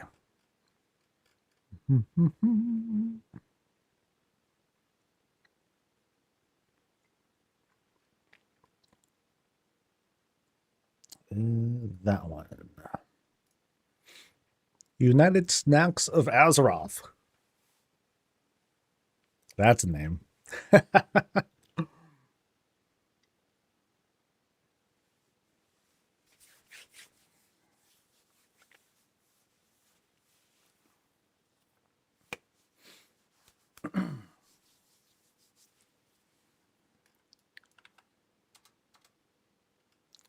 All right.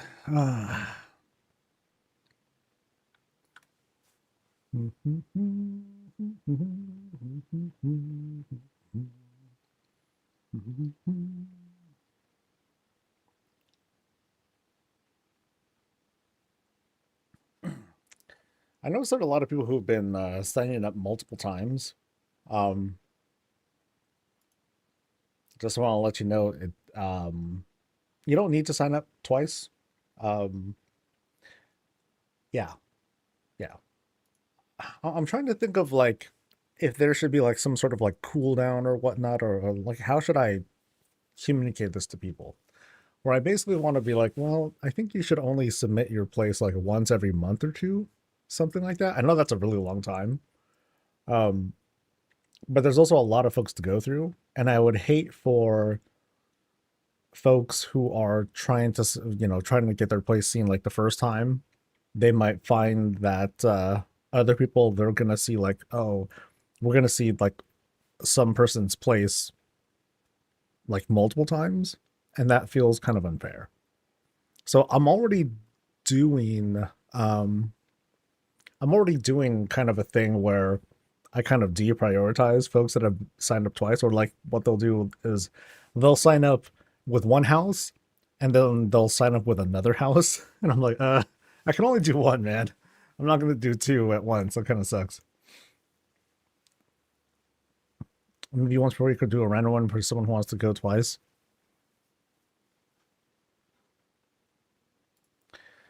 A lot longer than a month or two, I would say. I would say 3 months or once per major patch, like when a new major patch comes. So, when a new major patch comes out, the list is wiped. Lots of ways I can go about it. You know, like the whole process for me is still, you know, that in itself is a big work in progress. And it's kind of changing and evolving as I go. I think right now I'm kind of stuck on the thought with if the queue gets too high, like one, I'm mostly not going to allow repeats except for very, very rare exceptions. But what I'll probably do at some point is stop the queue. I'll close the queue. Thanks for the tip. And then I'll hold off until later. I'll reopen it once I get caught up. And then I'll let people pile on in again. So, yeah. That's going to be yeah. That's kind of how we'll do it. It's going to be kind of like wonky because right now we're in a good period to do a bunch of tours because there's not too much going on. We're kind of in the lull of sorts. And I don't have a whole lot of goals. So when the time comes, like folks who have seen me over the years, like when I started an expansion, I go really hard. I'm like on all day. I'm totally engaged with like the new content. I'm doing that sort of stuff. And then I start to like kind of peter off. So I'm going to have to kind of like measure for myself. Okay, I'm going to do things for me for a while. And then I'll do like 5 tours or something. Or I'll do like 5 visits during a stream. Something like that. So very, very few compared to what I'm doing now. I'm doing like, 4 times that many. So we'll see. Yeah. Not sure if you can check if you signed up. I may have accidentally signed up twice, being uncertain I handed it in, though you would have the same form. Maybe second visit only for a single room kind of thing. Maybe. Yeah. Maybe, I don't know. It seems kind of it would kind of cheapen like everyone's experience if I'm like, okay, let me go through and find this other place when, yeah, that would feel kind of weird. I don't know. You lost your guild rank. Oh no. Sheesh.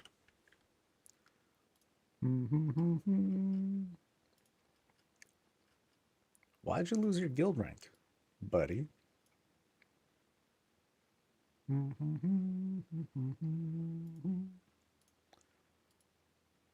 All right. I think I'm ready to go. Let's go.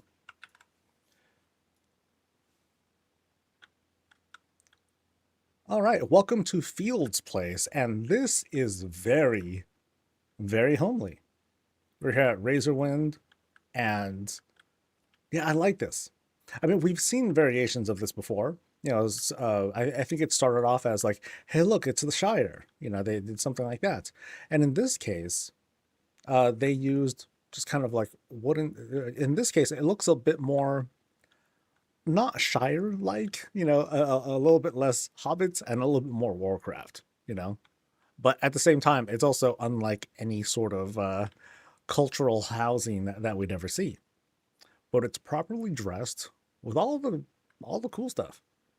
You got some water on the side, rocks to help put things together, as if when settling in this place, like they found these rocks, just happened to be in the formation, and they built the home kind of around it, and that's pretty cool. So let's go on in.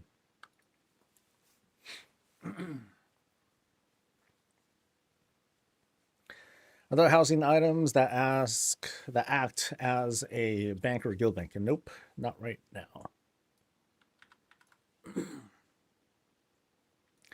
So as soon as we enter Field's Place, we have this kind of, this feels like a hotel. This totally feels like a hotel, of sorts at least, because we have like this kind of check-in area. We have a place to like hang stuff up or like rent equipment, something like that. That's kind of how it communicates to me, at least. But not bad. I mean, it's being dressed with this Pandaren wall to create a nice, cute little decor instead of just like just beams or whatnot. That'd be kind of plain looking. We go through the left here, and we enter an immediate sauna kind of place. Or kind of a washroom too, because there's the loo, or there's the potty. And then here's like, I guess, places to relax, right? You have your sauna, you have your spa, you have a place to wash up and then get out. But you also have the bathroom. So there's kind of a lot going on. It feels officially, or it feels like a business, sort of. And then here's like another check-in desk. So I'm gonna guess that is for renting out equipment. This is for actual checking in as a guest, right? So let's start off from the left here. We have this cool bar. I like this vibe. It's very cozy. It's very tight. But things are walled off in such a way that, okay, the centerpiece is this kind of reception area. We go off into this bar area. And here, is this clickable? No. But it looks like it would be functional. You know, so we would go over to this barrier here and into the kitchen with all the cool stuff. Basic stove. Nothing too fancy. Just a quick thing to tell you, yep, stuff's a cooking. Now here, I'm not familiar with this door. That's interesting. Yeah, I'm actually not familiar with this kind of fireplace. Wait, that's a stove thing, isn't it? Maybe? Yeah. I feel like this is a different stove fireplace that's been fused with another fireplace to create this closed grill. That's pretty cool. Yeah, there it is, like kind of behind it. Yeah, there's like the little chimney looking thing there. Okay, that's pretty smart. I know that some people, they'll take something like this and they'll actually invert the thing. So the handle's, and you would know this because the handle is on the left side, and they can achieve the illusion there without having the clip happening there. Here we have a fridge. Nice. I like when they use that the prison thing to create the cooling effect. But I like this. This has a very tight kitchen space. You know, all that's missing is like maybe stuff on top to just, you know, fill up space, but that's not really necessary. Yeah, so let's go back over. And the back of this reception area, which is, you know, again, right over there, the back of it is being used to create this very cool backdrop, overlooking a place to eat, overlooking another place to eat. Wow, I like the detail here. Let me finish exploring the room here. Like you see that in that corner over there, you have some side tables set up for more food, as well as on the opposite end, some random axe throwing contest or target practice, sure, and some simple chairs to, you know, acting as a waiting area. Now I want to go here. This part looks really cool. So I like this setup too. It's very simple, but I just like the way that it's set up. So you have your couch, you have your shelf. You know, it actually is more like a double shelf. There's quite a few parts that's going into that to just create like this flat surface. And then you have this table with giant books on top to round things out. And there's Sam and a wand and some books and some other stuff. But it all kind of comes together. You got the bear in the middle, but it's all surrounded by this very, very, very nice spot. Like you can see like kind of an outside area, and you can like notice, we can see on the other end, there's probably like, there hopefully will be like another room that's there.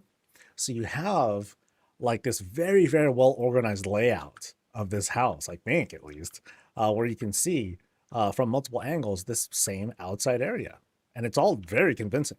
You know, you have a whole bunch of rugs up there to simulate the sky, a little bit of water there as well. I think another Riptar is out there. He wants to like hang out, and he wants to go out and play. Obviously, like, yeah. Okay. So let's go. Oh boy. So now we're going to this room, I believe, which is a church. Oh wow. We have a whole chapel in here too. Dude, this looks good. Really simple. It's using an octagonal room. It's super well lit. All the glow is in the right spots. Books on the side, and that looks like a secret over there. And then there's another a grating of some sort. I think that looks like fencing, because I think there's just a crypt over there. Nice. Yeah, right up here. Oh, really nice. Super bright. 1, 2, 3. We have a whole bunch of windows just stacked to create this really, really cool effect. Yeah. And then another book right there. And I think there's like something else that's, I think there's a second book. So here's like one book. And then we have another book that's kind of pointing down, maybe? It's hard to tell which direction it's. Actually, it might be down here and it's pointing in this direction. It's kind of hard to tell. But it successfully creates this ultra bright, stand near a death laser that's shooting out to illuminate the spot. That's really good. Really clean. Yeah. That's a really clean look. You know, we have these beams. Beam 1, beam 2, and then finally the floors here. And I think I know what's going on here. Like, I have a feeling that these floors, that they weren't able to clip all the way down. There might have been like some sort of error. And so they're like, oh crap. So they use beams instead to achieve the same effect that was considered a legal move. And then they can climb up here. This is really nice. Really, really nice. All right, and then here's like some, you know, just basics. Just a bar table that's being dressed with greens that acts as a flower pot. Yeah. Nice and easy.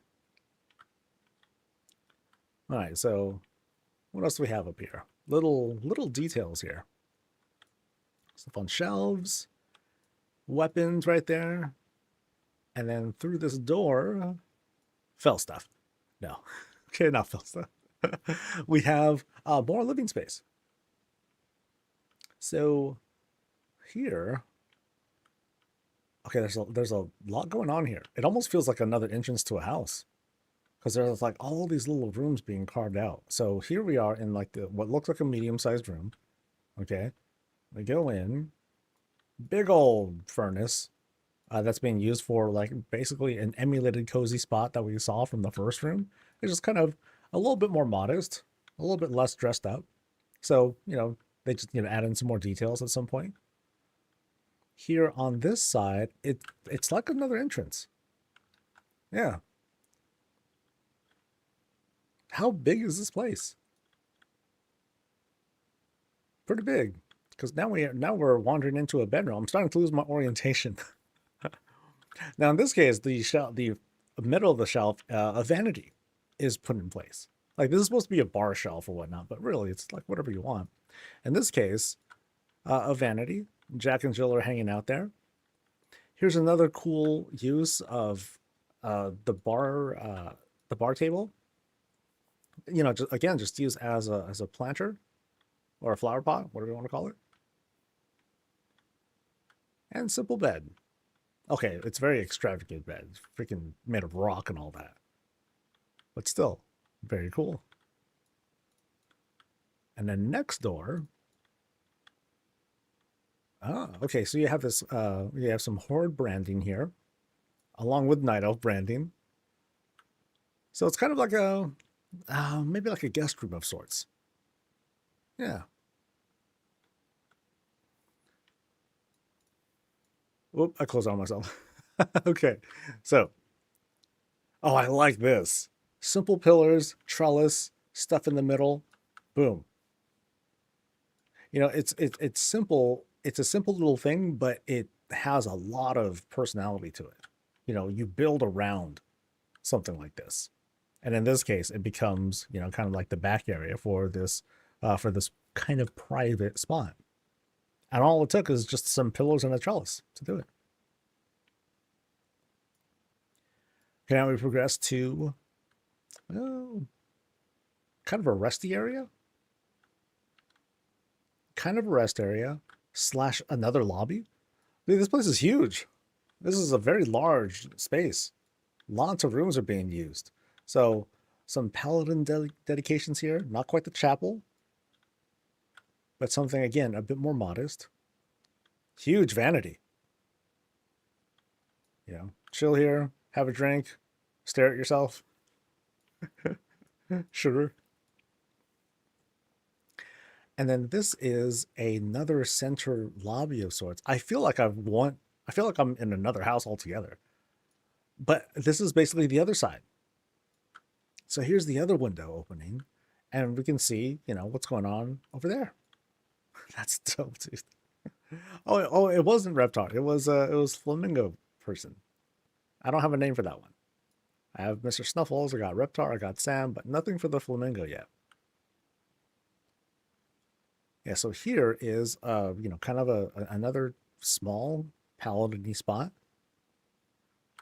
And with simple it's like I'm very impressed because these are just simple things that are organized extremely well.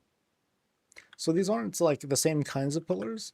It's more basic kinds of pillars. And then you can see up top here, the way it's being dressed to fill up the spots instead of like just another wall or whatnot. They added some fencing here, well, with a net, to make even more space. Now, like, never mind like how the whole center is, you know, in this octagonal room, like you have the whole center of it. Like, it's not a big deal. You can draw things just like this, and you can achieve a really good shape. And all of a sudden, we have a gaming room as well. Wow, what doesn't this place have? Okay, so this is it's a tower powered by earthen. In this case, now, that's a first. That's a first. All right, so we have a very basic chair. It's all good. You have your stone mouse, you have your window keyboard, and your nature wallpaper, of course. When you're mad and when you lost another match again, you can just throw an axe right at the target thing. Clearly, they've been doing it a lot. They haven't been doing so great. Now, as for like, I don't know about this. I don't know if this is supposed to be the actual tower, or is it a power source, or what? Or maybe it's their way of getting wireless internet. Yes, wireless internet. One thing to point out too is this. This is just a big shelf, wall shelf that's being used as an overhead. That's pretty good. Now what's in here? Ah, the loo. I mean, that's how you should have it. You know, I like the way this is shaped, or you know, somehow I'm really liking how this setup looks.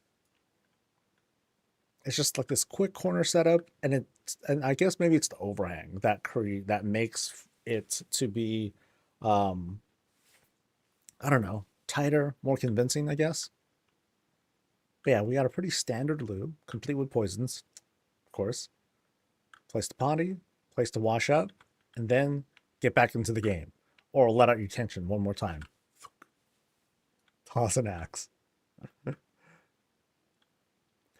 Now here's a cool thing.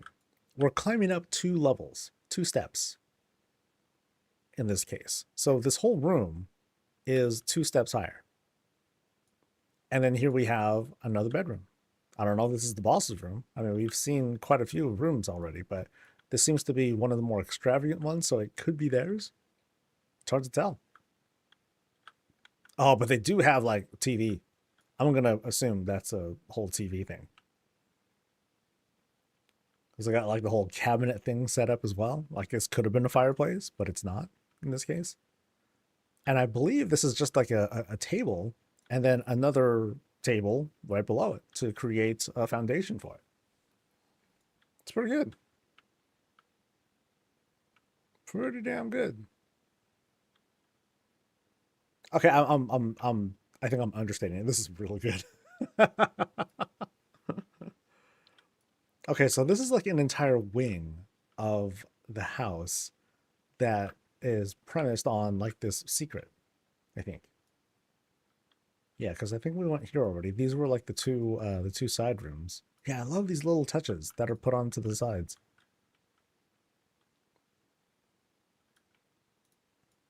Like this is really solid. Yeah, this is a thing that was behind that. And there's like the crypt over there. Yeah, there's just a lot going on with this place. I'm I'm hugely impressed. And it's not like we're seeing, you know, oh my God, they took 11 things and they put it together to make this thing. It's just a solid layout. That's the thing. Making for yourself like a good layout or like a plan, a blueprint, it goes such a long way. Trust. It goes a really long way towards making a really good house. Really nice, dude. Whew. I think I've seen everything. I think I traversed like the whole spot.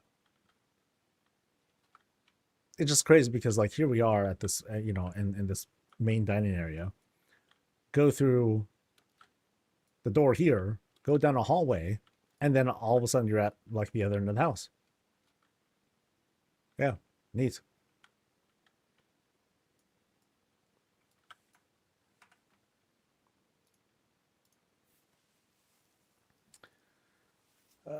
Someone pinged me. This is Enchilada with the Unfinished Farm Mage Night of House with the Portals. Thank you very much for stopping by, even though my plot is nothing compared to these master. No, your house is awesome, dude. It was very cool. I also got so scared and jumped out of my seat when you first walked into my. No, these have been awesome. I love that concept of just transporting from one type of house to another. You know, because like I was saying earlier, people can just use like a door and all of a sudden be in like a different vibe. That's fine. But then what you did was kind of like tell a story behind it. It's like, hey, we're going to go into this whole other place. Boom, here we go. You know, just like how someone can do achieve that same effect by creating some sort of like green portal or whatnot into like the evil spot, you know, instead of having it just like literally next to the dining room or something. So all that stuff's cool. Very cool. All right, we're next going to Valakash's place.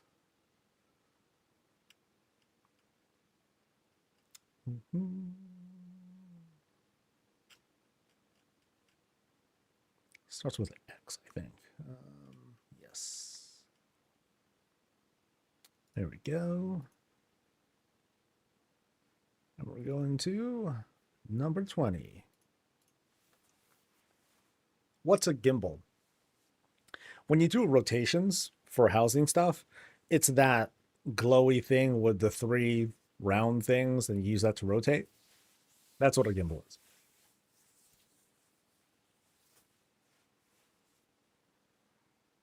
I have the best terms, by the way. The best terms. Welcome to Valakash's place with already some interesting things going on. We have these floating steel trellises adorned with greenery. Huh, that's very unique. And we also have this two gazebos. One flipped upside down to act as a base, which actually works out pretty good. And you can see how they touch together to make this really tall trellis, a towering trellis of sorts. You know, to sort of match the rest of the house, because the house has another gazebo on top of it to sort of round it out and make it seem a little bit taller than it already is. And these can already be extremely, extremely tall. Like here's a normal gazebo. Like, hey, check it out. But then there's like some crazy like orc gazebos that are being used as well. And what's up top here? So up top here, so they dressed up one of the wings or extensions that they put out to put like a basic windmill, place to grow, some extra stuff, along with down here too. You know, just setting up they just set up a few beams to create this kind of flower bed and filled it up. That's really all it takes. Oh, I kind of like this too. They took these trellises and they used them as like hats or like covers for these spots here to just, give them a little bit more life. Pretty smart. I like that.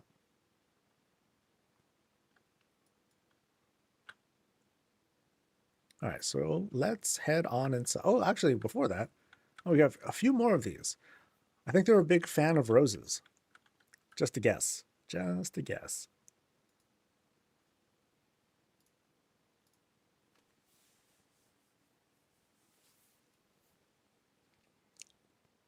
All right, as soon as we're inside, my prediction runs true. Like, they are big fans of flowers. This is their budget. All right? Lots of pink, purple flowers all over the place. Reception desk, flowers. Sign in, take a flower, put it on your head. Cool. And then here is the, oh, curious.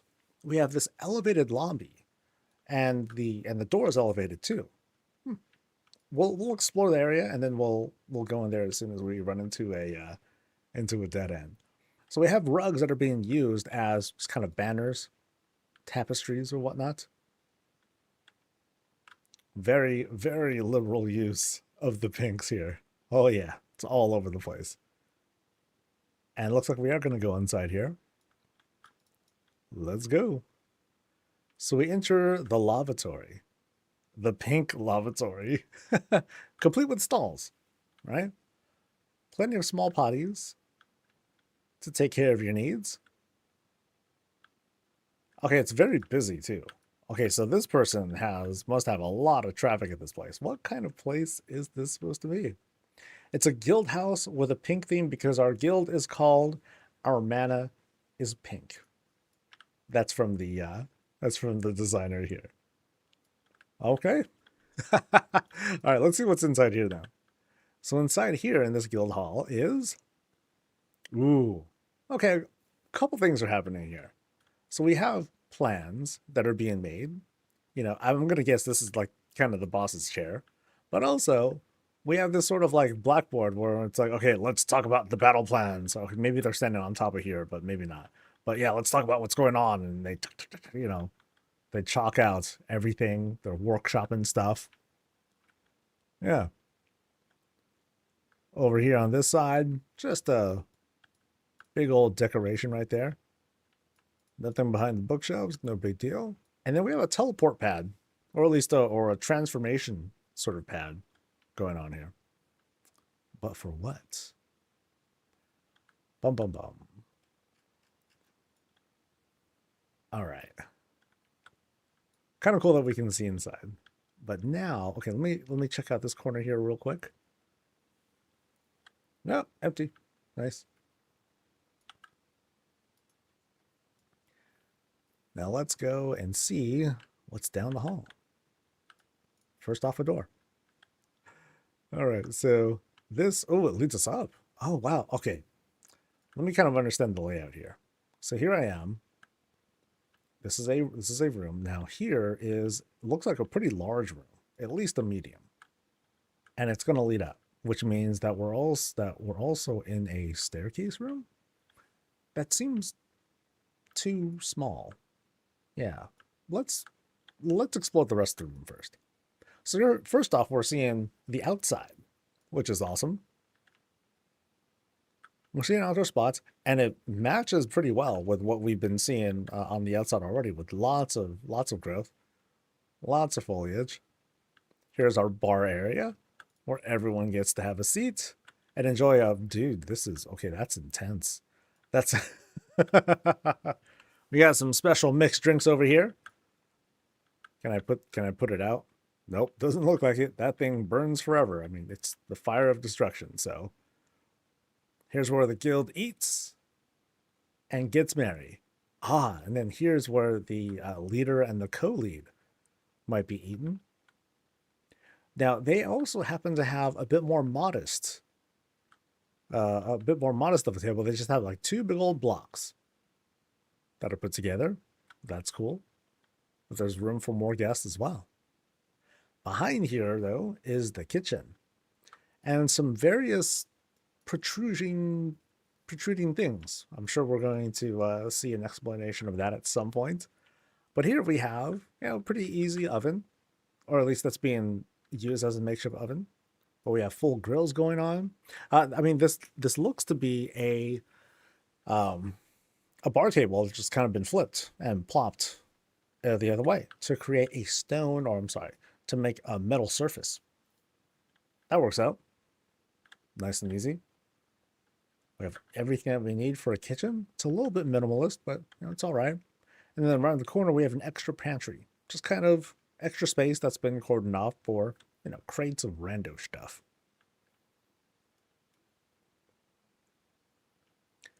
Now the pink works out, right? It's not my color, but I think it works out as a theme for a place.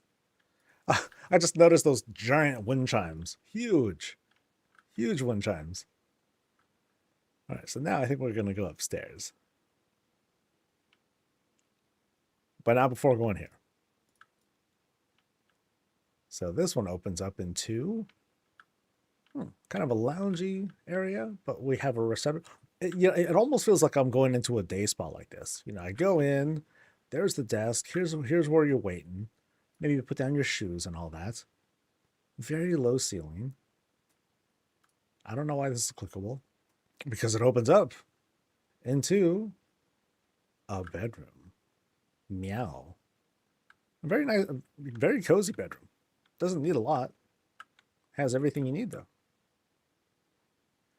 And now we're climbing a pretty cool spiral. Oh, actually, more like a half spiral. And, oh no. Oh, we failed the walk check. Run check is fine. Walk check is not as fine. Oh, check it out. All of a sudden, we're on stage. Oh my. So we have this really, we have this small little theater. That's pretty cool. I think that's where some of those protrusions came from. With chairs for everyone, all pinked out. All right, so we have performances going on back there. Very nice. Back here is, oh, I don't know, like maybe kind of the green room. So as soon as they're presented, yeah, just get on stage. Yeah. So off they go. They jump up. They do their bit, and off they go. Bye. And that's how they leave. Wow. So somehow they crammed a whole theater and stage in here as well. That's pretty wild. That's pretty damn. Oh, and then here's the way down. Yeah, so now we're back at the start again. Yeah, we're really creative. You know, by just taking what's essentially, you know, starting from here and going here and then to the walls, they create a whole ass theater right up there. Damn. I'm very impressed by that. All right. So that was the loo. One to this side. One to this side. So now we're going this way. Suddenly library over here on the right side as soon as we enter this room. Actually, we're going from transition from a room to another smaller room that is serving as kind of a dormitory. Yeah, a lot of little spaces here. So if you go in, lots of books. Okay, not a dormitory, but more like this library with multiple places to, well, multiple offices, I should say. I wonder if these are like, you know, dressed in certain ways to fit like the personality of different folks in the guild. Like, okay, this is such and such's place. This is such and such's place where they do like this sort of work. That'd be cool. Like, imagine later when we have like tremendous budgets, what people will be able to do with, you know, if they would probably need to be a little bit thin on the budget, or they would need to be conservative about it, but they could probably suit rooms for like numerous guildmates. And that'd be very cool. So here, I missed this spot here. Here we have another bathroom, but this time it's a full washroom, complete with bathtub. Oh.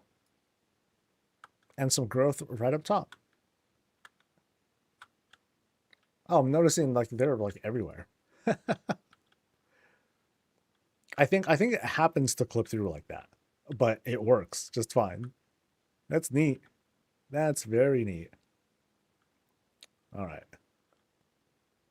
So let's go this way now. Ooh. And all of a sudden, okay, this is the least pink place in the entire lot. Now, why? It's all shaman stuff, but I'm curious the story behind this. Something happening over there. Pink door, but then that's it.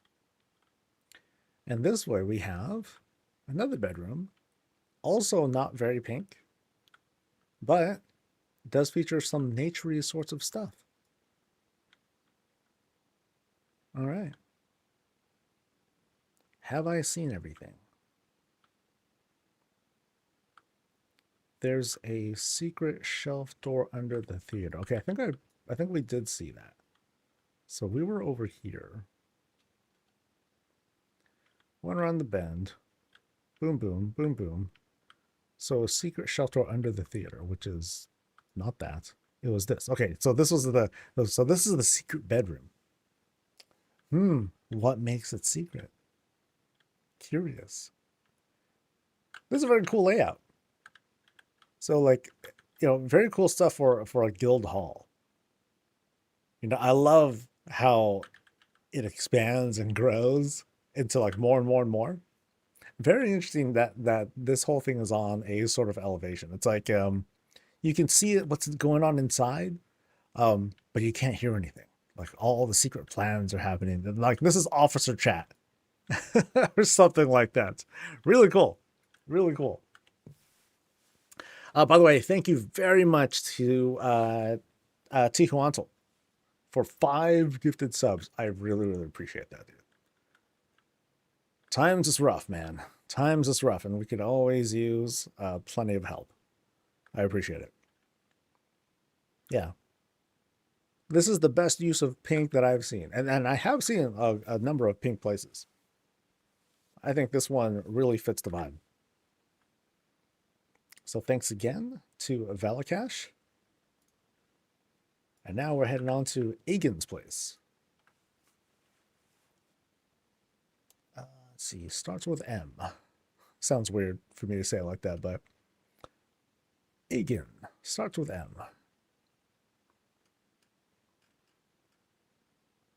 There we go. Plot 0. Let's roll, baby.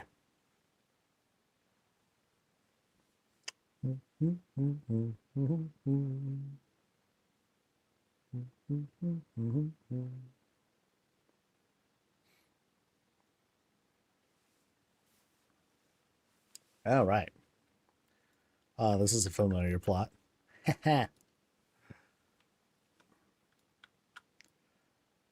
All right, let's check out Aegon's place, which is a house with a hat, is what I like to call it. We're on the ever-popular Plot 0, and here's how they dressed it up. They put down a whole bedrock in, put a tent over the house, and called it a day. There's actually more than that that's going on here, but let's take a look, because I like how this has been dressed up. You know, they took a whole bunch of trees to kind of sell the shape, some of the and of course hide some obscurities here. But I always like the way that this thing sits. Let me go through this walkway, kind of messing up there. Oh, kind of interesting that there is a lectern here, you know, something to read while people watching. Oh, I see what's going on. So it's like blah blah blah. I'm reading, yada yada yada. But what are they doing? They're lurking. Like, yo, check her out. Check out local over there. Hell yeah, dude. And I think I saw local's husband was going to work. There he is. He's walking away. Ooh. Oh no, he's walking back. Oh, don't look suspicious. Just la la la. We're reading. And what they're waiting to do is waiting for them to get out of line of sight, so that way they can go over to the neighbor's house.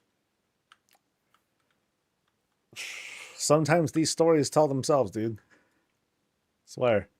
But anyway, we're looking at Aegon's place. We're not dealing with Aegon's potential home wrecking. We're going to see what's going on in their place, which I'm sure is very pleasant. Hey.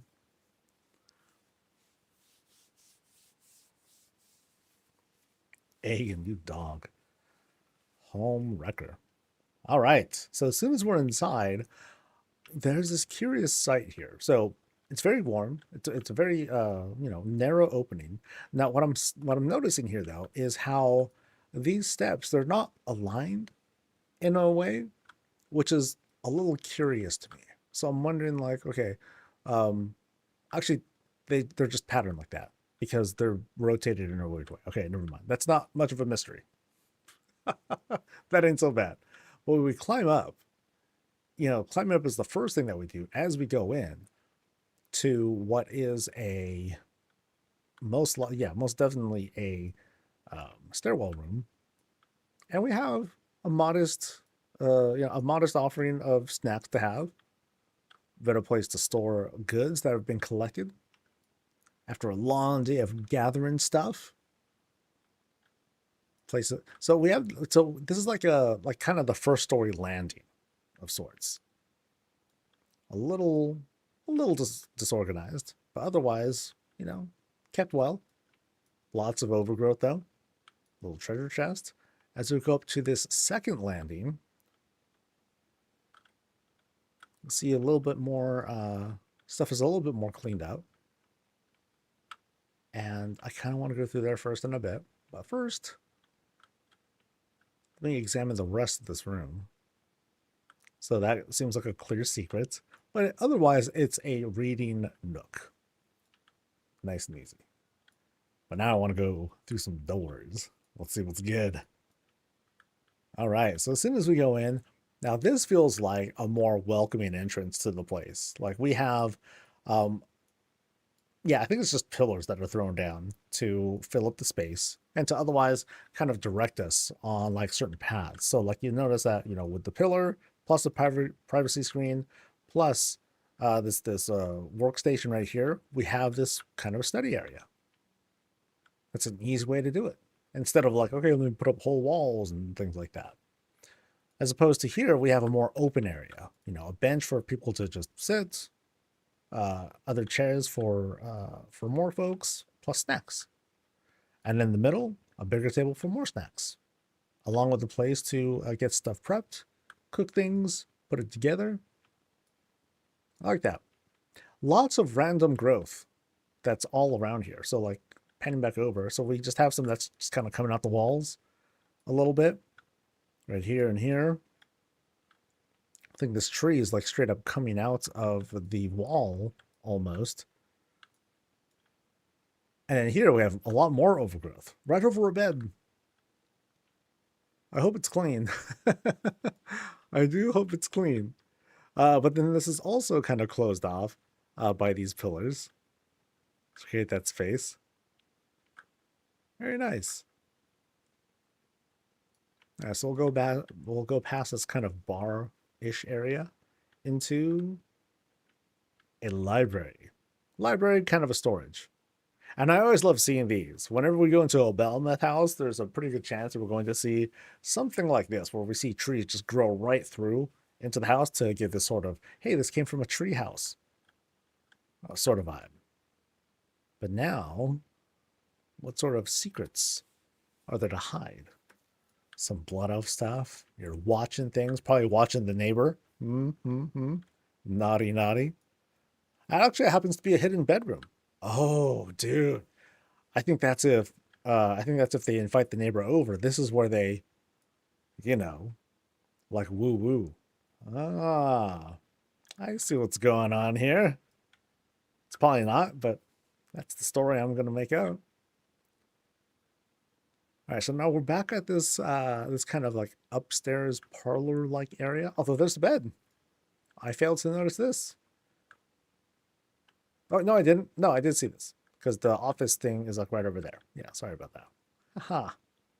I wanted to not use plans, but cave last night aside to hide some clipping. And that's how it goes a lot of the time, too. Sometimes adding these is a stylistic choice. But also, when you use Belmeth housing, like, you can't help but do it. It's just kind of easy to fall into.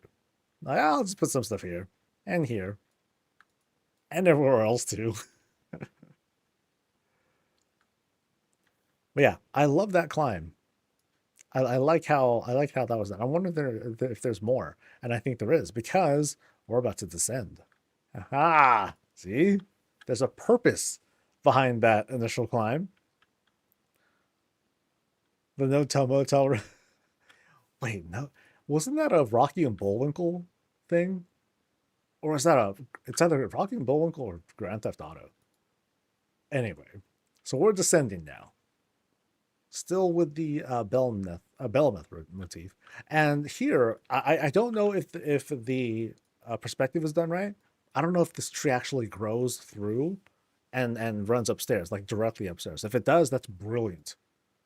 Absolutely brilliant. For now, though, we're downstairs. Or in the kind of basement.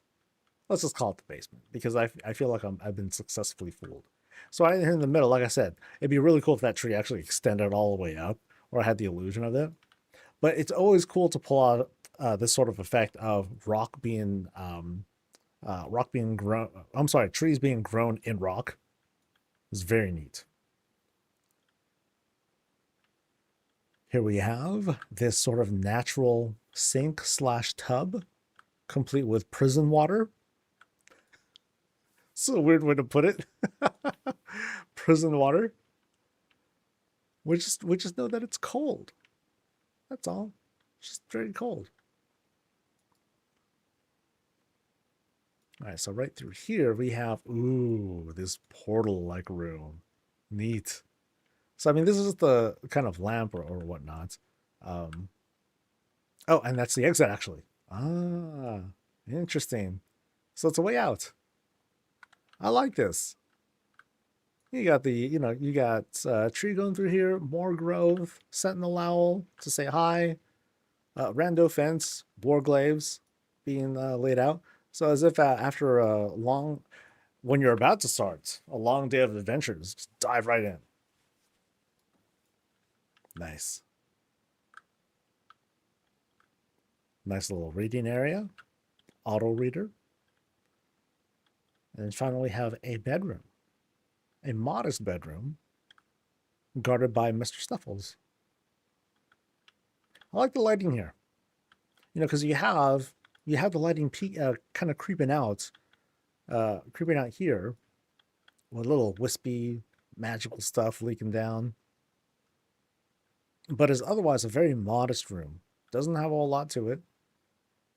But I can feel a bit of personality in it because you have like these soft glows and like these little touches. I like it.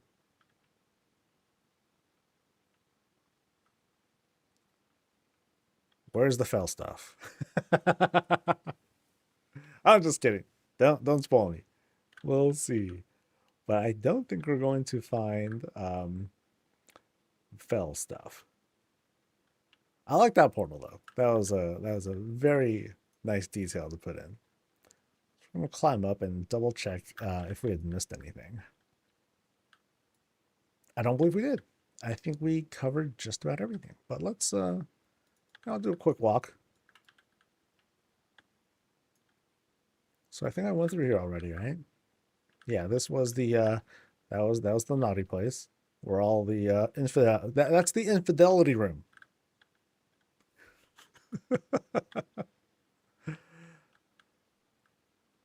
But really good layout. I like this.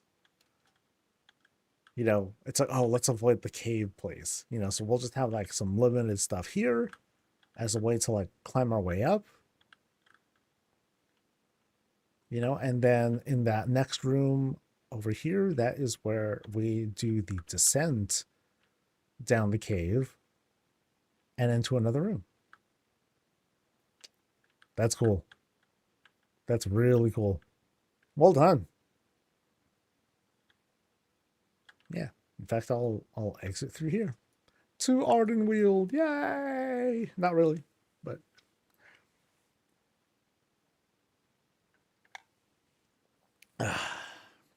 yeah, thanks for showing me your place.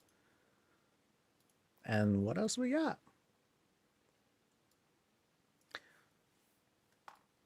All right, Azriz's place.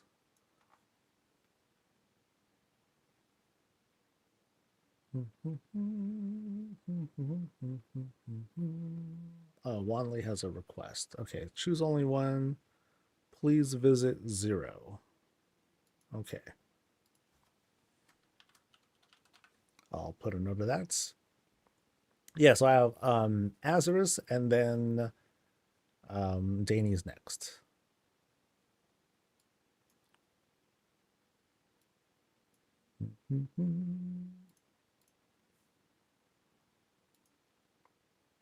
Easy, easy.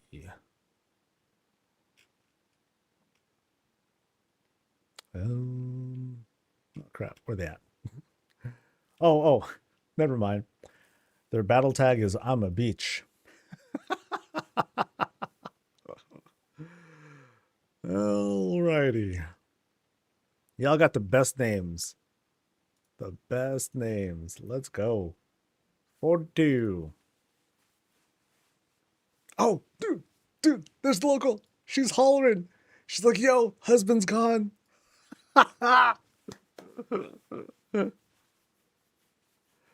Oh, man.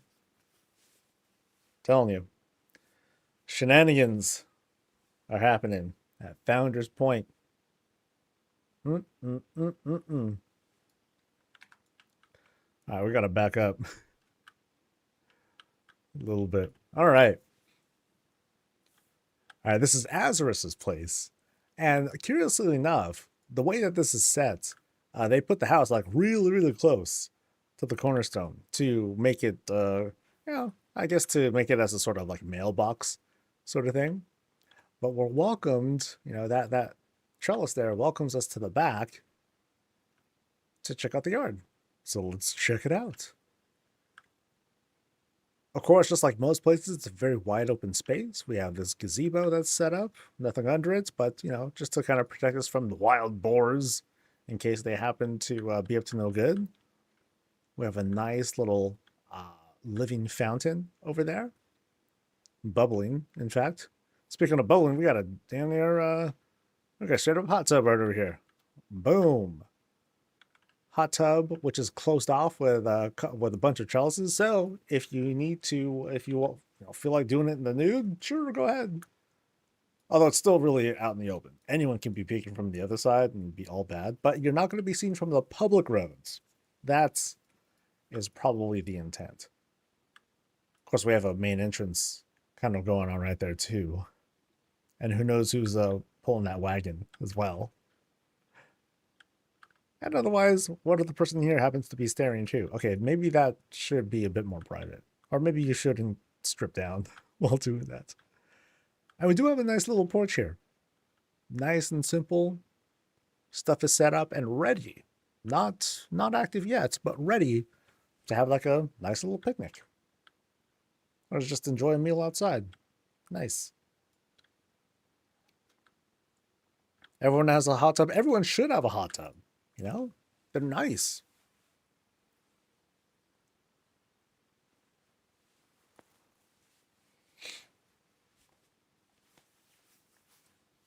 All right. Now coming in here, once we're done with hot tub fun time, we enter this kind of tavern sort of area. Yeah. Ooh, tavern plus theater and all that? Ooh, there's a lot. Okay. So we'll go this way first. So we have what's kind of like separate seating in case you don't want to eat up at the bar. And now, yeah, we have like this whole like kind of stage, which is pretty cool. So yeah, drinks are had. We're chilling. We're enjoying a show, a night of stand-up. Any stand-up fans? I am. Haven't seen one in years, but I miss it. I love going to them. Laughing is like the best. Oh, but this is more like a play. All right. Oh, this is cool. We have all sorts of props set up. Death pillows and weapons and props of all sorts. And costumes too. You got clothes that are hanging here. That's neat. Random junk, trinkets to adorn yourself with. And then you come up on stage. Get off the stage or take it off. We're like, yo, we're just doing a play here. And then, maybe the crowd is just too rowdy and all that. Cool stage, though. Very simple. All it is platforms and blocks to smooth that out a little bit.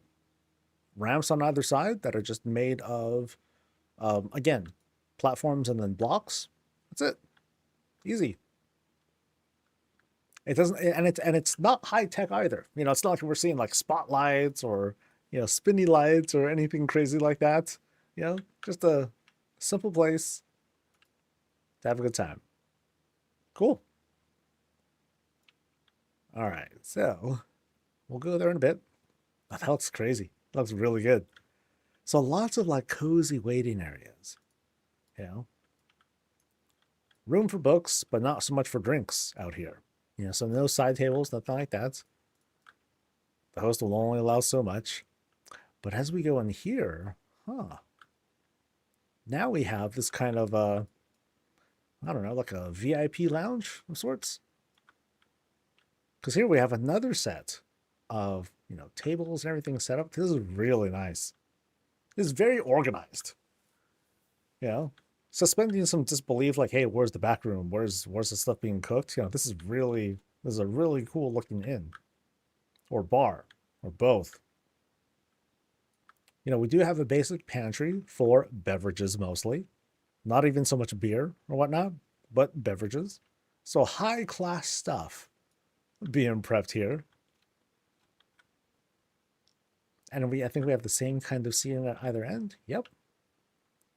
Yeah, simple, very clean. It's like a restaurant that's waiting to open up. A hidden speakeasy. Oh yeah, that's good. That's good. But no room for like beers and stuff. That's all right. That's all right. I like the vibe though. Actually, they're saying it's a tea room. All right. It is a tea room. But now we enter what I'd like to think is the more proper tavern. We got our mugs out. Well, let's go through the right door here. We have the walnut. So this is a stairwell room. But now you can see like there's like so many different ways to dress these up, and it's awesome the way they do this. You know, they have things open up here on the side, and then you have this full bar area, pretty much fully equipped with all the good stuff, fruit and everything for like flavoring, and then you serve. You can see people right as they come in.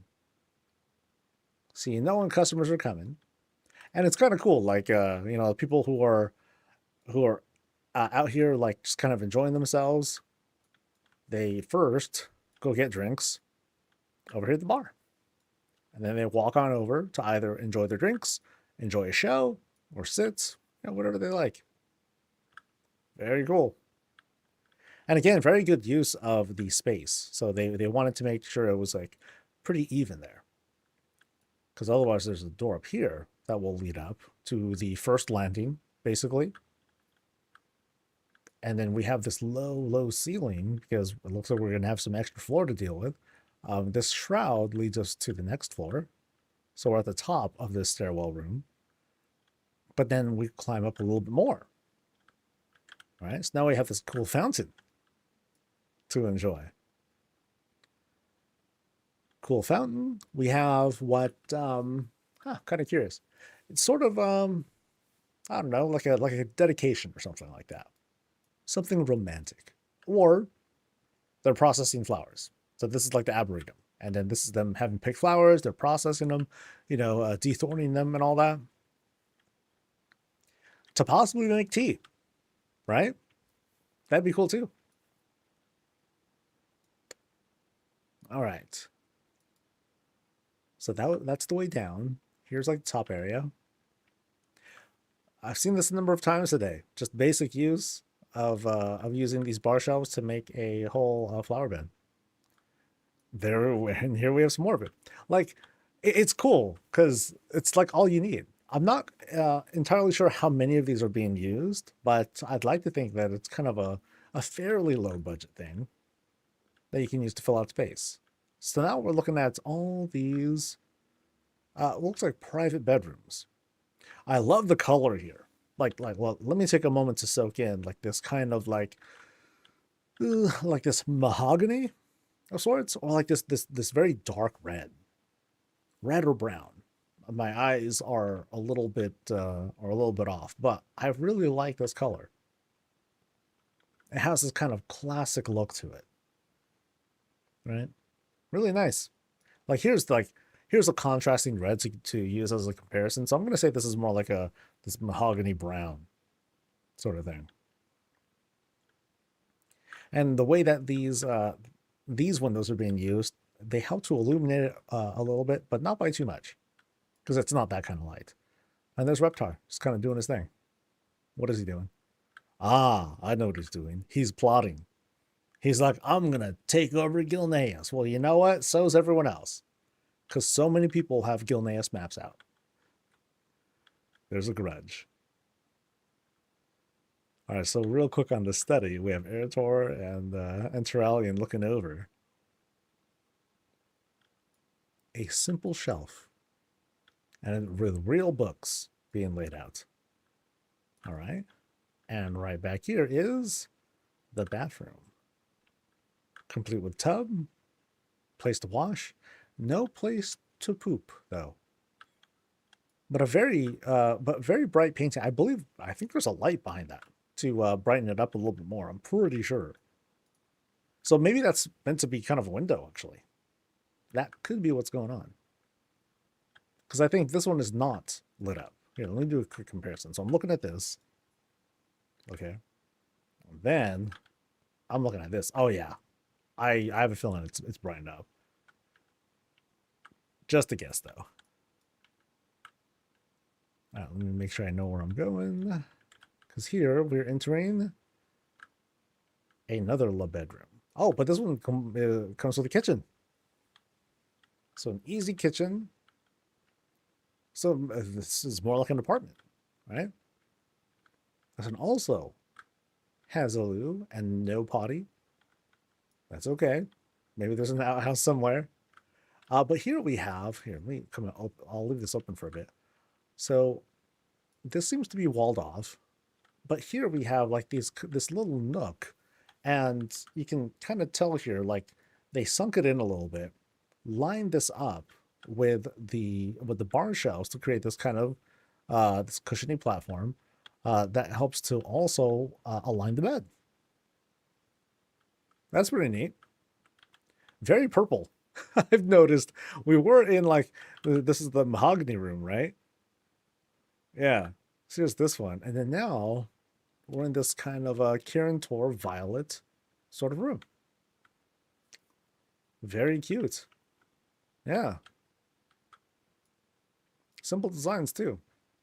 Okay, it's not that simple. But it's nothing nothing overly complicated. Pretty neat.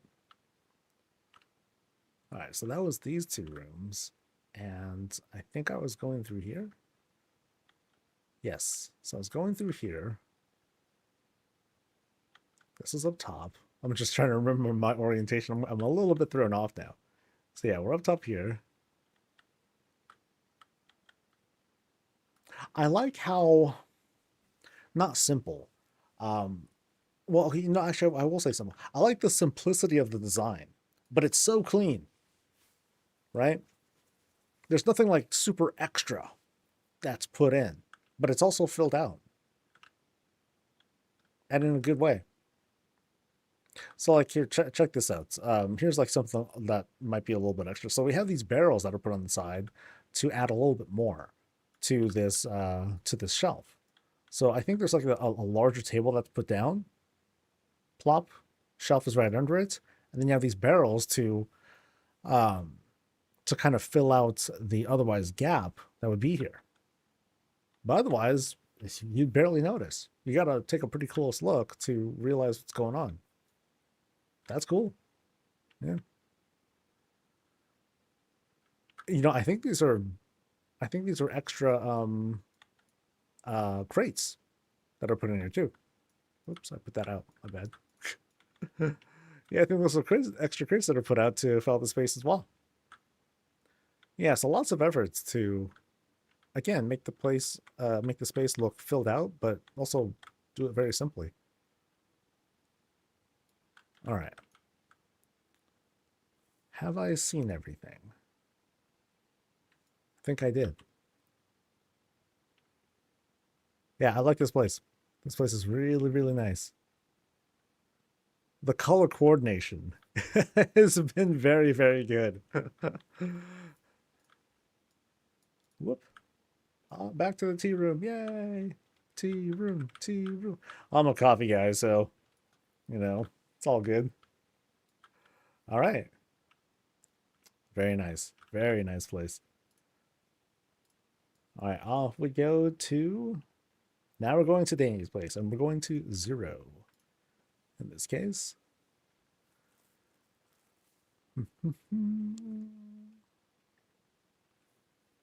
And there we go. Houses 0. Let's go. Your toilet has a functional bidet. Nice. Sorry, just kind of stretching. Whew.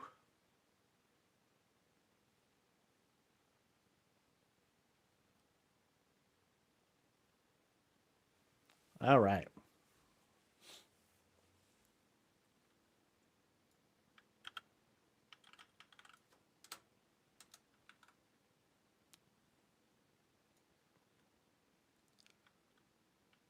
Okay, so Danny's place right here at plot 0 is super obscured and kind of overgrown looking.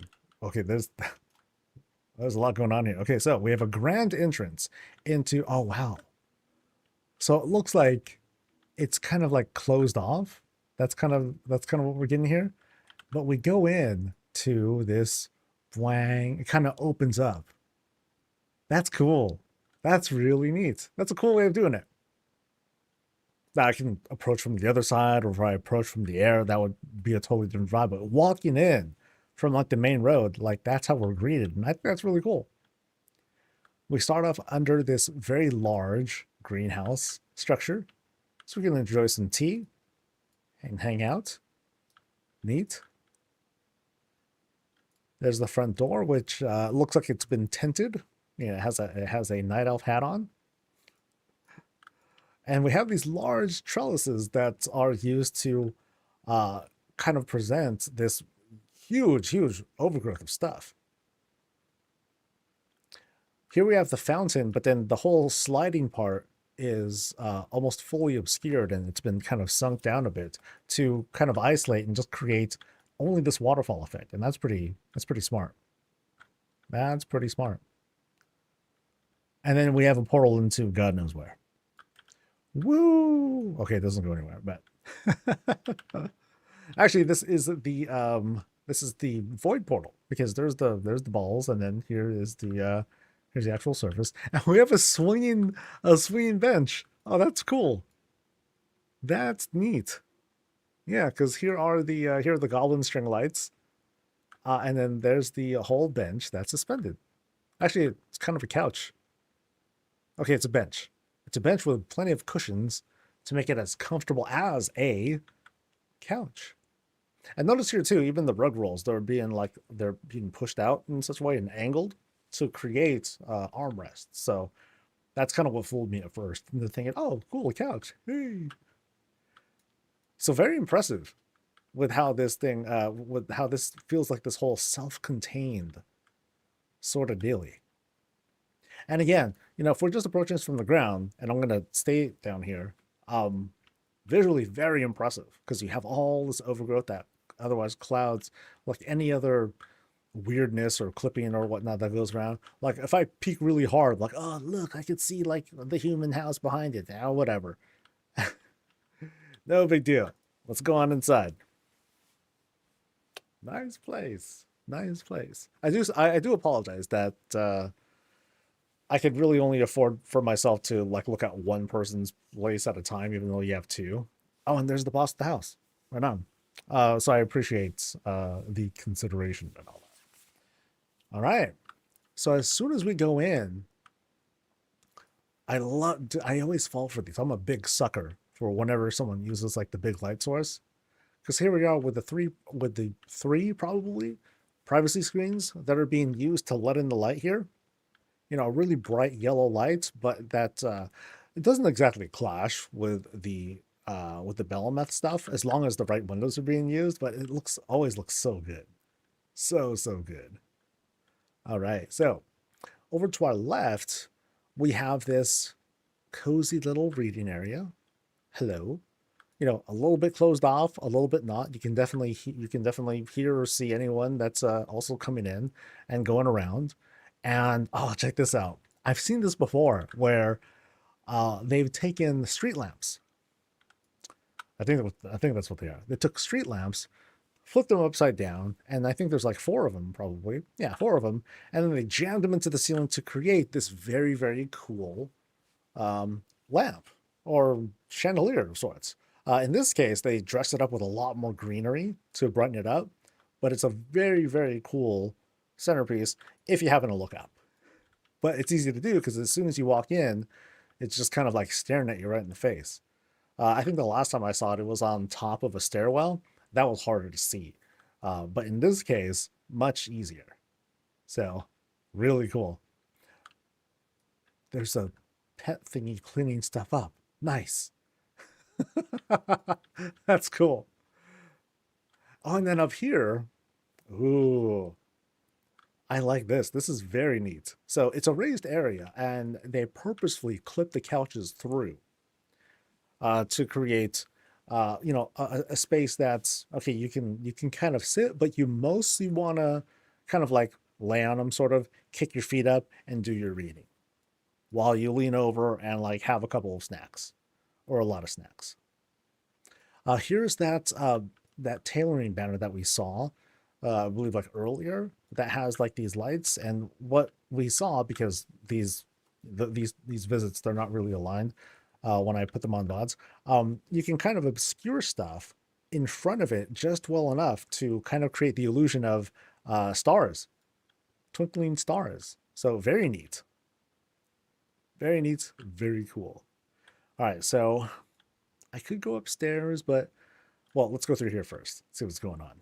We have Lulu, L-Lu, or whatever.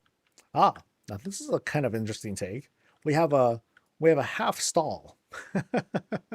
We have a half stall. How are we sitting? Sitting pretty, because it's just really just a chair. So that's all good. But we got our bath, we got our vanity, and we got a closed door. So I'm going to try to go in here first, because it feels like that's going to be like pretty deep, but who knows? There might be some secrets nearby. I'll let that thing pop open. We sign what I'd like to think is a guest book. And, oh, check this out. Ooh, pretty. Okay, so here, kind of a giant chess table, right? Size of our fists and everything. So we have our giant chess table. We can kind of sit, gonna do our thing. It looks like this, in this case, just look in the other room. It's a couch, but not only is it sunk into the beams here, but also you have this other beam that's there to obscure the back cushion as well. So now we once again we have like a place to kind of like chill, lay down, sit, use the pillows to get comfy, and otherwise you can like sit on all these. Very cool. As for the outside, very tightly obscured. I'm seeing like what looks kind of like rocks. Actually, no, I'm sorry, not rocks. But I think what we're seeing is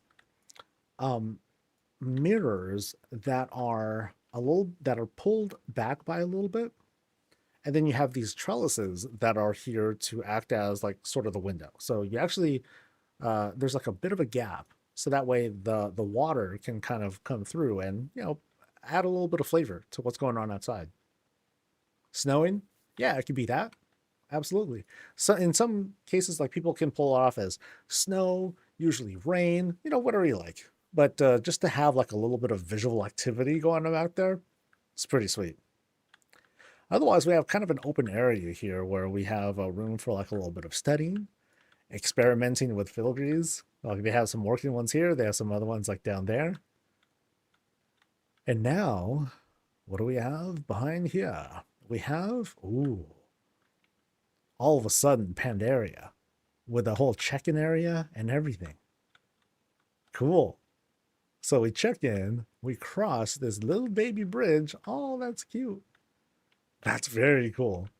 So, Suddenly Bridge. Suddenly Bridge. Nice and easy. with some flowing water in between. Very cool. And then here we are in like a restaurant. Or, you know, here's like the kind of the bar area. And then outside, ooh, outside, I'll look at that in a bit. All right, we have bookcases to line up what's going on, what's behind there. We have some dumplings and, you know, another window. But now what's going on outside is very busy. All sorts of Pandaran stuff is chilling outside, being super brightened up by the window there. Really pretty outside. Like, I love it because there's like so much color, right? There's lots of color that we're seeing through all that. So it pulls you over. I mean, the window is enough, but then there's just more because you were like, oh, what is out there? Noticing here too, there's like kind of a bit of a window shine coming through here. On both sides, actually. Nice. Okay, now behind the shroud is... Whoa! Okay. All of a sudden, super arcane stuff. Whoa, this is wild. Okay, so we got this whole DDR dance floor. Not really. Or is it? I'm not sure. Nope. Yeah, it is. So we got a raid party in here. It's all purple downs. All the different kinds of shinies are available. All sorts of Dranathus looking lights, arcane glyphs, pipes, and a huge spotlight for the dance floor. Nice. Don't. Really cool. Oh yeah. This is totally the club. Totally the club. Yeah, I'm gonna be curious what I end up putting into my version of the lounge. It's not gonna have a dance floor. It's just gonna be mostly like kind of okay, it is gonna be a lounge, but no dance floor, nothing like that. Cool. So this is how Pandaria gets nasty, huh? What contrasts? You know, we have like kind of the snowy chill vibe. We have something more festive on the other side, plus dance floor. Very cool. I'm loving the construction here so far. All right, so now we found the kitchen area. And check it out. It's another espresso machine. Yeah. Okay, so how do they do this one? So here, I'm seeing what are not... Okay, maybe these are candles. I think those are candles. So, yeah, we've seen this before. We have candles. We have the knobs. We have the chimney-looking thing that's sticking out. So I'm sure somewhere down there is the rest of the grill. And in this case, it's semi-suspended, which is interesting technology. Typically, for something like that, you need to sometimes do some repairs and all that. Oh, they're cushions. Oh, so if I click it, will I sit? Oh, they are cushions. Oh, no. That was the stovetop that I was clicking on. Okay. And then here, all right. Okay, I can kind of see that. Interesting.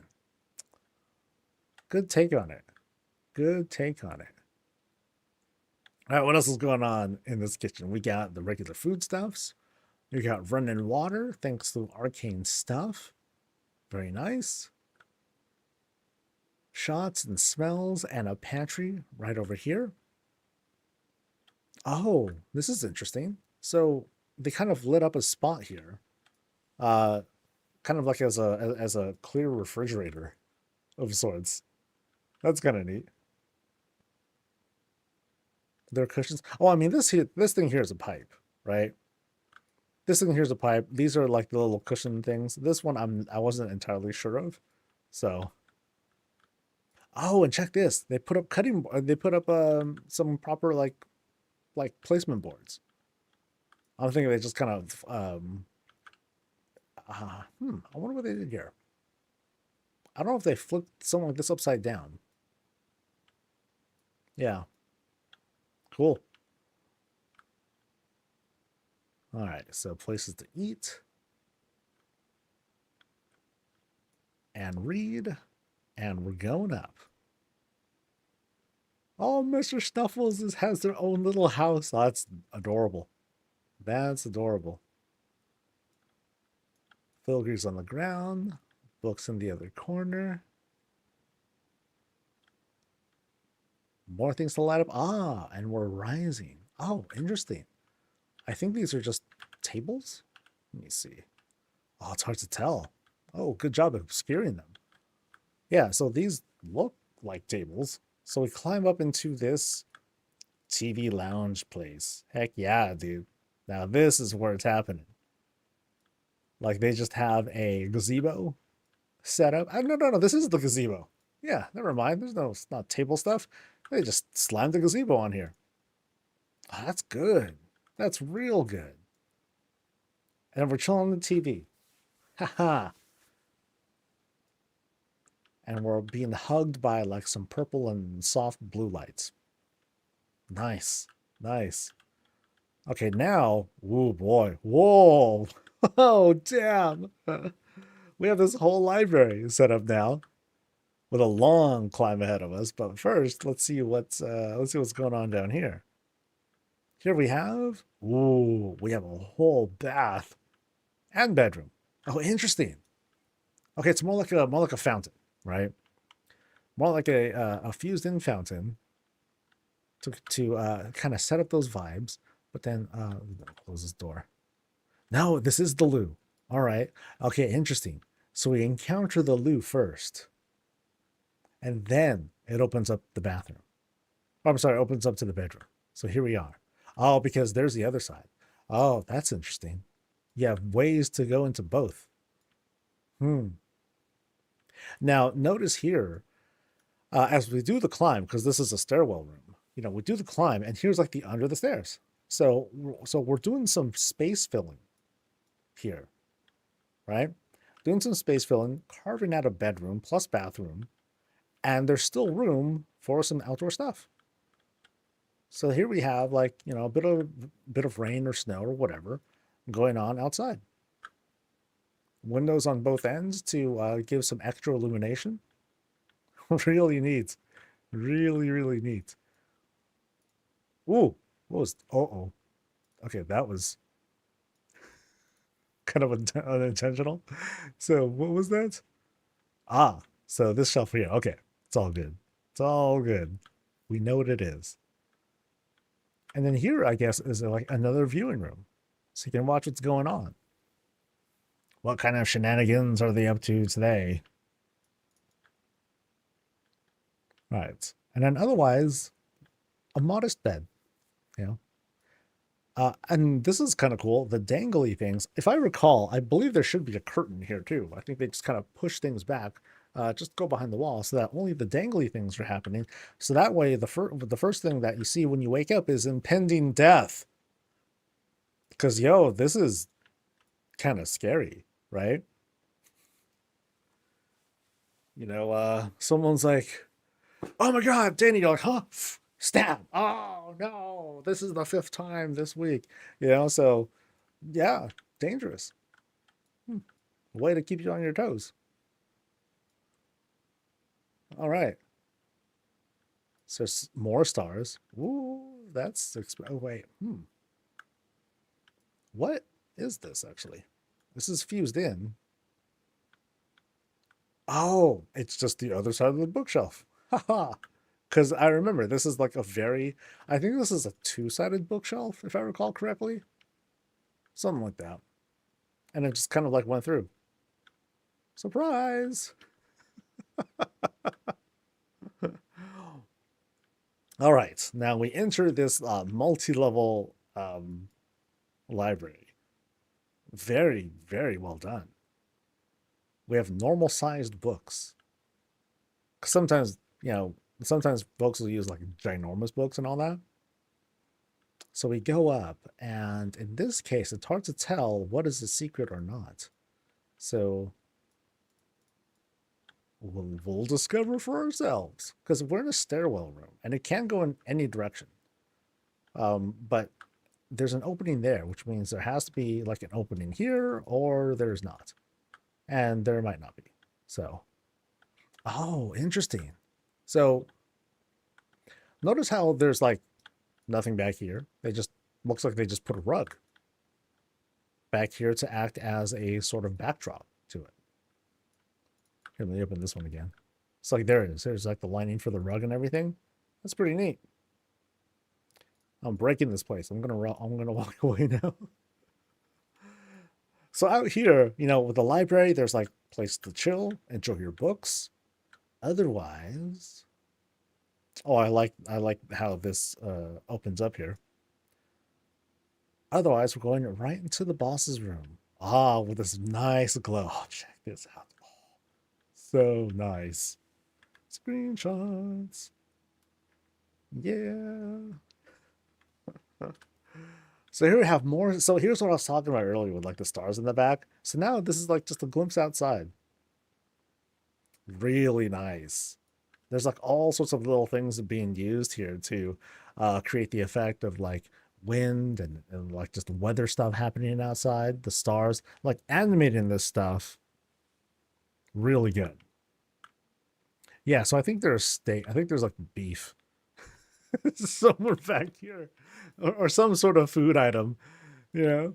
It's like, just smell that crisp air. Beef. Delicious.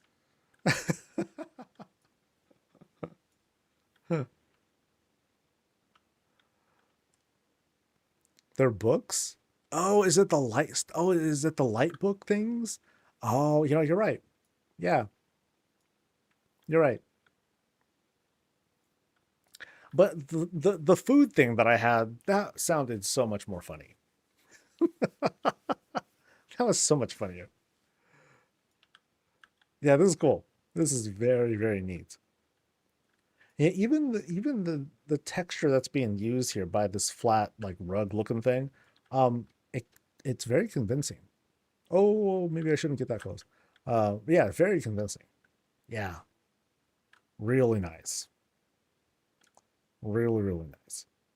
All right. So the boss's bed is super well dressed, very Zandalari, but also was sunk in because, I mean, this bed is ginormous. It is absolutely massive. Like, I'm surprised I'm not seeing more clipping that's happening. But I mean, that's the best they can do.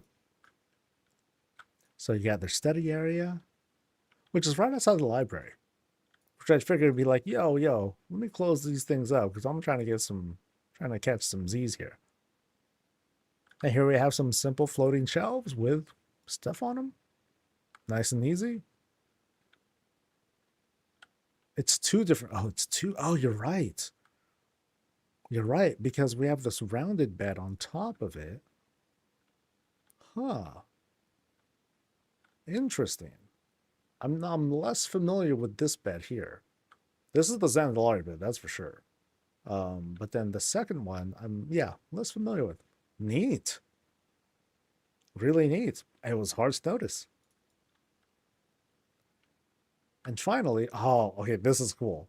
Because they did, not only did they do the 4 windows as the pattern, they added a little bit of filler right in the middle to give it a little bit more personality, a little bit more something.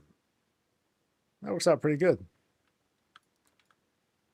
And of course, we have the place where the poop goes. We're looking good. We're looking good.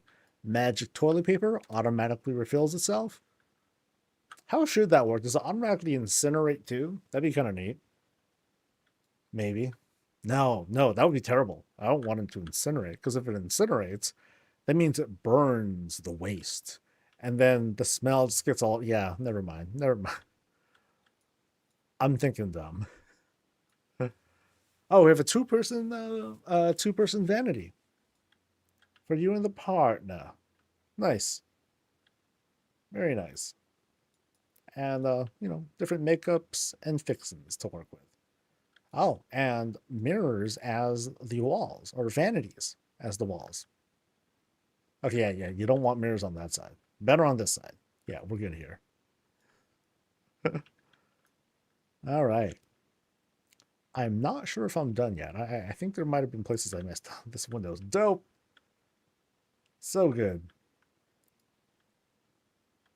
All right, we're gonna jog down. I don't want to jump down because then I'll definitely miss stuff. So we climbed down once, and now we're climbing down again. Okay, back to the pantry and kitchen. Oh no, I think we have seen everything. Yeah. Wow, this turned out to be a really big place. Because we started here, you know, cozy, chill stuff. Then we had Pandaren Party. Pandaren Party, awesome window. And then boom, boom, boom. Then upstairs, the library, and the stars and everything. That was cool. Really cool place. Nice. Yeah, thanks for showing us. Very impressive. Very, very impressive.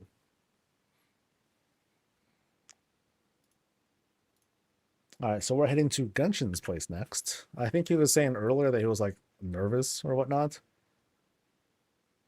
Okay, now we're going to go. Okay, how is he going to make up? No, I'm just kidding. So I don't even want to make light of that. Everything's gonna be fine, dude. Everything is fine.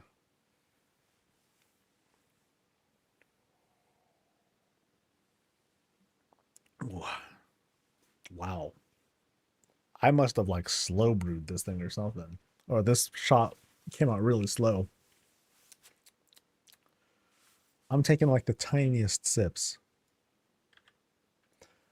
All right, so what do you write? Or what they write? It's a guild hall for all my alts with public rooms and individual dorms. Very cool.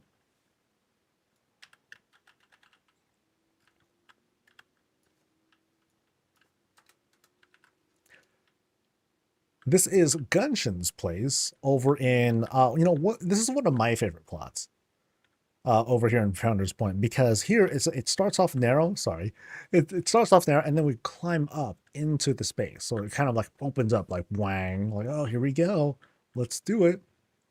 So here we're greeted under the trellis. We're being guided by them big old rocks on the side that say, yeah, don't go that way. See what's going on over here instead. And we have like a pretty small yard, complete with fountain. But on the back, oh, we got okay. First we got the garage, and he's working on his ride. That's how I'm gonna look at it, and that's kind of cool. See this wireless thing. I'm gonna say this is kind of like a drone. You know, so when it's time, they send a code over to the drone. It's like, all right, cool, I'm gonna go hunting, and then off it scurries off for like shenanigans, or who knows what. Destruction, rain death on their enemies. Sure, why not? Right. So we got some stuff that's being worked on, and then otherwise we're chilling here, waiting for the robot to come back with loot. That's cool. Oh, and a place for puppy. Yay, puppy place. And chicken place. Yay, chicken place with eggies. Oh, that's what's happening. Okay, so big rocks are made to prevent the chickens and whatnot from like running off too far. Otherwise, if they do, right, then puppy like goes and like corrals them back in. Smart. Very smart. All right, so let's head on in. I was going for a charging tower, but that works. Hey, it's whatever story you want to tell, you know? Your story is perfect. All right. So once we go inside, we get past the closet and things open up into the loungy bar spot. Oh, there's 2 people in here. Oh, suspicious. So we got, yeah, 2 folks in here who are from the same guild. They're talking smack. I bet. If only I listened to Common, then I would know what's going on. But I don't have that potion on me. So I'm just going to say that they're talking smack about their fellow guildmates. Yep. So while they enjoy their ambiance and their pets and whatnot kind of do their thing, we're going to kind of poke around because technically I'm invisible. Haha. So cozy spots with Anixia's dead corpse overlooking the spot, wishing that she could just chomp up that dark heart and revive for like a fourth or fifth time. Over in this corner, we have Trallian and Erator, who would be doing their thing, chilling, but they're just paintings. Sorry. We have a bar to enjoy, tea and drinks and firewater and fruits. You know, so a little something to enjoy in each corner. Let's move on. I think that was it, right? That was it for this room? Yes. No secret shelves detected. Although, curiously, I just noticed that cute little wagon thing right up top. Haha. Adorable. All right, so now it looks like we're entering a house proper. We're going into what looks like this kind of a T-shaped room. I don't think there's anything behind here. Nope, I lied. They fooled me. So they set up walls here as a bit of deception. So yeah, we're going to take a look now and see what's going on. So here, shenanigans. Ooh, vault looking stuff. And this very intimidating door. I like the golden yellow. Purple and yellow. Whoa. So this thing opened up. Oh, baby. We have this very grand looking library. I'm just going to pretend it's full of books. Oh, dude, this is straight up the virtual tour. Minus books. Very cool, though. Because we have plenty of books that are here on the... This is why. None of the books are on the shelf because they're like down here. But we have this very big study. That's how they're filling up the under the stairwell area. We got loot, things that have been collected, presumably by the guild. Very neat. Is there anything behind this? No, these are straight up real books. Yeah. Wow. So I have filigree to round out each of the corners here because they're so cheap. Very, very accessible. More loot. Heck yeah. Please tell me your tabard is purple.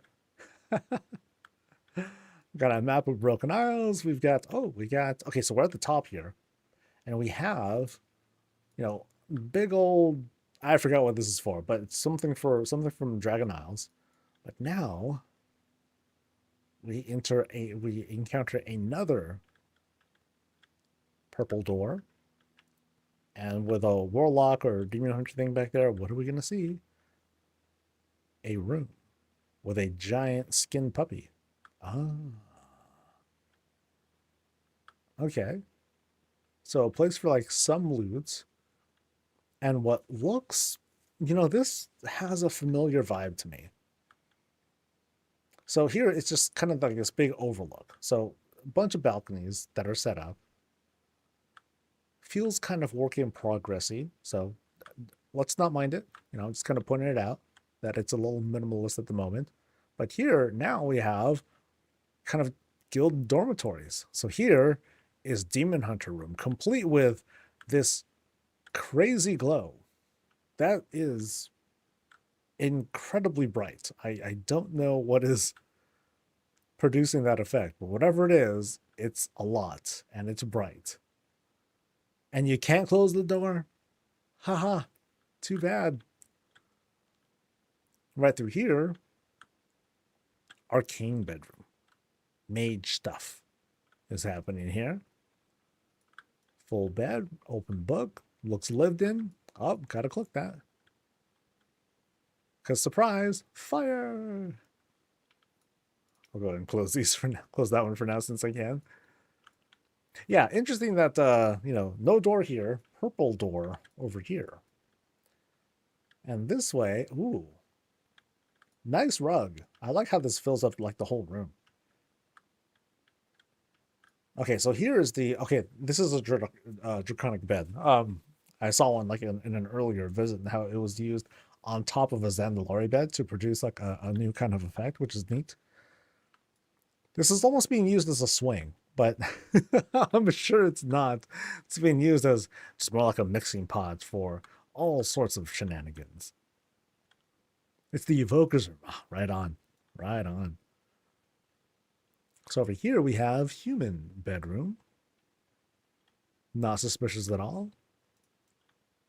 But let's see what's behind here. Yeah, here's what we're talking about, baby. Fell stuff. Haha.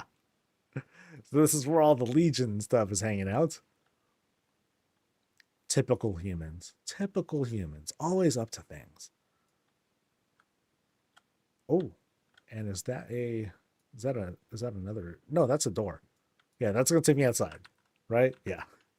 We're not going outside yet, but we know that's what's gonna happen.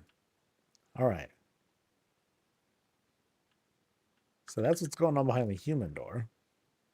Oh, that it's already sus. We should have known from the green glow. That's right. Okay, that's hella funny.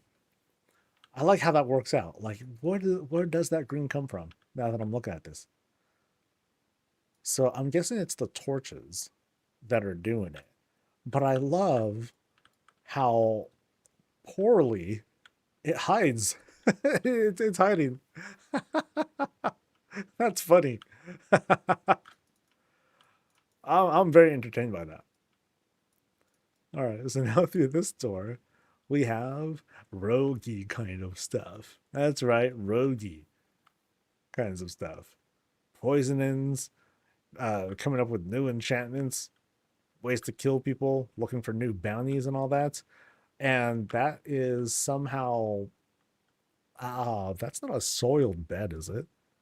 I'm not too fond of like the dark stains that are like chilling over there. Oh, why am I standing on it? That's...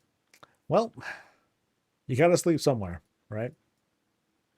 Gotta sleep somewhere. Okay, and here's the Death Knight room for sure. I've yet to see a really strong Acaris vibe. Like, I want to see the walls lined with something that looks like Nax, right? Haven't quite seen it yet. But, we see lots of little inspirations. Cool dorm hall. So now, we're here. So that was the door we went through earlier. Up here is, hey, treasure. All right. So that is all that's going on here for now, at least. There's so much potential with creating like this massive campus of sorts. That'll be cool. Ah, and a bathroom, complete with sink and tub and an outhouse. Hey, that's the way to do it. Nothing gets soul off your back faster than just putting up an outhouse as your toilet, because then I'll be like, all right, cool, there it is. And that's all I got. All right, so I think we're gonna head back down now, which I believe is this way, and then back here. And I want to respect the climb because I want to know where I'm going next. All right, so we got crazy. I mean, putting these in, it's not the easiest thing to do either. It's like, unless you make your way up and climb up, it can be a big pain in the butt to place all these down, and especially try to get these things lined up. And here, what they did to kind of make sure that things mostly made sense is to like have a bunch of pillars everywhere, to make sure the clipping doesn't like get too weird. So like the idea is you have two sections that are kind of lined up and then pillar, but then you rotate. And then you do it again, rotate, do it again, rotate, and so on and so forth. So in this case, like maybe it didn't work out like the way that it woulda, coulda, shoulda, but that's how you'll like improvise and try to make it work for you. So yeah. In this case, you got to kind of like subtly introduce the diagonals and then angle a little bit more. And it's hard to do. Yeah, it's hard to do, but this is really well done. See, yeah, nothing to be scared of, man. You want me to get nitpicky? Well, I'm incapable of that. So, nah, just kidding. I can totally do that. All right, so... Okay, so back at the entrance. They're still talking smack. Let them talk smack. So now we're going this way to the guild's conference hall.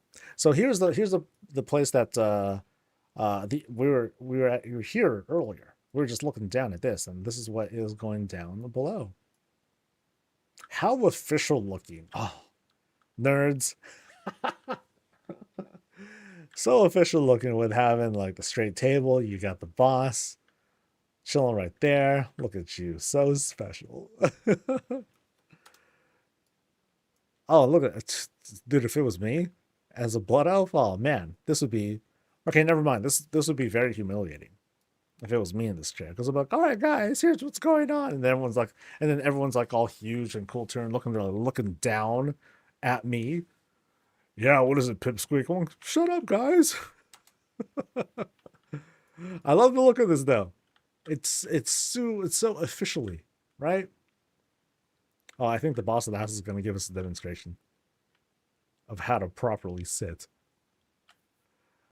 Oh, don't mind me. Now check out the construction of the room, though. Okay, he doesn't sit that much better than I do. So here I am. Check it out. We're like two little kids playing Guild. All right, guys. Where are we going next, boss? We're going to the Cavern of Mystic Death. All right, Cavern of Mystic Death. Let's go. Yeah. Anyway, so back to the construction of this place. So they tried to make it realistic, and that's always something to be respected. Gotta always acknowledge that, because they have pillars here and around to help support the floors, but then you also have them here as well. You know, you have these beams sticking out on each side to give it more shape.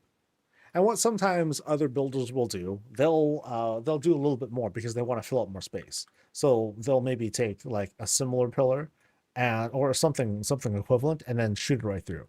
In this case, it wouldn't work out so great because right above it is an actual floor, you know, a usable floor. So you wouldn't be able to achieve like that same effect. But they did do it here because there's nothing going on. You know, there's nothing that's on the other side of this that would prevent that from happening. So it's a really cool and important detail to point out that adds that extra realism to it. All right. So was there anything behind like the giant fireplace or anything? Because I think I got everything. Yeah, so there's the way up. Here's the way through. And here's back to the lounge area. Boop. So I think we're good, right? I think we are. This is a nice place. Yeah. Yeah, folks, never sell yourself short. Never, ever, ever. There's a lot of great places that I've seen that looks like they didn't even use advanced mode.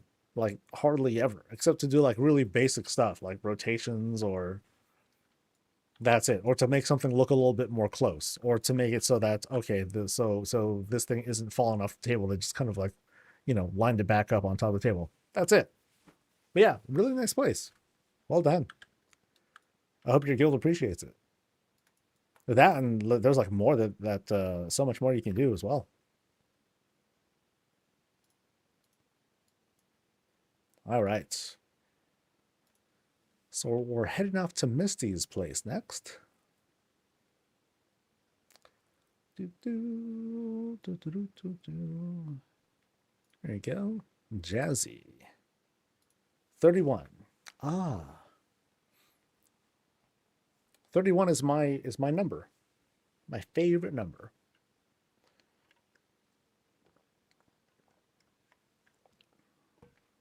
I don't know why, but it just is. It just is. All right. Is my visit schedule predetermined? Once I set it, yeah. It becomes like I posted on the Discord channel, and I typically go down the list. I'll start off with EU folks because just to knock them all out, there's fewer of them, and I don't want to do a whole thing of like switching clients back and forth because that's what I have to do. And then I'll smash through the list of folks over on US realms. Yay! All right.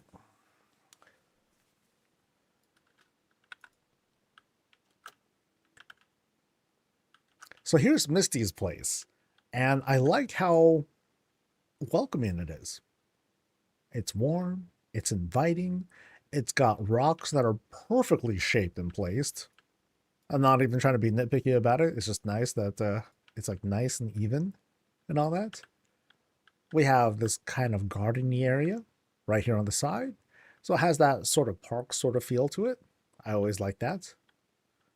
As well as this more intimate place in this gazebo. A little bit closed off, to provide a little bit of privacy as we enjoy snacks and treats like pizza. I had a pizza yesterday, and here I am kind of craving another one. The house itself, it doesn't have any like extensions or anything crazy on it, but it does have a lot of greenery surrounding it to make you feel like, hey, it's been worked on, it's been lived in, and we're allowing all these things to kind of grow around it. But I'm also throwing out some stuff to plant on the side as well. Very cute, very adorbs. All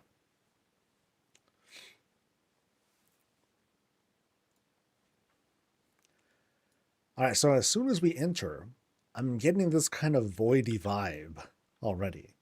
We have some purple to deal with, some purple right here in the middle. And we also have what feels like a reception area.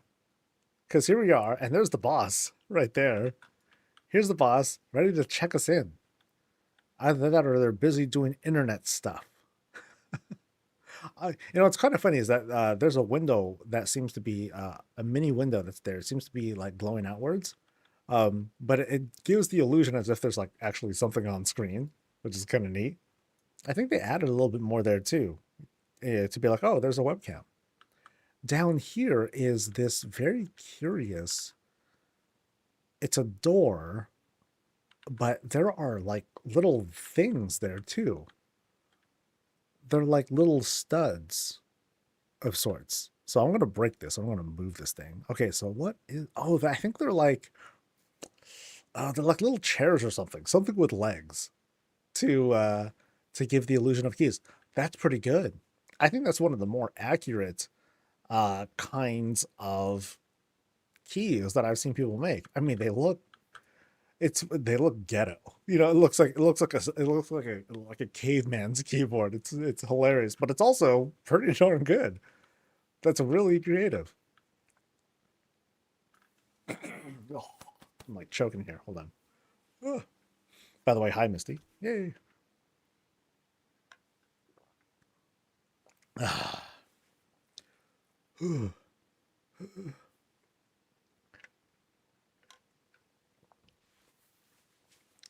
Once this is all done, I'm going to have like a nice chug of lemon honey tea. So there are Suramar tables that you flipped upside down. Okay. That's pretty good. That's pretty good. Yeah, I was like, okay, I knew it was like something with legs. Something with legs. All right. Okay, the pause is over. So what this is supposed to be is a meditation spa, which is kind of cool. So here's like, a big waiting area. Receptionist is right over there doing stuff, but kind of purpley and voidy like. Well, okay, I'm only saying it's void because the particle textures here are coming from void looking stuff. But let's take a look at what else is going on in this wellness center. Okay, so we kind of have this, maybe kind of like a lecture place where everyone sits, like kind of a meditation spot. I'm going to wait and see if we're going to find like, not vases, but, something to create. Oh, I forgot what they're called, but they're basically just like pots that you make humming sounds with. It's kind of crazy. But back to this. We have all these little relaxy vibes. Lots of growth. Things to just kind of stare at least in this room. And then we'll just kind of, I want to take a look at this little fountain thing. Yeah, so fountain up top. And then, it's just kind of skinned with rocks to create the illusion down there. not easy to do, but when you manage to complete it, it looks so clean. And then you can just kind of dress it up a little bit more to add a little bit more flavor to it. And then it just looks awesome. Really good. You sent me a message. Hold on.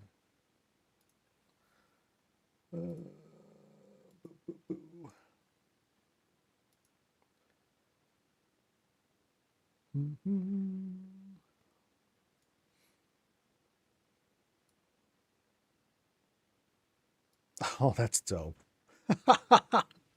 That's dope. All right. It's like a whole... At some point, I might need to take a look at the whole neighborhood. Okay. For now, we'll move on. All right, let's head on to the next areas and see what's happening. It's like this wellness campus of sorts. So here is where snacks are had. Specials are being displayed right over there. Cooking is done. Complete with takeout too. And it looks like the rush just came through.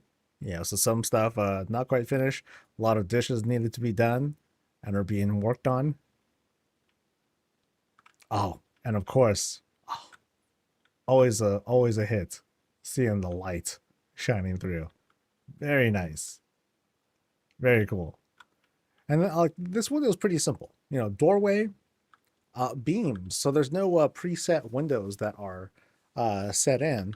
I'm going to guess that this is some sort of like yellow rug that's brought in, because it kind of gives us the whole vibe of the setting sun in this particular case.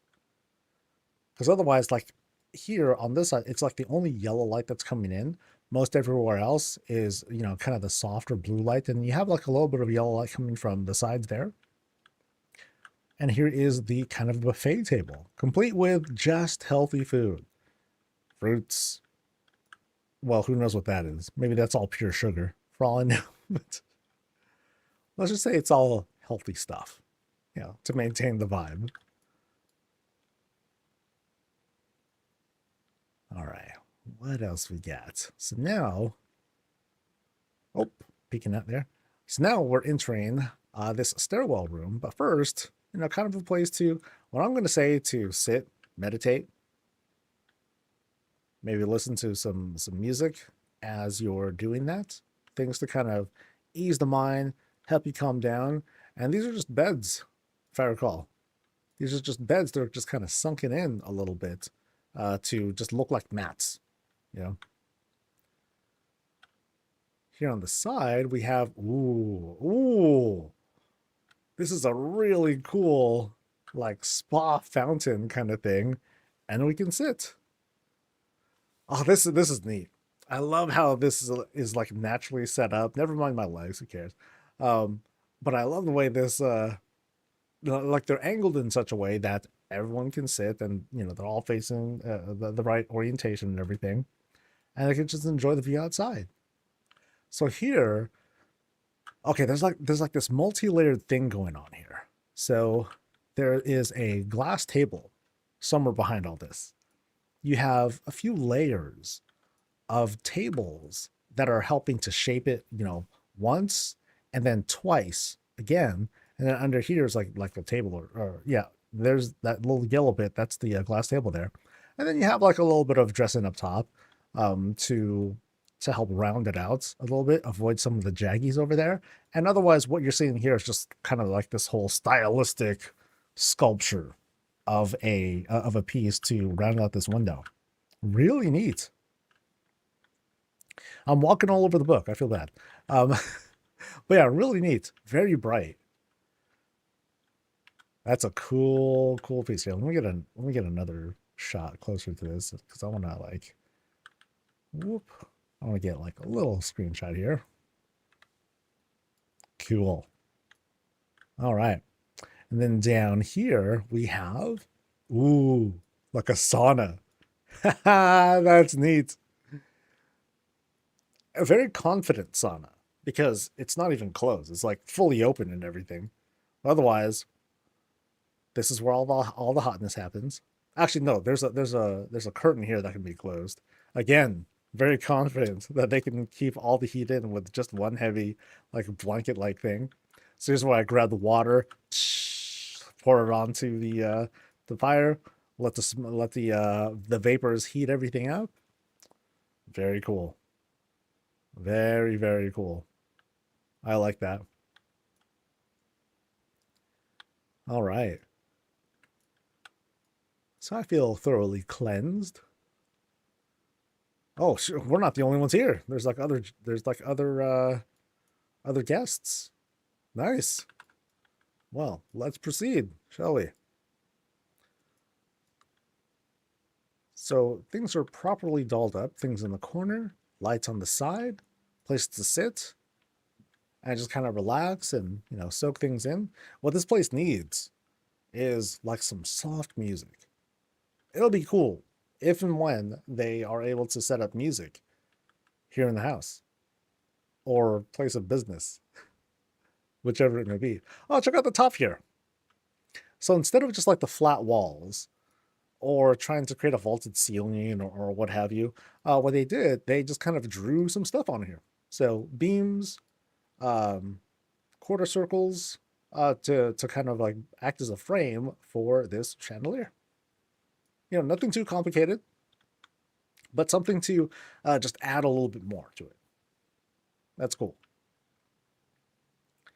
So around this corner, a very wide corner,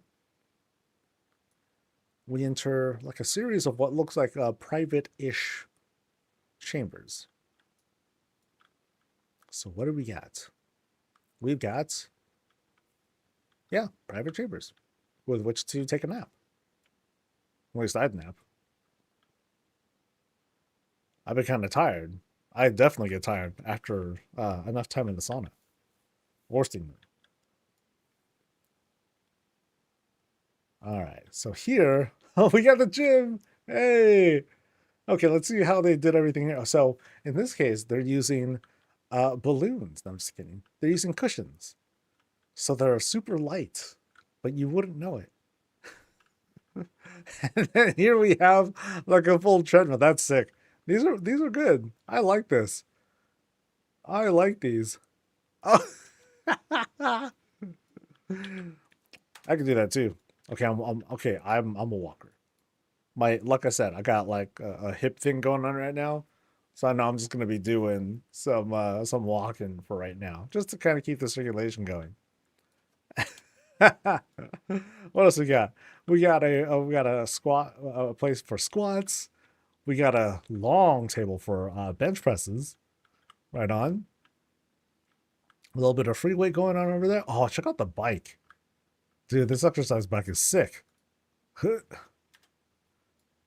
All right. So if I can reach high enough, reach the handlebars, and then start working it, that's pretty good. That's hella good. You know, simple shapes, right?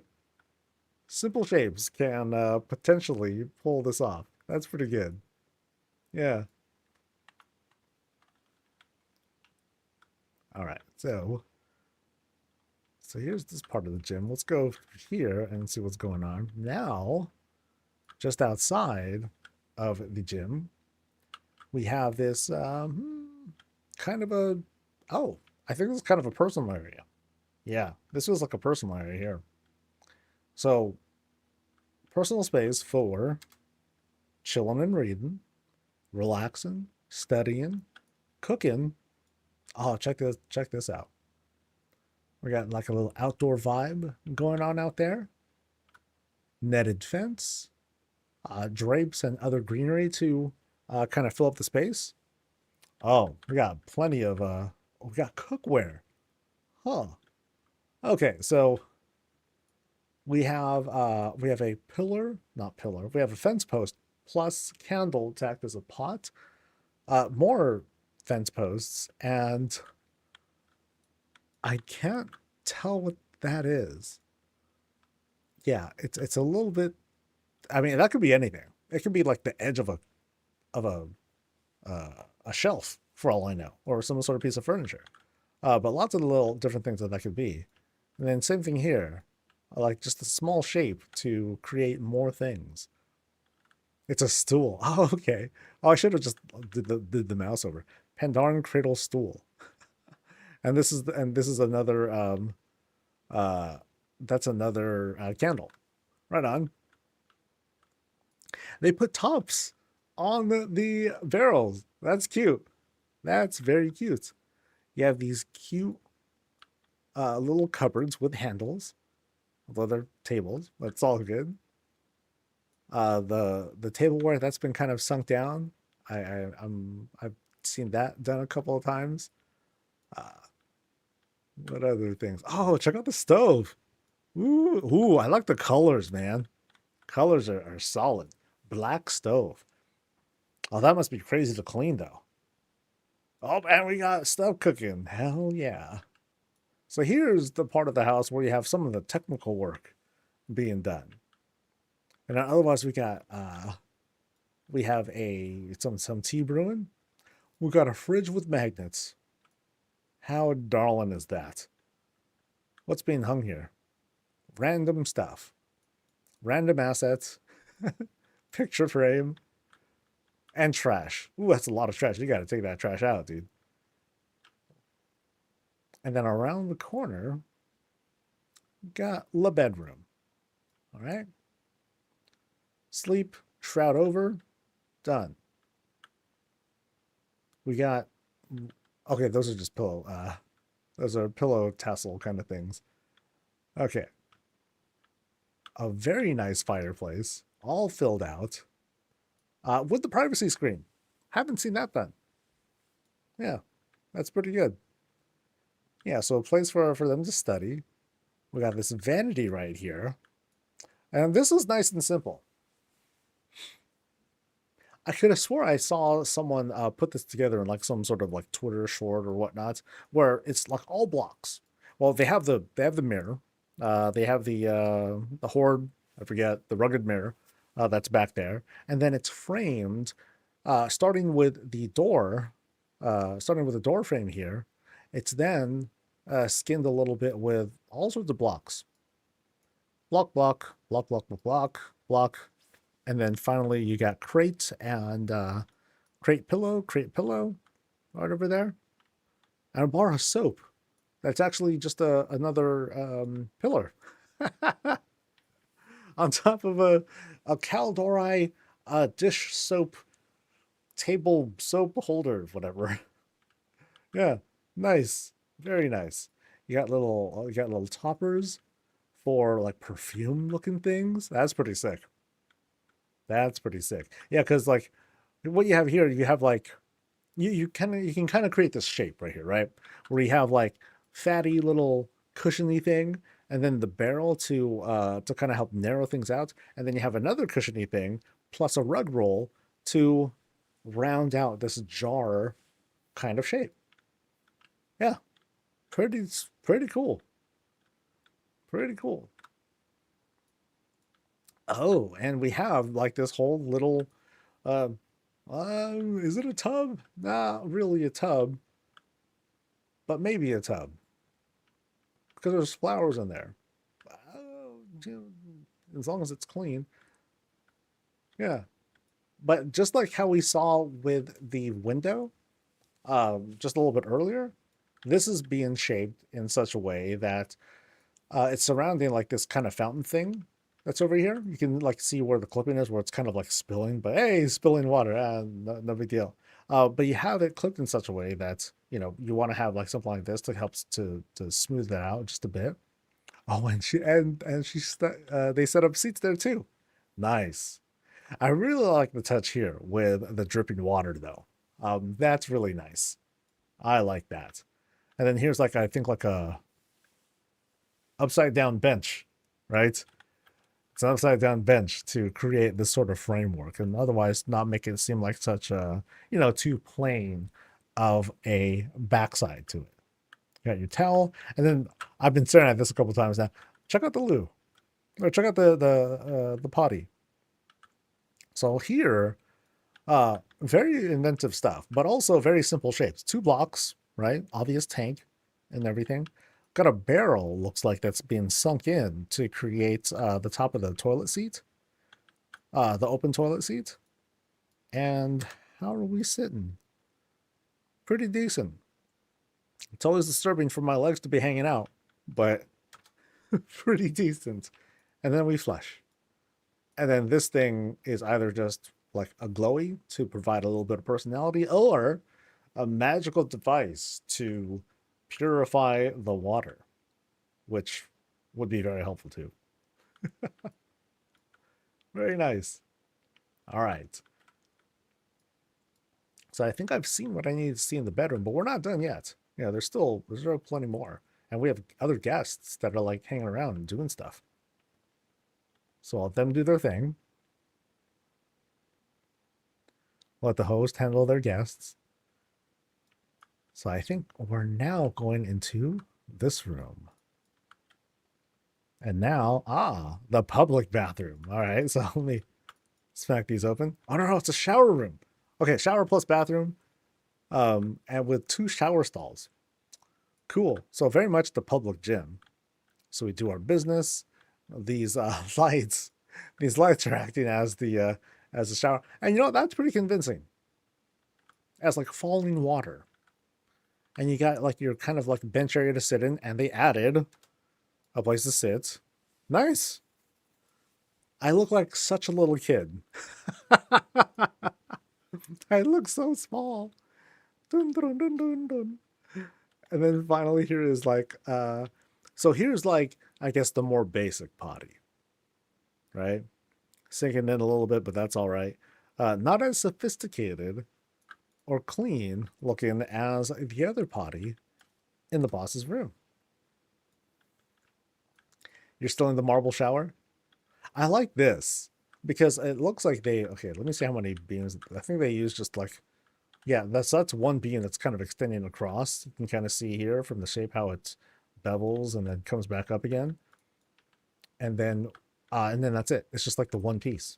So it just needs to, I guess, sink in as much as it needs to in order to create in order to, give a convincing effect and then act as a seat. All right. Oh, and very nice sink.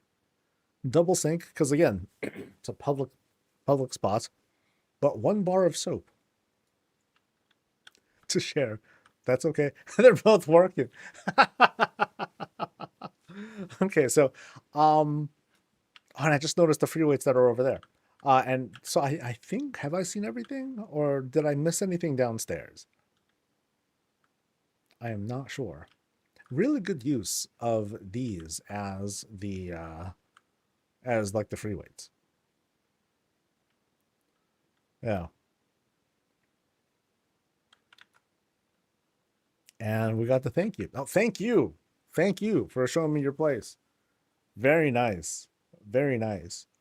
So I'm going to read what they wrote here, if they don't mind. So our neighborhood features many places like a pub, a business center, and so on and so forth. And then here in this neighborhood is the Health and Wellness Center. Really cool. Really cool space. You're all out of spaces. Okay. No, thank you for showing us. Very impressive. Lots of cool builds. Lots of cool builds. All right. We're off to Naka's place. Or Naka or Naka? Let's go with Naka. The phonetics demand it. Just gotta find it. Oh, totally different name. Okay, so Cry Lose is the other name.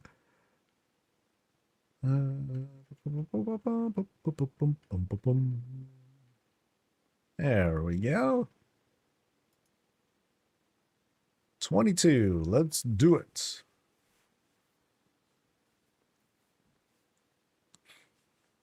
I mean, I know we have lighting coming up soon. When this goes live. I really want to see music. Okay, not see, but hear. You know what I mean? I want music. That's going to be pretty sick. That's going to be very cool.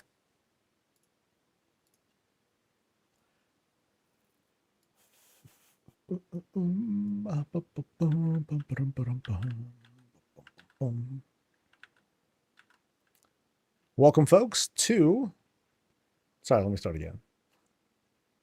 Welcome to Nakaz Place, which is... What is this? Okay, this is some boss level stuff we're seeing here. So we've got this kind of floating fortress guy going on. Wow. This is extensive. Okay, so let me see what's going on right over here. Oh, a chill bench right over there. So we have multiple things going on. Second thing to suck up power, and then it spits out propulsion below. Oh man, if it lands, that'd be awful for what's going on down below. So there is no landing gear for this guy. This thing floats 26 hours a day. And then you also have other like exhaust vents and stuff coming out of the end to make sure that it can maintain flight over this area. And then there's a potty all the way down there on the ground. So you got to go. All right, you got to go, but you're going to the ground first. Let's hit it. Let's see what's going on inside. Give me some Star Trek stuff. That'd be pretty sick. All right. So we're welcomed into what feels like a stairwell room, because we got this roof that's on here. That's above us. It's a manufactured roof. Off to the left and right, we have void stuff and light stuff to give a good bit of contrast. Same thing in the middle. We have a bit of harmony with the chromatic fire. And again, with the Pandaren stuff, which makes for a very nice, very cozy little set piece there. And finally, some Tauren stuff. You want to guess their main? Or at least their main race? Ooh, okay. So we got some technology going on up in here. I mean, we should have, based on what we saw on the outside. Of course, we're going to see some sort of like engineering stuff on the inside. So here we have a straight up train station. That's so cool, dude. So it's kind of like this this magical train station that goes via portals. That's pretty sick. What kind of cargo is it carrying? I don't know. Slot machine? Weapons? Materials? Okay. More materials down there? Because you got like parts and gears and other stuff. Huh. Very cool.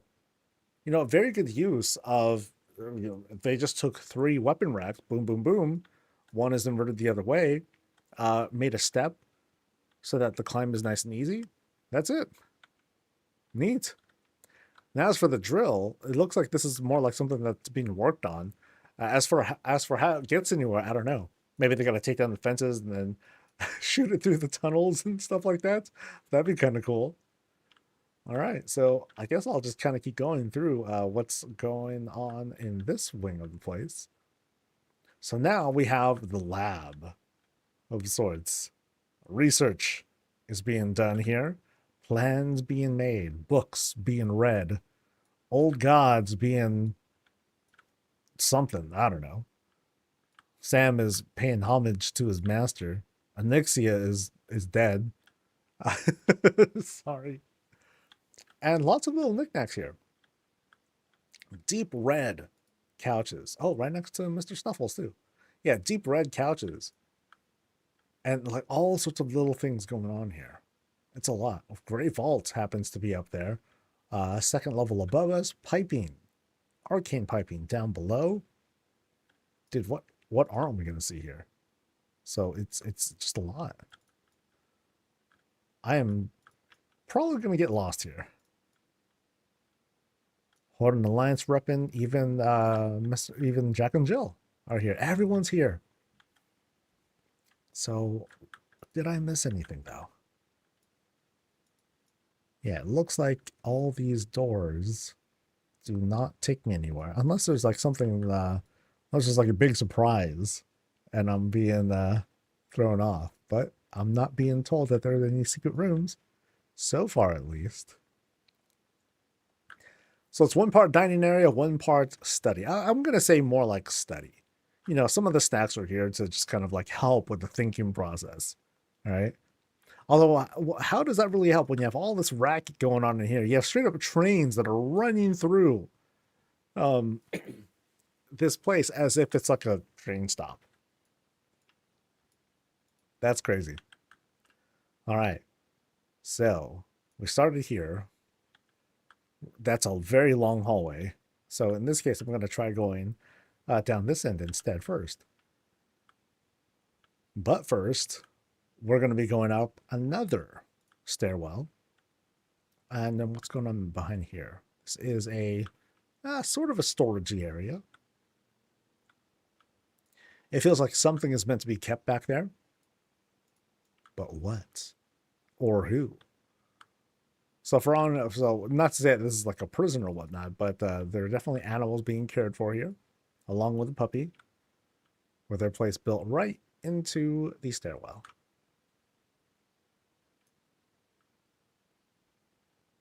All right.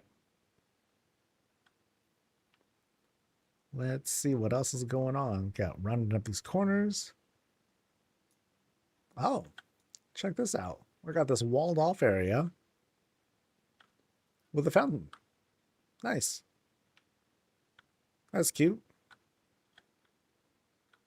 You know, a bit of a sound relaxy place. And okay, all of a sudden we enter the ring. Okay, now this is pretty good. It's a small ring, right? And it's only made for a very small audience. But here we have like double ropes. Oh, I'm sorry, we have a single rope that's being used. Hopefully that doesn't snap because it's only one, right? And the ring. All right. So it's more like a practice area, right? Place to spar, if anything else. All right, so now, yeah, okay, this is gonna be a place full of a lot of stuff. So now we have this kind of cozy, this smaller room with, I guess, it's a big bath. Hey, there we go. So we have this generous bath right here. Up above us are a bunch of just rugs that are being thrown in to fill out the space. A little bit of filigree lights to give some ambiance. A hot tub that's obviously powered, right? Obviously powered. You have the elements of fire being drained and sucked in and turned into stuff and, you know, converted into heat. And that's what made this whole fountain effect happen. So that's how the chill happens. All right. He tends to stay off the ropes when they're electrified. Are they electrified? Was that the idea? Okay, I'm not seeing it, but then, you know, you have these lights here, and that would be very dangerous if you happen to get knocked into where the lights are, and then, like, you know, wax or whatever fluid gets all over you, then it'd be terrible. Or if it's flammable fluid, even worse. Okay, so now we're in a level above the study that we were at below. And there's even crazier experiments happening here. Okay, so there's like some organic experiments with like old gods and nature and fell and what have you. You know, poisons are being messed with. We got espresso because, you know, that's a deadly substance as well. Oh, what a climb. So what else is going on in this stairwell lab of sorts? So we go up and we encounter like this kind of small bedroom. No, it's a gaming room. Heck yeah. Let's take a look at this rig. So this rig is powered by dark energy. Awesome. So we got our rig. We got our non-swivel chair. Got a flat screen. Right on. Ah, now this is the new one. A coffin. A coffin. No, a full coffin, not even just the lid. A full coffin being used as a mouse. That's pretty extreme. And just like me, they have a metal desk. Hey, look at that. We're like buddies. And once they're done gaming, they just kind of like lean their chair back and drop onto the bed. Plop. And then lights out. But then how do you rest with all this racket going on outside and no door as well? That's kind of crazy. All right, so now what else is going on? I'm feeling lost already, guys. So here in kind of the loot room. Yeah, that's how I'm looking at this. This is where all the loot lies. Treasures from both factions, boxes and barrels of stuff, and one rocket. One rocket. Just one rocket. Okay. Let's go into the next room. Now we're back at the ring. So I think we went this kind of full circle, right? So let me make sure. So we went here, and then here, and then here. Okay, so nice roundabout way. Right on. I find this ring hilarious. That thing's hella funny. It's cool because the string lights, they just work really well. I've seen another place where they took like blocks. I'm sorry, not blocks. They took beams, big white beams. Okay, they skinny them up a little bit, but then they had it run all the way across, and it worked. But it's like also a barrier, so like we couldn't really do anything about it. And in this other case, the string lights, they work pretty well. So that was the second wing. Now we're going down this hallway. So now what are we going to expect? We have a little bit of class celebration happening here. Death Knights. I'm sorry, Demon Hunters, Shaman. And now we enter this kind of like dining hall. So in this dining hall, much food to be enjoyed, much drink to be drunketed. Cool. You know, and pretty well shaped. You know, there's plenty of space to move around. So think of it as a cafeteria of sorts. Naturally, next to the cafeteria is the kitchen, where all the stuff is being made, including stuff coming from this huge clay furnace. That's cool. We got burners and burners going on, and this hanging pantry with all the required stuff. Oh, I like this. I like this little addition here by putting fruit on top of the barrel as if the thing was like full of fruit. Not safe for the fruit below, mind you, but still pretty cool. All right.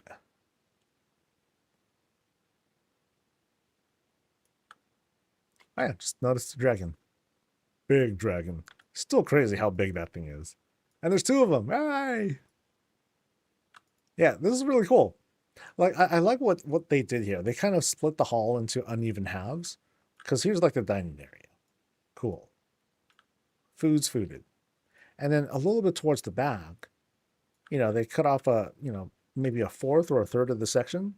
And that's where like the serving area is. But then you have this back room where the actual cooking takes place. So I think that works out really well, especially as like a place that's like, okay, boom, straight line right from the entrance all the way to the back. Like the place looks huge, and you still had like a lot of other stuff here to the side. You know, you had the whole freaking train station that just happened to be here.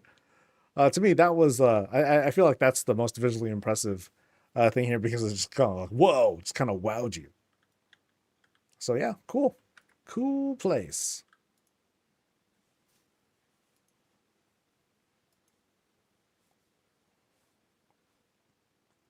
Next we have Laser Tooth. Laser Tooth. I feel like there's a story behind that. Laser a tooth. Where is it? Starts with L.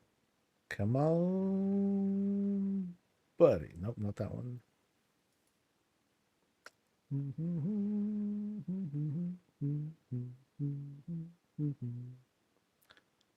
Nope, not there either. Oh, did I not add it correctly? Here, let me see. I think I did not add it correctly.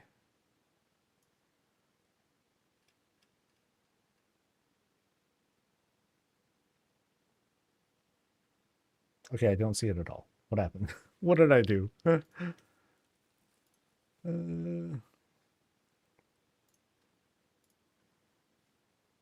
Where's my BattleNet stuff?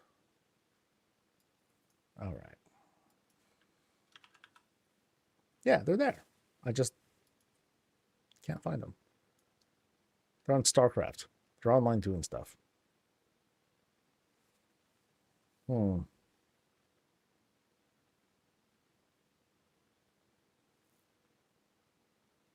So the fact, is the fact that they're on StarCraft, is that screwing with things? I hope not.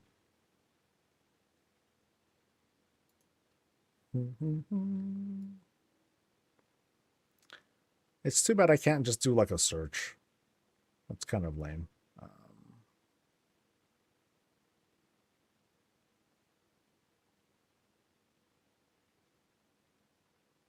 Yeah, I really don't see them. Hold on. I'll find them, promise. Add to favorites. Okay, they weren't set as a favorite. That was probably a problem too.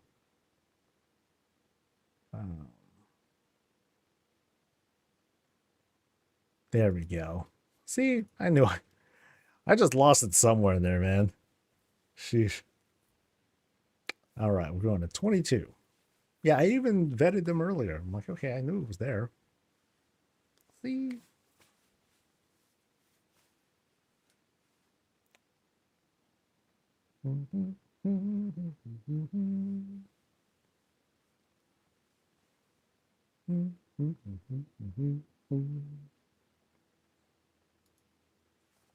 Alrighty.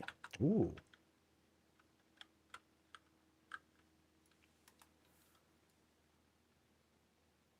Let's check out Lasertooth's place over here in Founders Point, and it almost looks like we're like in The Last of Us, and we're venturing into like this place that's been like super overgrown. But it's not. You know, it's perfectly alive, and the plant life is not trying to kill you or incorporate us into it. But here we have this cool outdoor bar. You know, or it's more like an outdoor little restaurant kind of thing. A couple chairs set up, a little place to eat, bar seating and all that. Really nice. All the little bits that'll get us sustenance. And we have these crazy large goblin string lights that are there to help set things up. I mean, I guess they had to be that long in order to like clip through and create the sort of vibe that we're looking for. They almost look like they're too low, because like I'm a short little blood elf person, but Tauren, they're going to be like kunk. They're going to kind of like smack their heads on them lights, which might not be ideal. Otherwise, though, things are pretty filled out. We have more stuff. We have like watering trellis over here, plenty of trees, and greens and whatnot. Wagon with stuff. We have a fountain that's all filled out.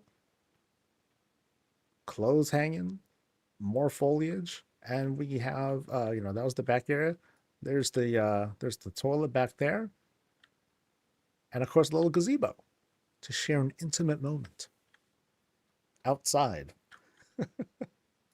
Let's head on it.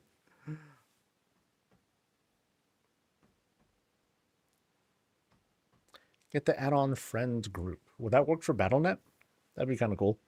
Maybe I'll try it out.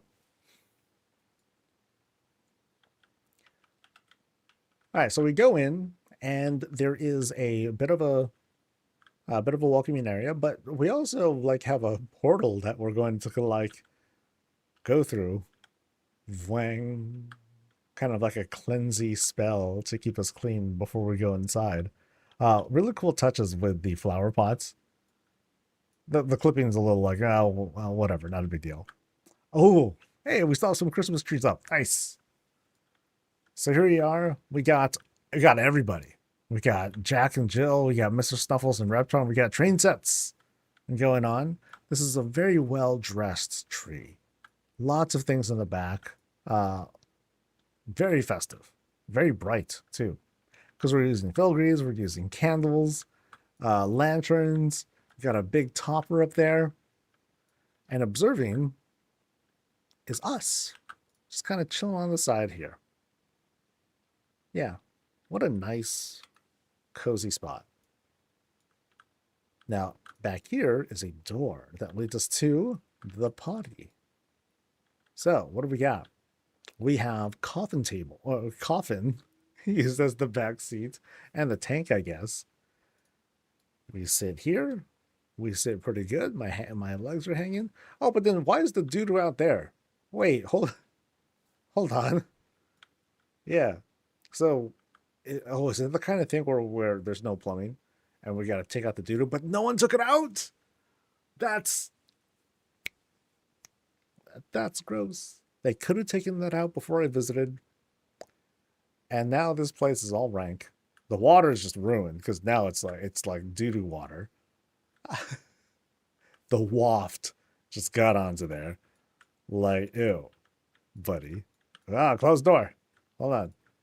There we go. And people are just right outside, man. Oh, brutal. Anyway.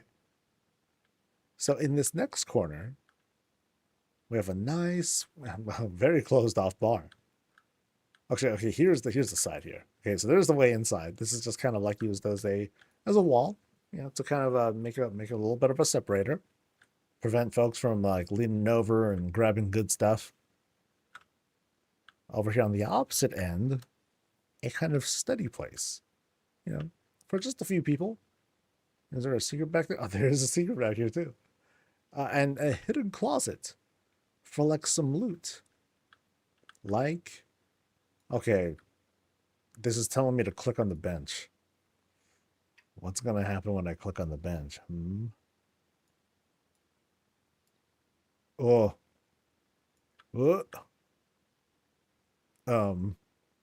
Okay, I don't know what happened there. I want to do that again. So, click on the bench. And now I'm like phased a little bit, right? Okay, but it shoots me back to the entrance again. So it's kind of Blizzard's way of protecting us from, escaping from the Matrix, I guess. Fair enough, Blizzard. Fair enough. Okay, so I'm gonna take it's hard to tell like what's next. So I'm gonna go here first. Through the shroud. Ooh. Whoa. Okay, this opened up hard. Okay, so we have this very, very, very busy stairwell room. Now it's something that's pre-built, but let's look at the clutter here. This is really cool. Yeah, we got rando stuff, books and bookshelves and all sorts of knickknacks. Got some Horde branding. We have a place to sit and chill. Oops, sorry. Place to sit and chill and vibe. Behind it, more bookshelves. Is there another hidden thing behind here? Yeah, there is. It's the way out. Just all of a sudden, if you just want to leave for some reason, there's the door right behind you. So kind of a trap.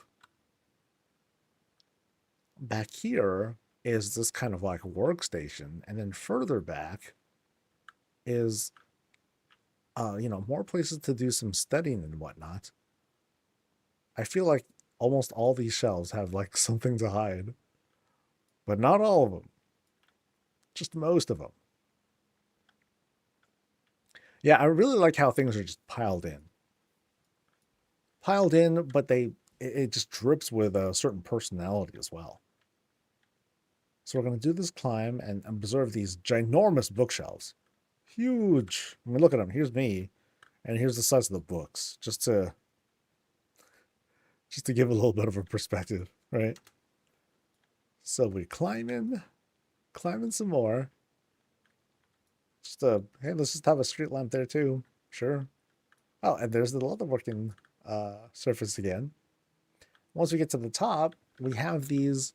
This is actually a trellis. That's just a single piece that's producing most of that. But then we have on the other end some added greenery it's just using the bar table.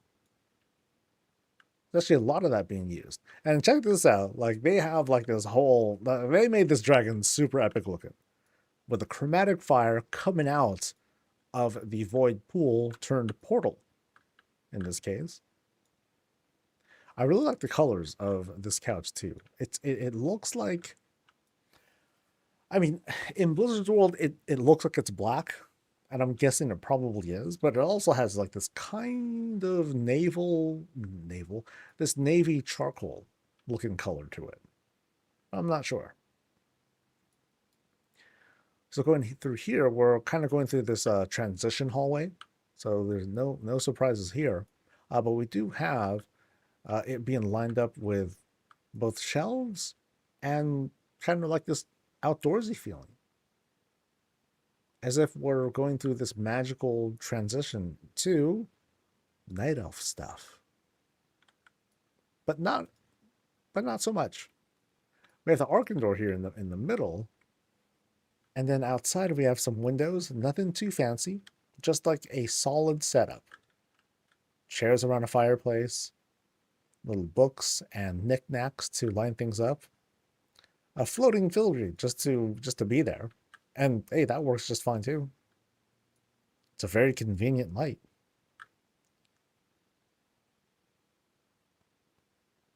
So let's take a look this way. We are pulled in by this very large curtain. And is this a thing? Oh, it is. just like a random, hey, we're just gonna hide an old god in here. No big deal. Anything here? Nope, nothing there. Ah, so way to fool us. A nice little hidden thing. So it's being written as a strong alliance and Goldshire themed with a touch of paladin stuff. I'm seeing a touch of everything here at the moment. There's like so much going on. So now we have, okay, now here's the paladin stuff. Wow. Going through these shrouds, like you never know what you're going to get on the other side. It could have been fell stuff. In this case, it is the order hall, pretty much. So it's all drawn in. This is all set up from them. So this roof has been set up, the side trellises plus the pillars and everything, all that's been set up. And it has this illusion of being outside. You can kind of see like the evidence of rugs being back there. The lights being pulled in, which looks really great. Bit of a dedication to Terralion as if he's dead. Jeez. And here, oh, look at that. You even have a little booster. So like you can climb up top and read your sermon to the millions. Good church. This looks really good. Whoop. All right. Yeah, love the outside stuff. Oops, sorry. All right. So off we go. I'm going to backtrack a little bit.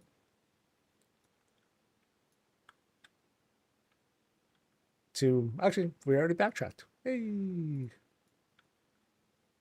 And to the bedroom. Actually, it's Reptar's bedroom. So Reptar, he chills here. And along with that, we have clothes that are drying for no reason. Otherwise, it's just the closet to store some extra stuff. But for the most part, whoever actually stays here isn't really staying here. So Reptar just kind of does his thing. As far as we know, it's his. Just belongs to him. So we'll let him sleep. We don't want to disturb him. Say we were there. We were there too. Okay, so I think we can backtrack a little bit more now. Let's go. This is really cool. I like how this all comes together. Even the void thing that's up the top, it creates this very, very grand frame to hold the dragon head. That's sick. All right, so we were here. We'll backtrack again. And now we're left to go this way. Past the bar, past this transition area, and into boing, banquet hall. Or, dining hall. There's no head at the table necessarily. But folks be eating, and they're eating good. All the good stuff is out. And around every corner, lots of greenery, and using the market stalls to be, what holds it. Nice little reading nook right on the side. And how are we sitting? Sitting right here. Nice and pretty. Enjoy some tea, a book, a little bit of sun. Pretty good. We have our Draenor map. Oh, even the Order Hall map is like out here. Okay. I've usually seen it sitting up because of the pieces, of course. But you can also kind of use this. You can also say, oh, it's a magnetic board. And then, here's all the pieces. And you're presenting it to a large crowd of people who are in a big room.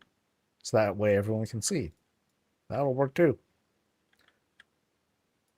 So now as we go through here, we enter the kitchen, which is also like kind of a small eating place for folks who might be working here too. So it's sort of a dining area, or if it happens to be like a non-public time or whatnot, if it's late, you just kind of come here, fix yourself a little something, and nosh. And back here, oh, it's hardcore. We're like smithing food because I think that's what it takes. Depending on the kinds of things that we're making, sometimes we need wood. Or actually, for everything that we make, we need wood in our food. It's almost as if we need to be a blacksmith for it. But it's a very full kitchen. All sorts of good stuff is being prepped here. All the ingredients made available. Even special seedlings and stuff. Nice. Oh, very interesting. Using this street lamp as a... I didn't realize that they got this big. That's kind of crazy. But that kind of works as a sconce. All right. So I think we have seen everything, though. Now, they also said that this had a Goldshire kind of theme. I saw very little of anything being sexual. Very little sex going on in this particular place. Awful.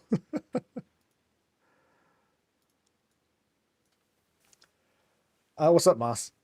Does the physics thing not activate when your character is invisible? That's correct. So when the character is set to invisible, like it no longer obeys the physics. So here I am, like I can kind of push the shroud here. I turn it off and then it goes away.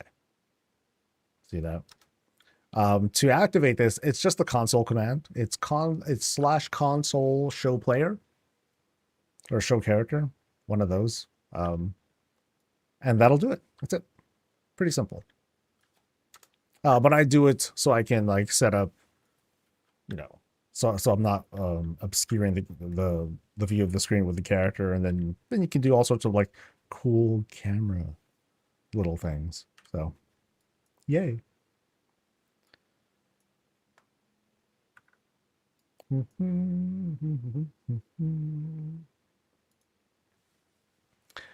All right, Idris is next, and their battle tag is Civil with an S. Let's go to number. Okay, well, it was 20, so I guess they moved. I hope they moved. Or they destroyed their house or something. Well, we're going to see where we end up going. Oh, yeah, no problem, dude.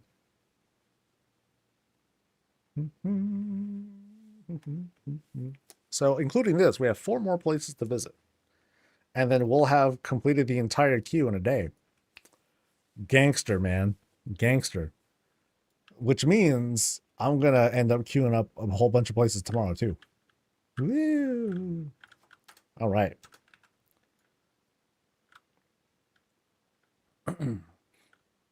So we're looking at Idris's place now, And I'm seeing a lot of these like grand entrances, especially today during this particular bit of touring. So we go in and okay, double trellis actually. We go in and we have like these large closed off areas. I believe that I'm going to tell myself that this is just kind of the evolution as we're going from week to week, and people are learning more techniques or seeing things that they want to emulate.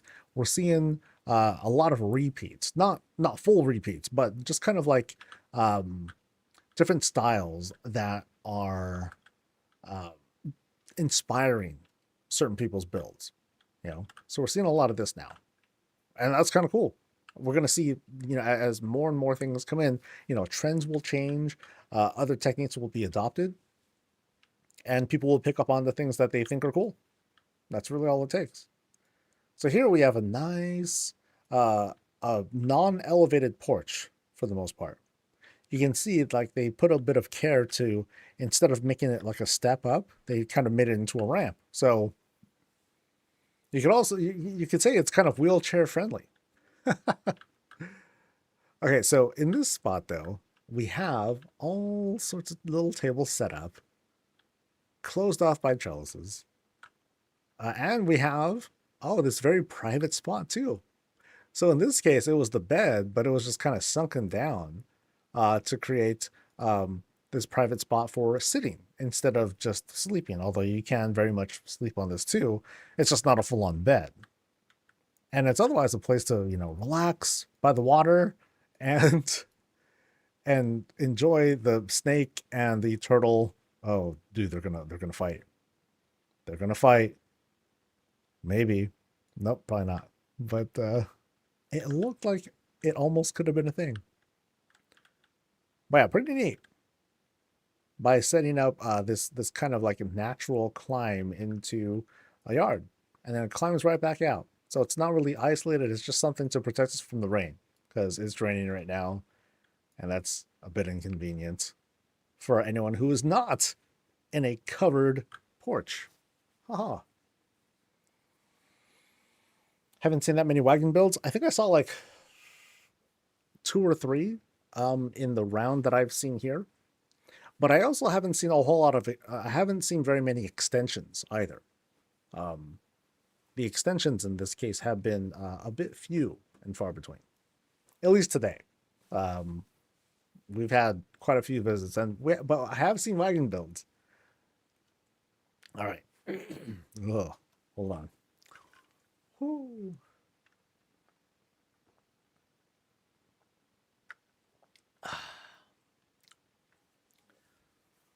Delicious. All right, so that's the front door. All right, so this front door, I'm kind of thrown off here. This front door is being a little dressed up, which is nice. I have a feeling we're going to see a lot of this color throughout the place. And we go in to this very, very, not gaudy, but very majestic looking night elf. Dig. And there's Reptar. Here's Reptar, just kind of like lounging over, like, yo, what's up? How's it going? That's a way to, it's a nice, it's a nice contrast to, like I said, what looks like very majestic, very royal. Yo, right down there. I like that. It's like trying to not take itself too seriously.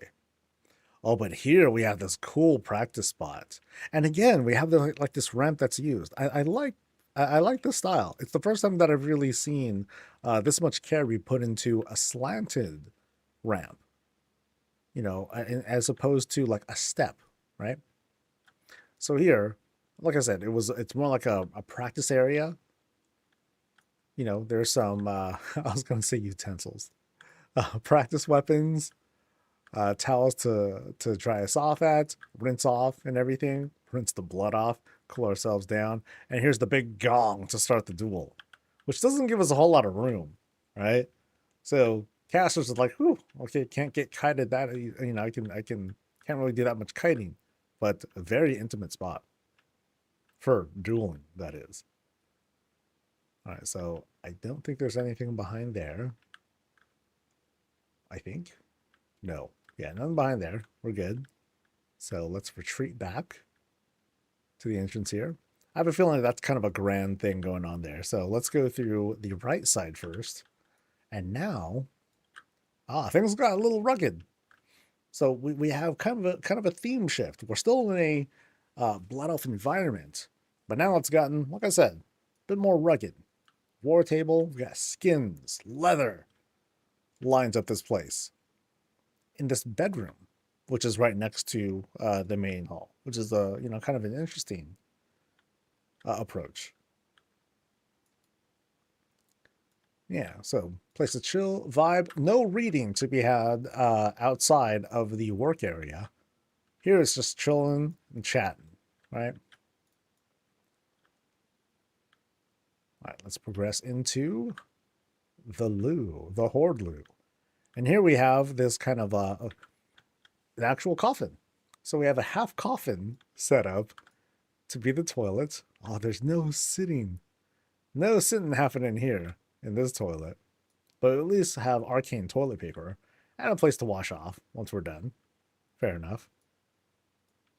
And we do have a full bath, complete with towel to take care of us as soon as we're done. Weapons waiting to get hung. Blizzard. Yeah, a little bit of conferencing, limited on the reading. We just have like that little nook for books, and that's about it. So now, back to the center here. And I want to point out too, like, this is like an easy setup. Like, you go into like this kind of T-shaped room. Most of these are like kind of shaped. It's just, what do you want to hang here? Cool, let's go ahead and hang a bunch of like curtains and stuff. Curtains, some banners. This is definitely like a sort of celebration of warrior stuff that's going on behind there. Behind here, you have this duel area. So that's being like dressed in a different way as well. And just rugs, so it's nothing too complicated that's being thrown down here. Or nothing that seems like terribly expensive, at least not until you start messing around with the dyes. And if you want to color all these to a certain thing, then you're going to encounter like some cost increases. So now we move into here, into this kind of like public eating area. And, I'm liking this color more and more. This is a very deep, deep brownish red. Not exactly the kind of mahogany that I've seen from other places. This one leans more on this, more red than brown. Over here at this table of gathering, there's much eating to be done, much lounging as well, across a ginormous book, which could really use a coffee table to hold on to it. What else do we have here? We do have books and places to store loot. Very cool. And that seems to be what kind of fills out the under the stair nook. Let's climb. We have some branding, troll stuff, horde stuff over there. Dragon, hello. I got some random books to also pick up in case we're walking by. We want a little literature to read. We got some trophies too. Sentinel, Death Knight stuff, Demon Hunter stuff. Lots of little knickknacks being placed around. Oh, love that. Having the Horde and Alliance flags just kind of like chilling there. I don't think that's a single piece. It feels like those are each thrown down, but I can't be sure. It might be a single piece. Not familiar because I'm not a big PvP person, so I really wouldn't know. Now, right through here, we have a very open air bedroom of sorts.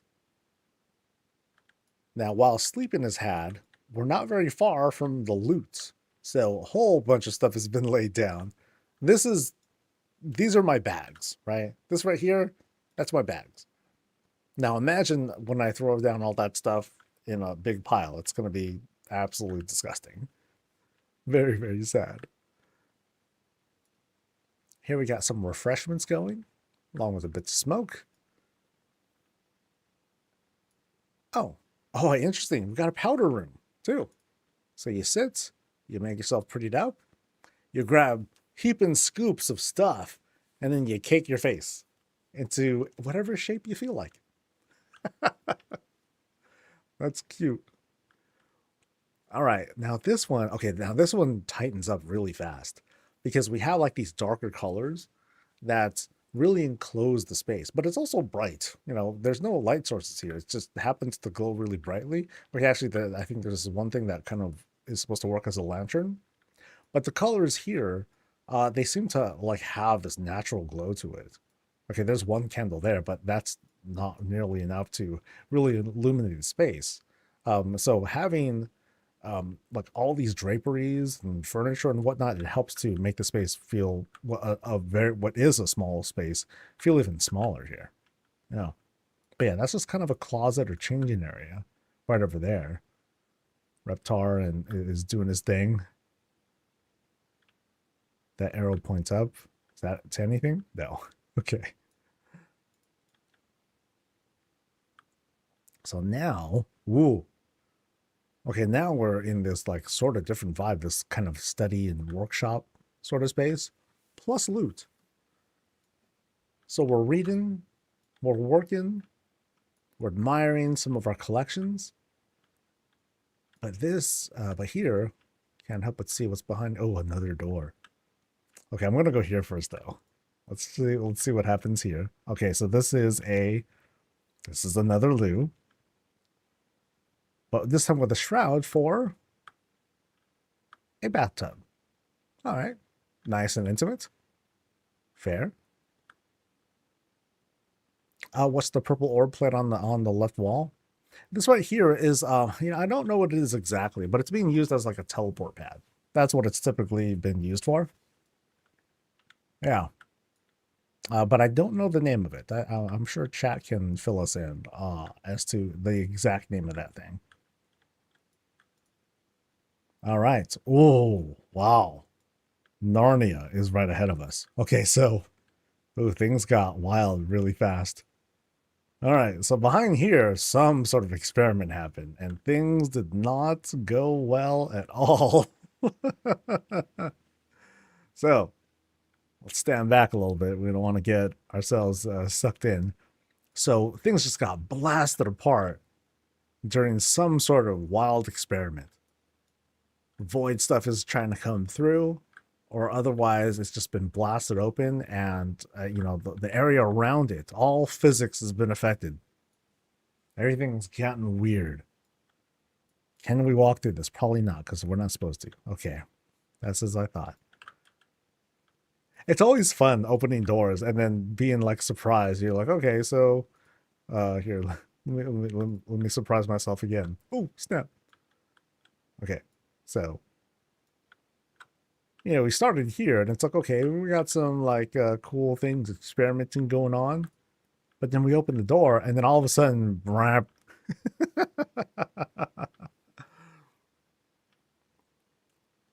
I'd love to see like more of this, like more of a follow up as to like, what's happening, how did this happen, and what's next for our plucky heroes. Still though, cool. It's not that easy to like make these motions happen. It's like, this feels convincing, as if, the shockwave goes from, it pans right from the screen all the way to the left, and you see things that get kind of blown apart. So like that bench was like somewhere down here, and you have the table, the table, then the basket, and then the flowers that are kind of flying out. You got to take that into some consideration when you're prepping this sort of animation, so it looks convincing. Otherwise, it kind of speaks a little bit differently as to what direction things are happening in, because like otherwise, if you wanted to have like table and then above it is the basket and then above it are the flowers, then you have like this, like not exactly an explosion, but all of a sudden, boom, physics turns off, and then things just start to do the floating thing, and that can get kind of wild too. So it sort of tells a story, depending on how you set the orientation of this stuff. But here, it's pretty convincing. It's all exploding outward, and it's pretty neat. Pretty darn neat. All right. Let me see if there was more. Ballroom. No, that's the wrong thing. Guest room to the right. So let me double check. I'm gonna run down. I'm pretty sure I covered everything, but just in case. So this is the entrance, right? Yeah. Guest room to the right. All right, cool. Yeah, they just wanted to show us the Orgrimmar, the rugged guest room, which is a pretty cool contrast compared to everything else. Yeah, nice place. Nice place from Idris.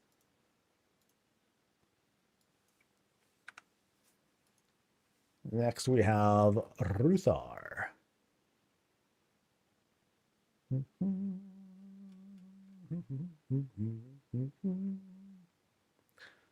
There we go.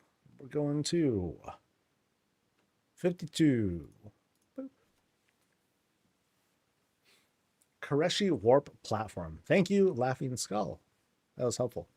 Have I done the Europe housing today? Yeah, I always do them. I tend to do them first because there are far fewer of them. In this case, I did 4 of those. Once I did the 4 earlier today, then I transitioned over to US realms and just kind of blast through those the rest of the way. That'll be the typical behavior unless I'm convinced that there's some sort of logic to like, no, you got to do them like after because such and such. The main reason why I choose Europe first is because over there, depending on where they are, it might be like the dead of night by the time I get to them. So like right now, it's 4 in the afternoon, my time. Over there, it's like at least 12. So that would kind of suck for them if they had to wait that long. So that's kind of been the thing. That's kind of been my logic. So. So it's 1 a.m. Yeah, so pretty damn late. Yeah, so unless there's a reason to not do it, or, unless there's like a request, like if they really want to be there for the tour for some reason, or they want to do like some RP or guidance or something like that, then they would just need to make a request when they sign up. Otherwise, I'm just going to kind of like go through the list with the usual logic.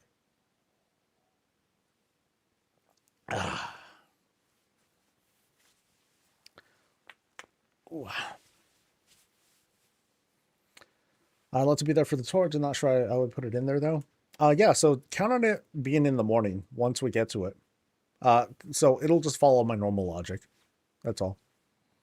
You'll especially see like me put it on a list, although I am going to do more. I'm going to do more tours tomorrow. I'm not going to do as many today as I did today, but I'm going to try to. I'll kind of measure out a little bit better because it looks like we're going to run all the way to almost all the way to 5 o'clock. So this is going to be like a full like 8-9 hour thing, which is pretty nuts. I applied 2 days ago, so still waiting. Yeah, right now, Moss, you're looking at a 2 to 3 week turn time. The holidays kind of mess things up, so there's a pretty long line of people, but I'm trying to blast through. We'll see if I can get through a lot of folks tomorrow as well. So it'll be worth it. Cool. I mean, I guess the strat for some people is like if they want to time it for themselves, when if I can at least set a good expectation that it's going to be like 2 or 3 weeks until I actually come to your place, then that means they can sign up early and then they have that much time to get through. Yeah. So as long as everyone knows what's going on, then it's not a big deal. Can I, when you add me on Battle.net, say that I want to join the tour? Yeah. Once you do that, just send me a message because at least those messages are archived on Battle.net, and I'll hopefully remember. I try to go through the messages because right now I still have there's 45 unread messages because I'm the worst.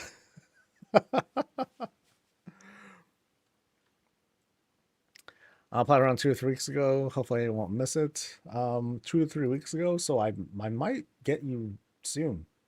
Yeah. Anyway, let's go ahead and get through 3 more for today. All right, so we're at Ruther's place. And okay, there's some funny construction happening over here. Like there's a tower. Hold on. Let's climb this tower over here. Oh, this is goofy and kind of cool. All right. So it's a tower of fences and rocks that are being set up. Right? You know, there's no crazy puzzle here. We just have this neat little setup of additional structure here. And we're getting higher. And then finally we have this this little nook with which to observe almost whoever we want, because we're at a pretty high elevation now. There's a lot that we can survey when we're out here, including invasions from Elune, perhaps. And it's kind of a little clubby place. You know, there's places for multiple people to sit and otherwise make their plan of action away from prying eyes. Although prying eyes aren't that far. If you can come out from there, if this worked as an entrance, then people can like overhear what sorts of shenanigans are happening, or maybe not. So let's go. Let's see what is going on inside this Fortress of Dope. So the way it was being described is it's an exterior Blood Elf watchtower for the guild's rangers and forest riders. Interesting. So this might have a guild hall sort of vibe, but as we enter, we have this kind of warm entrance. Flowers, soft colors, okay, as soft as Blood Elves get, you know, but something that feels welcoming.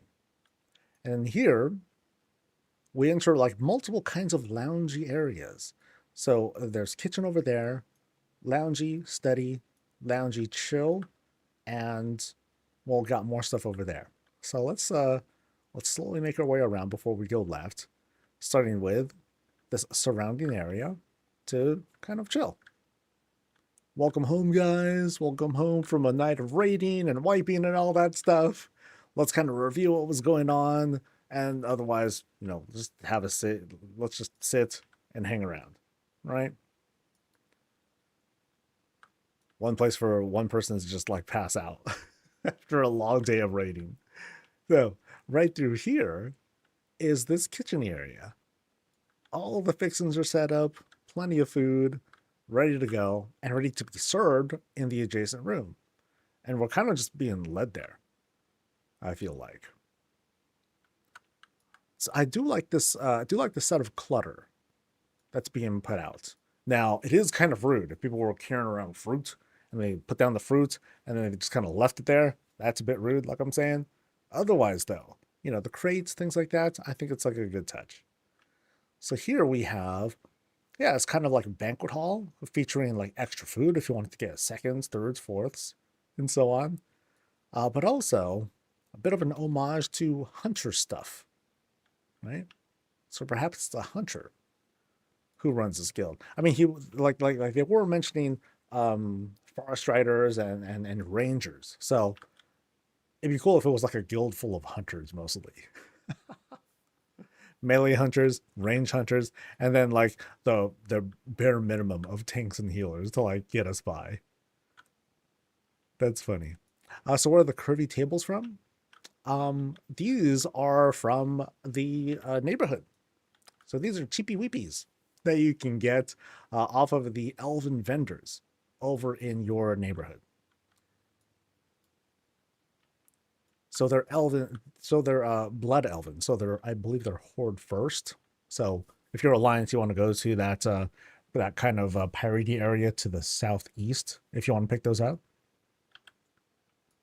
But yeah, lots of little food that's like being placed around. Look at that. A tribute to fruit. And what is being laid out? More fruit, cheese, and all that. Okay, that's going to lead upstairs. We're going to go to the right this time. So here we are. And like, I'm going to say this is like the planning room, right? Plans are being had. Reminders of their victories, right? And we also have little homages to race. So we have like this little corner for Forsaken folk. And we have another corner for builder folk. Logic, right? So maybe that logic fell apart real fast. But here's kind of the armory, right? It'd be really cool if someday soon, Blizzard, we can hang up like certain things that the guild has earned, like hey, the guild was able to forge the weapons of the rogue weapons or Atiash or something like that. And you can hang those things up. That would be really sweet. So they better do it someday. Soon. And we have a random kind of forge / incinerator. So it can be a profession sort of thing. Maybe it's a thing for this, like, okay, anyone get good loot? Nope, just a bunch of stuff to shard and toss. And, you would role play them away into this forge here. And finally, we have a cool little fountain to round things out. Nice. Now, let's go through the mid and see what's going on as we climb our way up higher and higher, and yeah, definitely higher. So here, another corner fountain to set things up. And what is this? This is kind of curious. Oh, okay. Just a Dranathus sort of shard. A bit of homage to Draenei, actually. Now through here, we have some secret stuff. But what kinds of secret stuff? Engineering things. As if there's like some sort of shame of being an engineer. No way. Never. So a little bit of something for profession folk. Table to work on with seizure-inducing spinny lights. Great to work on. Let's go past the Draenei spot and begin the climb. So you think that was a pizza oven from earlier? Could be, but it should have been in the kitchen with everything else. That would have been cool. That would have fit. All right, so as we climb up, now curiously, I didn't see a whole lot of greenery. There was like some there, but here's the first time we're seeing greenery just draped over over parts of the walls. Interesting. Are we going to approach some night elfin-y stuff pretty soon? Perhaps. So after going across the T-shape with the fountain, now we enter this very blood elf bedroom. I mean, most of the house is very blood elf, and again, rangers, forest riders, that sort of vibe is seems to be prominent. I like this right here. They created like a sort of enclosed bath. Not a full-on privacy screen, but just kind of a little something to avoid too much draftiness. Although it is still going to be pretty drafty. I mean, there is no door. Actually, no, I'm sorry, there is a door. But yeah, still a little bit open for my taste. We have the kind of classic raised or platformed bed, to increase the temperature just a little bit. Also helping, huge fireplace, not sunk in at the slightest. It's totally out there. Taking up huge amounts of space. But hey, that means a fiercer fire, right? Very nice bedroom. Very rounded out. And I notice here, I'm not entirely I'm not entirely sure if these pillars are just like normal pillars or if this is part of like one of the large gazebos. I believe it's not. I think these are just like actual pillars that have been put down. That's that's fine. Very, very large, but made to just kind of like close up that space. So now we'll go through the middle here. Now in the middle, we have another fireplace to warm things up. Like I said, this might be a pretty drafty place. And this is a kind of an office, So here's where like the guild master or some officer, they're fielding a meeting between, the guild master's officers. It's like, oh, why did such and such, cause so much trouble? Oh, it's because he was just having a bad day. Like, okay, that's fine, I guess, but, So, conferencing is being done here. Something to expect here, pretending that this is like the GM's like business desk or whatnot, would be like little personal touches to like make it their own.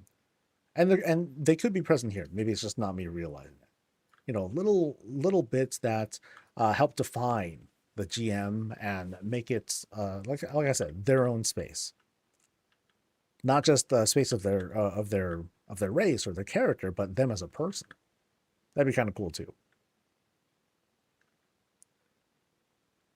All right, so now we're going into this spot. Yeah, you can get those pillows separately too. But I know that, like, in some cases, people will use like the entire gazebo because they also want to get like this overhead spot as well to kind of close things up or create a new space. So here, so here we have another Blood Elf bedroom. Again, huge fireplace that's being set up. The platform bed, and lots of little lots of these curtains that are being put out to fill out the space. Not every space, but it's all over. Lots of repeats, and that's cool. That works out. They're sticking hard to the very red theme and not the blue theme, as I should point out. So it's very much a blood elf sort of thing. No high elves, no void elves allowed, so far at least. We're not quite sure if we've seen everything yet. Or maybe we did. So, okay, let me double check that out. Okay, I went through the 3 wings here. And yeah, no hidden things that they pointed out. So let's double check. All right. So there is this spot here. Did I see this yet? Okay, that was the engineering stuff. Okay. So we did see that. And oh no, we did see everything. Yeah. Cool. All right. So thankfully, this time, no evil stuff to be found. No twists, no turns. It's just very pro Blood Elf, very Ranger, Forest Rider kind of vibes. But of course, they bring in some other cultures in here, some Pandoran stuff to bring in a little bit of spice, a little bit of flavor to the otherwise daily lives. And yeah, really cool, solid spot. So again, this is one of those cases where we're not seeing anything that is like, oh my God, this is a crazy inventive thing that they did. They just kind of like threw stuff down, but you can still, very strongly communicate what it is you're trying to intend here. Places to arm, places to like prep, speak of battle, little homages to different races and whatnot. But using, otherwise like regular techniques, nothing too crazy or special, nothing outlandish. And you can still pull off like a really cool setup. Yeah. No goon cocoons. Okay, that's the first time I heard that term used. Goon cocoon. Got it. All right, so we're going to let's see. Moon Lovers is next. And they are Dark Panda. Cool Mist Ports. We're on our way. Where are we on the list? This is the second to last one of the day. So we have done 20, I forgot how many. 27, I think. Kind of a lot. Let me see. Okay, so 1, 2, 3, 4. 1, 2, 3, 4, 5, 6, 7, 8, 9, 10, 11, 12, 13, 14, 15, 16, 17, 18, 19, 20, 21, 22, 27. We'll have done 27 today, which is pretty good. Pretty long day, too. Bangin', baby. All right, this is Moonlover's place over in Founder's Point. Now here's a spot that we see the overgrowth going on like kind of all over the place, which is funny because we're seeing this overgrowth, here in random places, but also we're seeing like this intentionally planted set of roses that are all lined up perfectly. Well done. Very meticulous. I like to tease that sometimes. It's fine. It really is fine. Okay. We also have right under here this little private nook for just Jack and Jill to hang out and do their thing. Just them. While everyone watches and admires how awesome they are. Oh, look at Jack and Jill. They're so cute together. Yay. Right? And then they can enjoy some like stew or cooking, whatever they like. I love this tent, man. This tent is so versatile.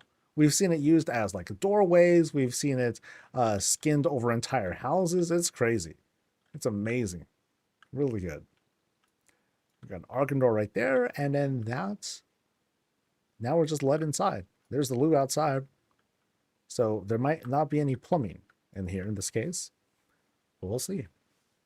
So Moonlover is describing this as my library. Let's see how library it turns out to be. All right, so far, it's turned out to be a pretty open space.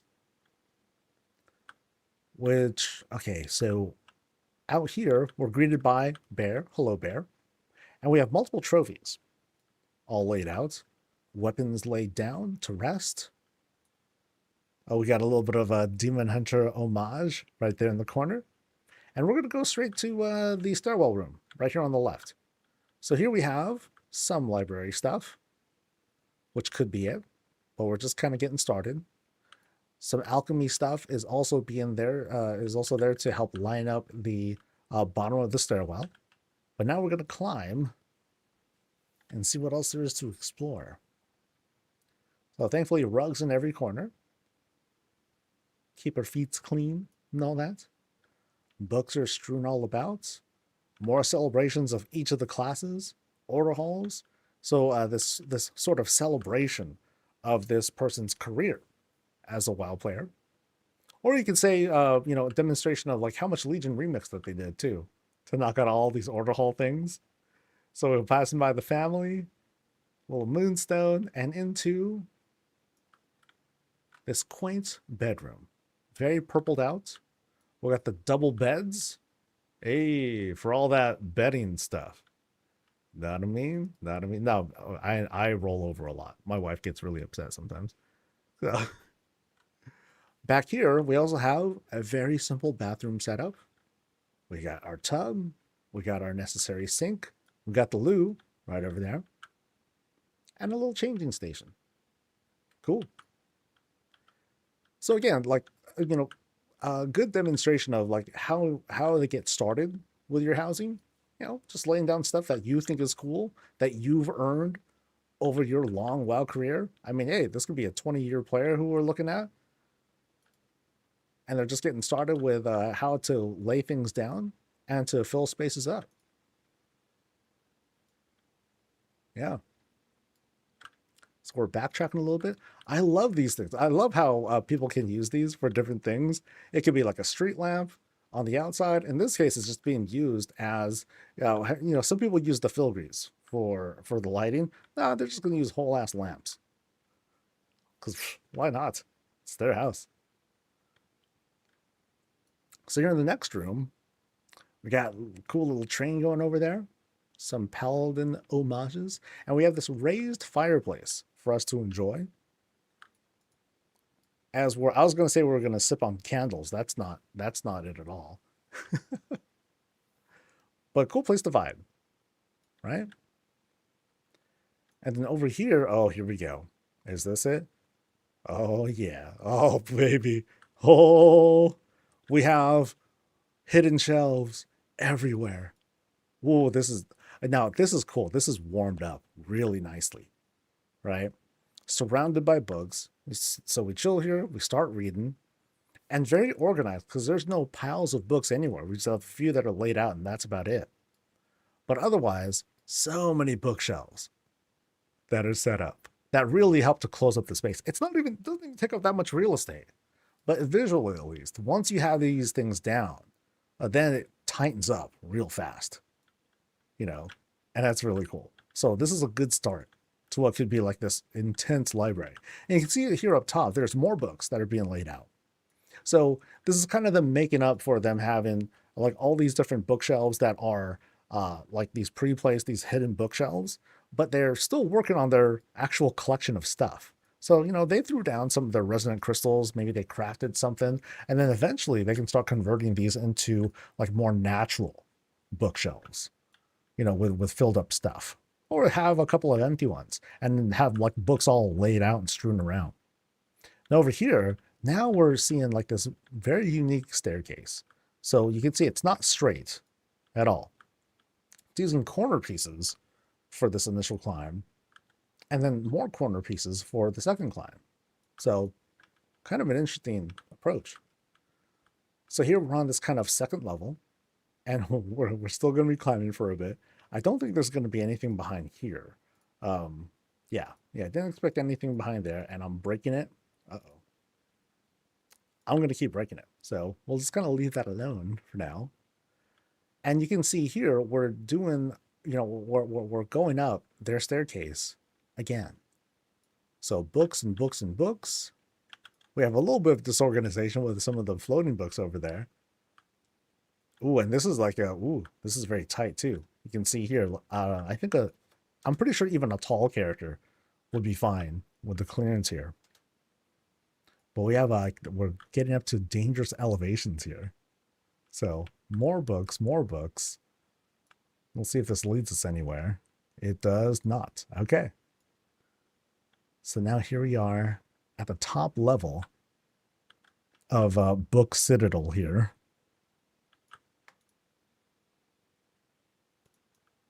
Waiting for the Book King to come out, smash us, go through a minutes-long RP until Tyrion Bookring comes out, saves us, smashes Bookmorn, and then we defeat him and get Book Invincible as a drop. Maybe. Big maybe. Yeah, so this is a cool start to what can be a very grand library. Like, I've seen a number of these. And while this is one of them, has a lot of potential. Like, yeah, I'd want to see like piles and messes like made. That'll be so fun. But it starts off with just, you know, just a small group of people, bunch of nerds chilling and doing their thing. And as they keep going, then the books will start piling up ever higher. Meanwhile, the people who are out here are like, okay, are they done yet? Nope. They're just getting started, dude. They're just getting started. All right, so let's go through this shroud here. So through this shroud, right through here now, we enter the dining room. I'm pretty sure this is used as just kind of a frame or a decor rather than like a magic TV of sorts.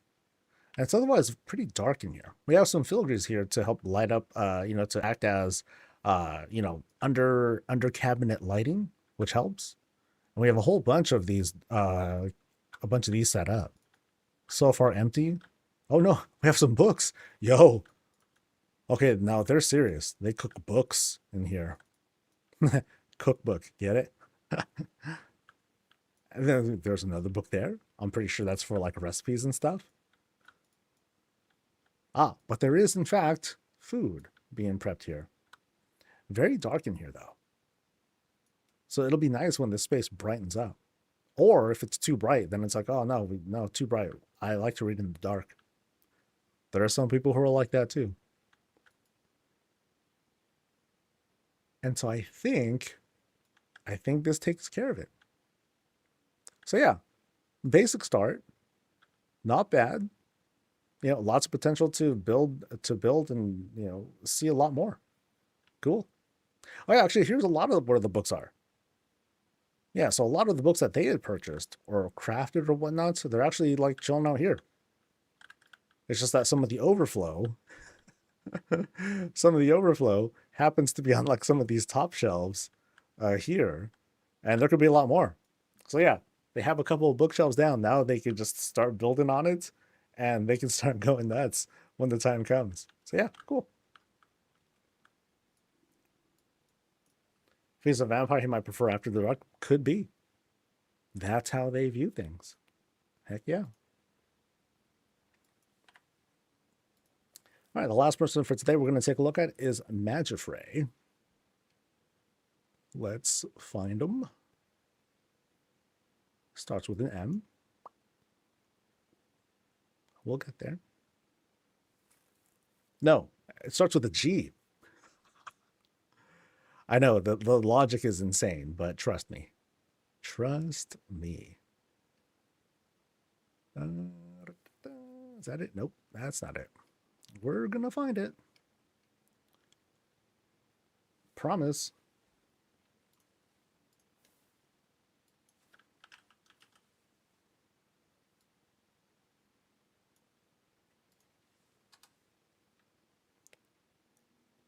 Oh, it's a Gallad.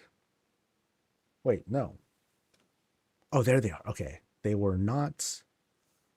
I did not properly favorite them. Haha. See? I knew I'd find it. All right. Mystic Tier Spire, here we come. One thing I know something good at is making stairwells. I have yet to make one. So I'm frightened to ever make something like that. I don't know how I would do it. I would be, I'd lose my mind, I'm sure. Yeah. I'm very confident I'd just lose it.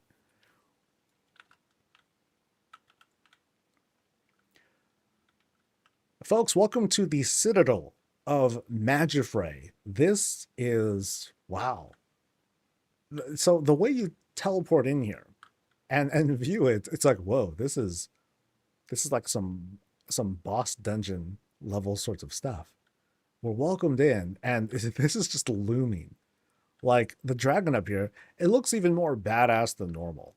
It's like it's looking down like a conqueror. It's ready to just unload, you know, and shoot laser beams at the rabble below. Like, so don't mess. But in the meantime, you know, welcome in, have a seat, and we're chilling at the beach, have fun, right? And we have like, you know, a semi-random placement of, you know, big decor that's being thrown down. You know, armory related stuff, big forage, training, punching bags, huge Nightwell sort of thing right over here. Also, wow, this big altar using what? The hunter, the hunter, you know, the order hall thing, plus boop, boop, boop. Magic dragon stuff right on the side. So it looks like it's like this exhibit of decadence almost. It's like, here's the Jade Dragon again, plus Tree Topper. I'm just going to call it the Tree Topper because that's what I see it used mostly as. Arkander's right over there. Just like all these huge, it's like they took all the biggest things and threw them all down on top of here. I can't help but look at this as like it's like a conqueror statue or something like that.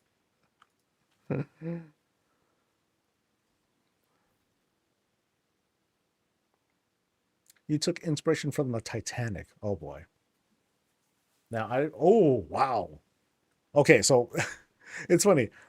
This I took a screenshot of this. And I posted on socials being like, oh man, it's just so cool even when I'm doing verification checks on people's privacy settings. And then all of a sudden, boom, you're just hit with something like this. And here it is. Here's the place.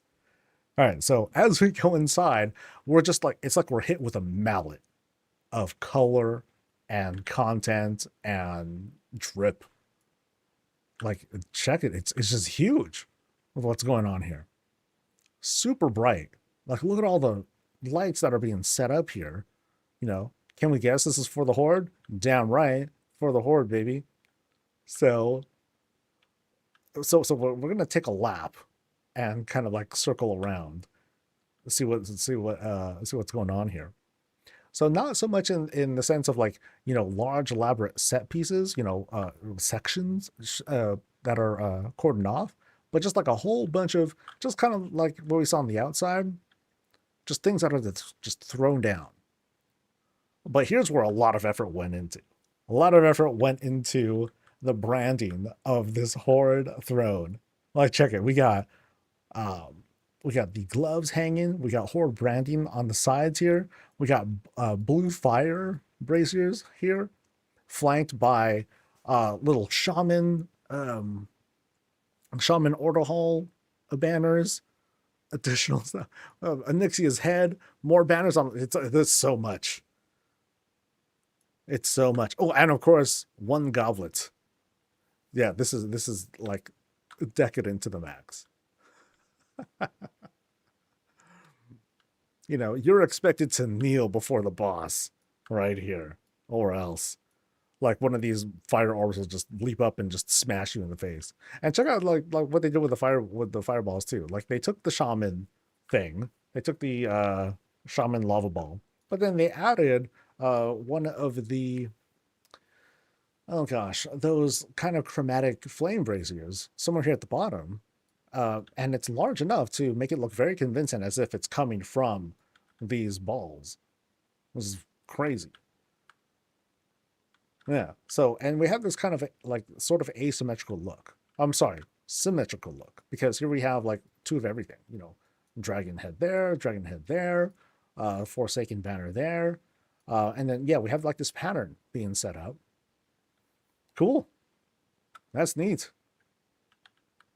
And again, very, very loud with what's going on. Yeah, and the pattern matches what's going on in the century here too. So we can just kind of look at one side. We're looking at both, actually. You know, smoke. Smoking is happening here. You know, big tributes for the Horde. And let's just head off and see what else is going on here. All right. So, in this case, a big dining area. So it's both grill and you eat. Straight up, like let's go. We have the pantry set up, nice and filled, ready to go. We have this oven that's set up, and what we got inside? Beef. We got more ready to go. Heck yeah. All the ingredients are ready for like more craziness. We have a full fridge, complete with magnets and notes. Notes to leave for you know, stuff to do later. Reminders, all that sort of stuff. God, people still do that? I'm sure people still do that. So we make the climb. Someone left a dirty mug. Bad on them. We're making the climb and we're seeing all this stuff laid out. We're seeing lights. We're seeing paintings. More lights and paintings. Tributes to trolls, books, and all sorts. So we get up here and we have this kind of like set. Okay, we got, okay, this is like the definition of like kind of an ADHD sort of thing. They're reading 1, 2, 3, 4. They're reading like 5 books at once. That's wild. This is busy. And with a whole library of stuff to go. All right. Very cool. And that's all that's going on up here. So it's not leading anywhere. It's just like a place to fill up more space. And up top, a private reading area for the book obsessed. I can introduce them to a library if they want to. All right, so there's the throne. So we're going to go off to the right and see what's here. So we have this very complicated arcane glyph setup. I think there's like at least 2. No, there's 3. So 1 in the middle, and then 2, and then 3 right here. So there's at least 3 going on here. And then around this area, it's all purpled out. So this soft, very bright, but still a soft light to kind of hopefully get us to sleep. Over here, we have our workstation. And of course, plans for Gilneas. Everyone's got plans for Gilneas around here. And architecture to eventually build the next Orgrimmar on top of Gilneas. That's kind of a foregone conclusion, right? Here we have like just a dresser for stuff. We'll see what's behind there in just a moment. There's the way out. So, you know, sometimes, you just got to wake up, snore, whoop, time to get up. Ooh, let's go. And then you're just ready for action. Boom. So this dude is ready at a moment's notice. Just grab a spear, grab a shield. Let's go. Cool. And now, what's through here? Here we have a second door. And then we have... Of course. Why wouldn't we have an actual, their true colors shown for the Burning Legion? Now this is dripping green now. Ooh. Wow. It's so green. My senses feel almost overwhelmed. It's either dyed green or it is green, but clearly there's some secret allegiance happening here. And again, we have like this symmetrical look to it. If it's on the left side, it's on the right side as well. So lots of doubling up. But of course, given we're wrapping up the Legion Remix, there's plenty of budget to go around too. So very nice and filled up. Now, let me see if there's like some sort of hidden thing behind here. Maybe, maybe not.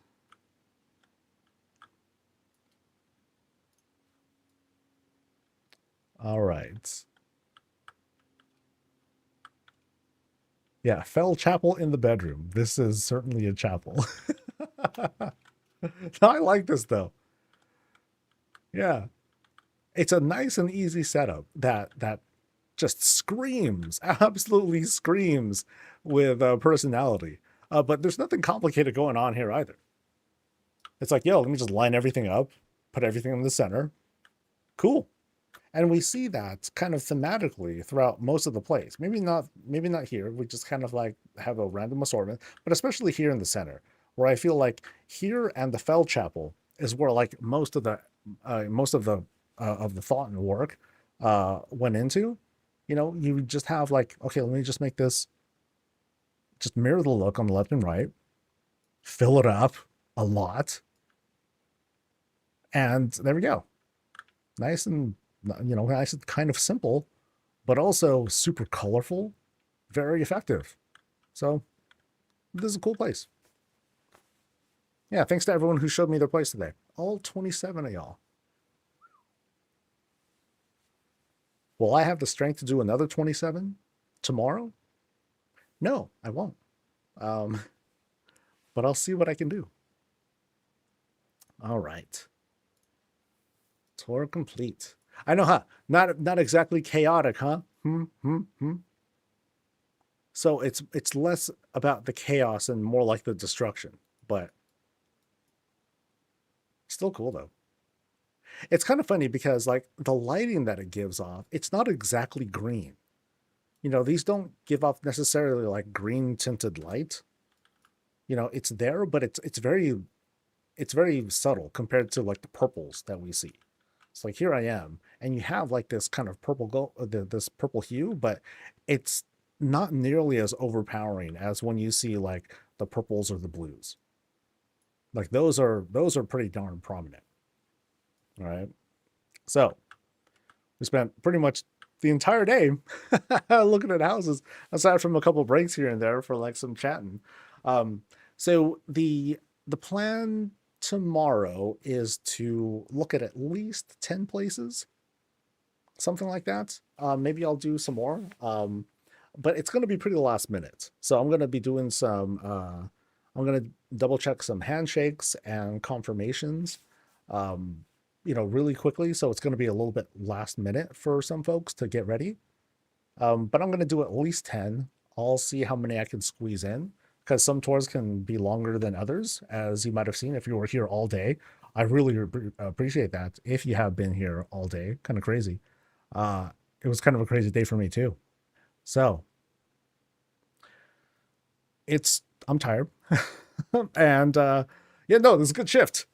It was a long day, but it was a lot of fun. We got to see some really, really cool stuff. And I hope to start cutting these and, to start archiving these and getting them ready.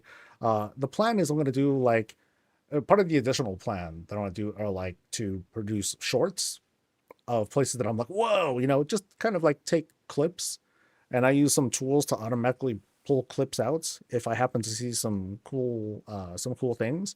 And then I'll put that out on YouTube or TikTok or whatever I can do. But as for me, I have a lot of water to drink, and I'm going to be doing some resting. So off I go for now, and I'll see you guys tomorrow for New Year's Eve. So we'll be hanging out for a little bit. You know, might be a full day. We'll see how it goes. And I'm not going to raid today. I already don't see anyone. So I'll see you guys for the next thing. And until then, stay safe.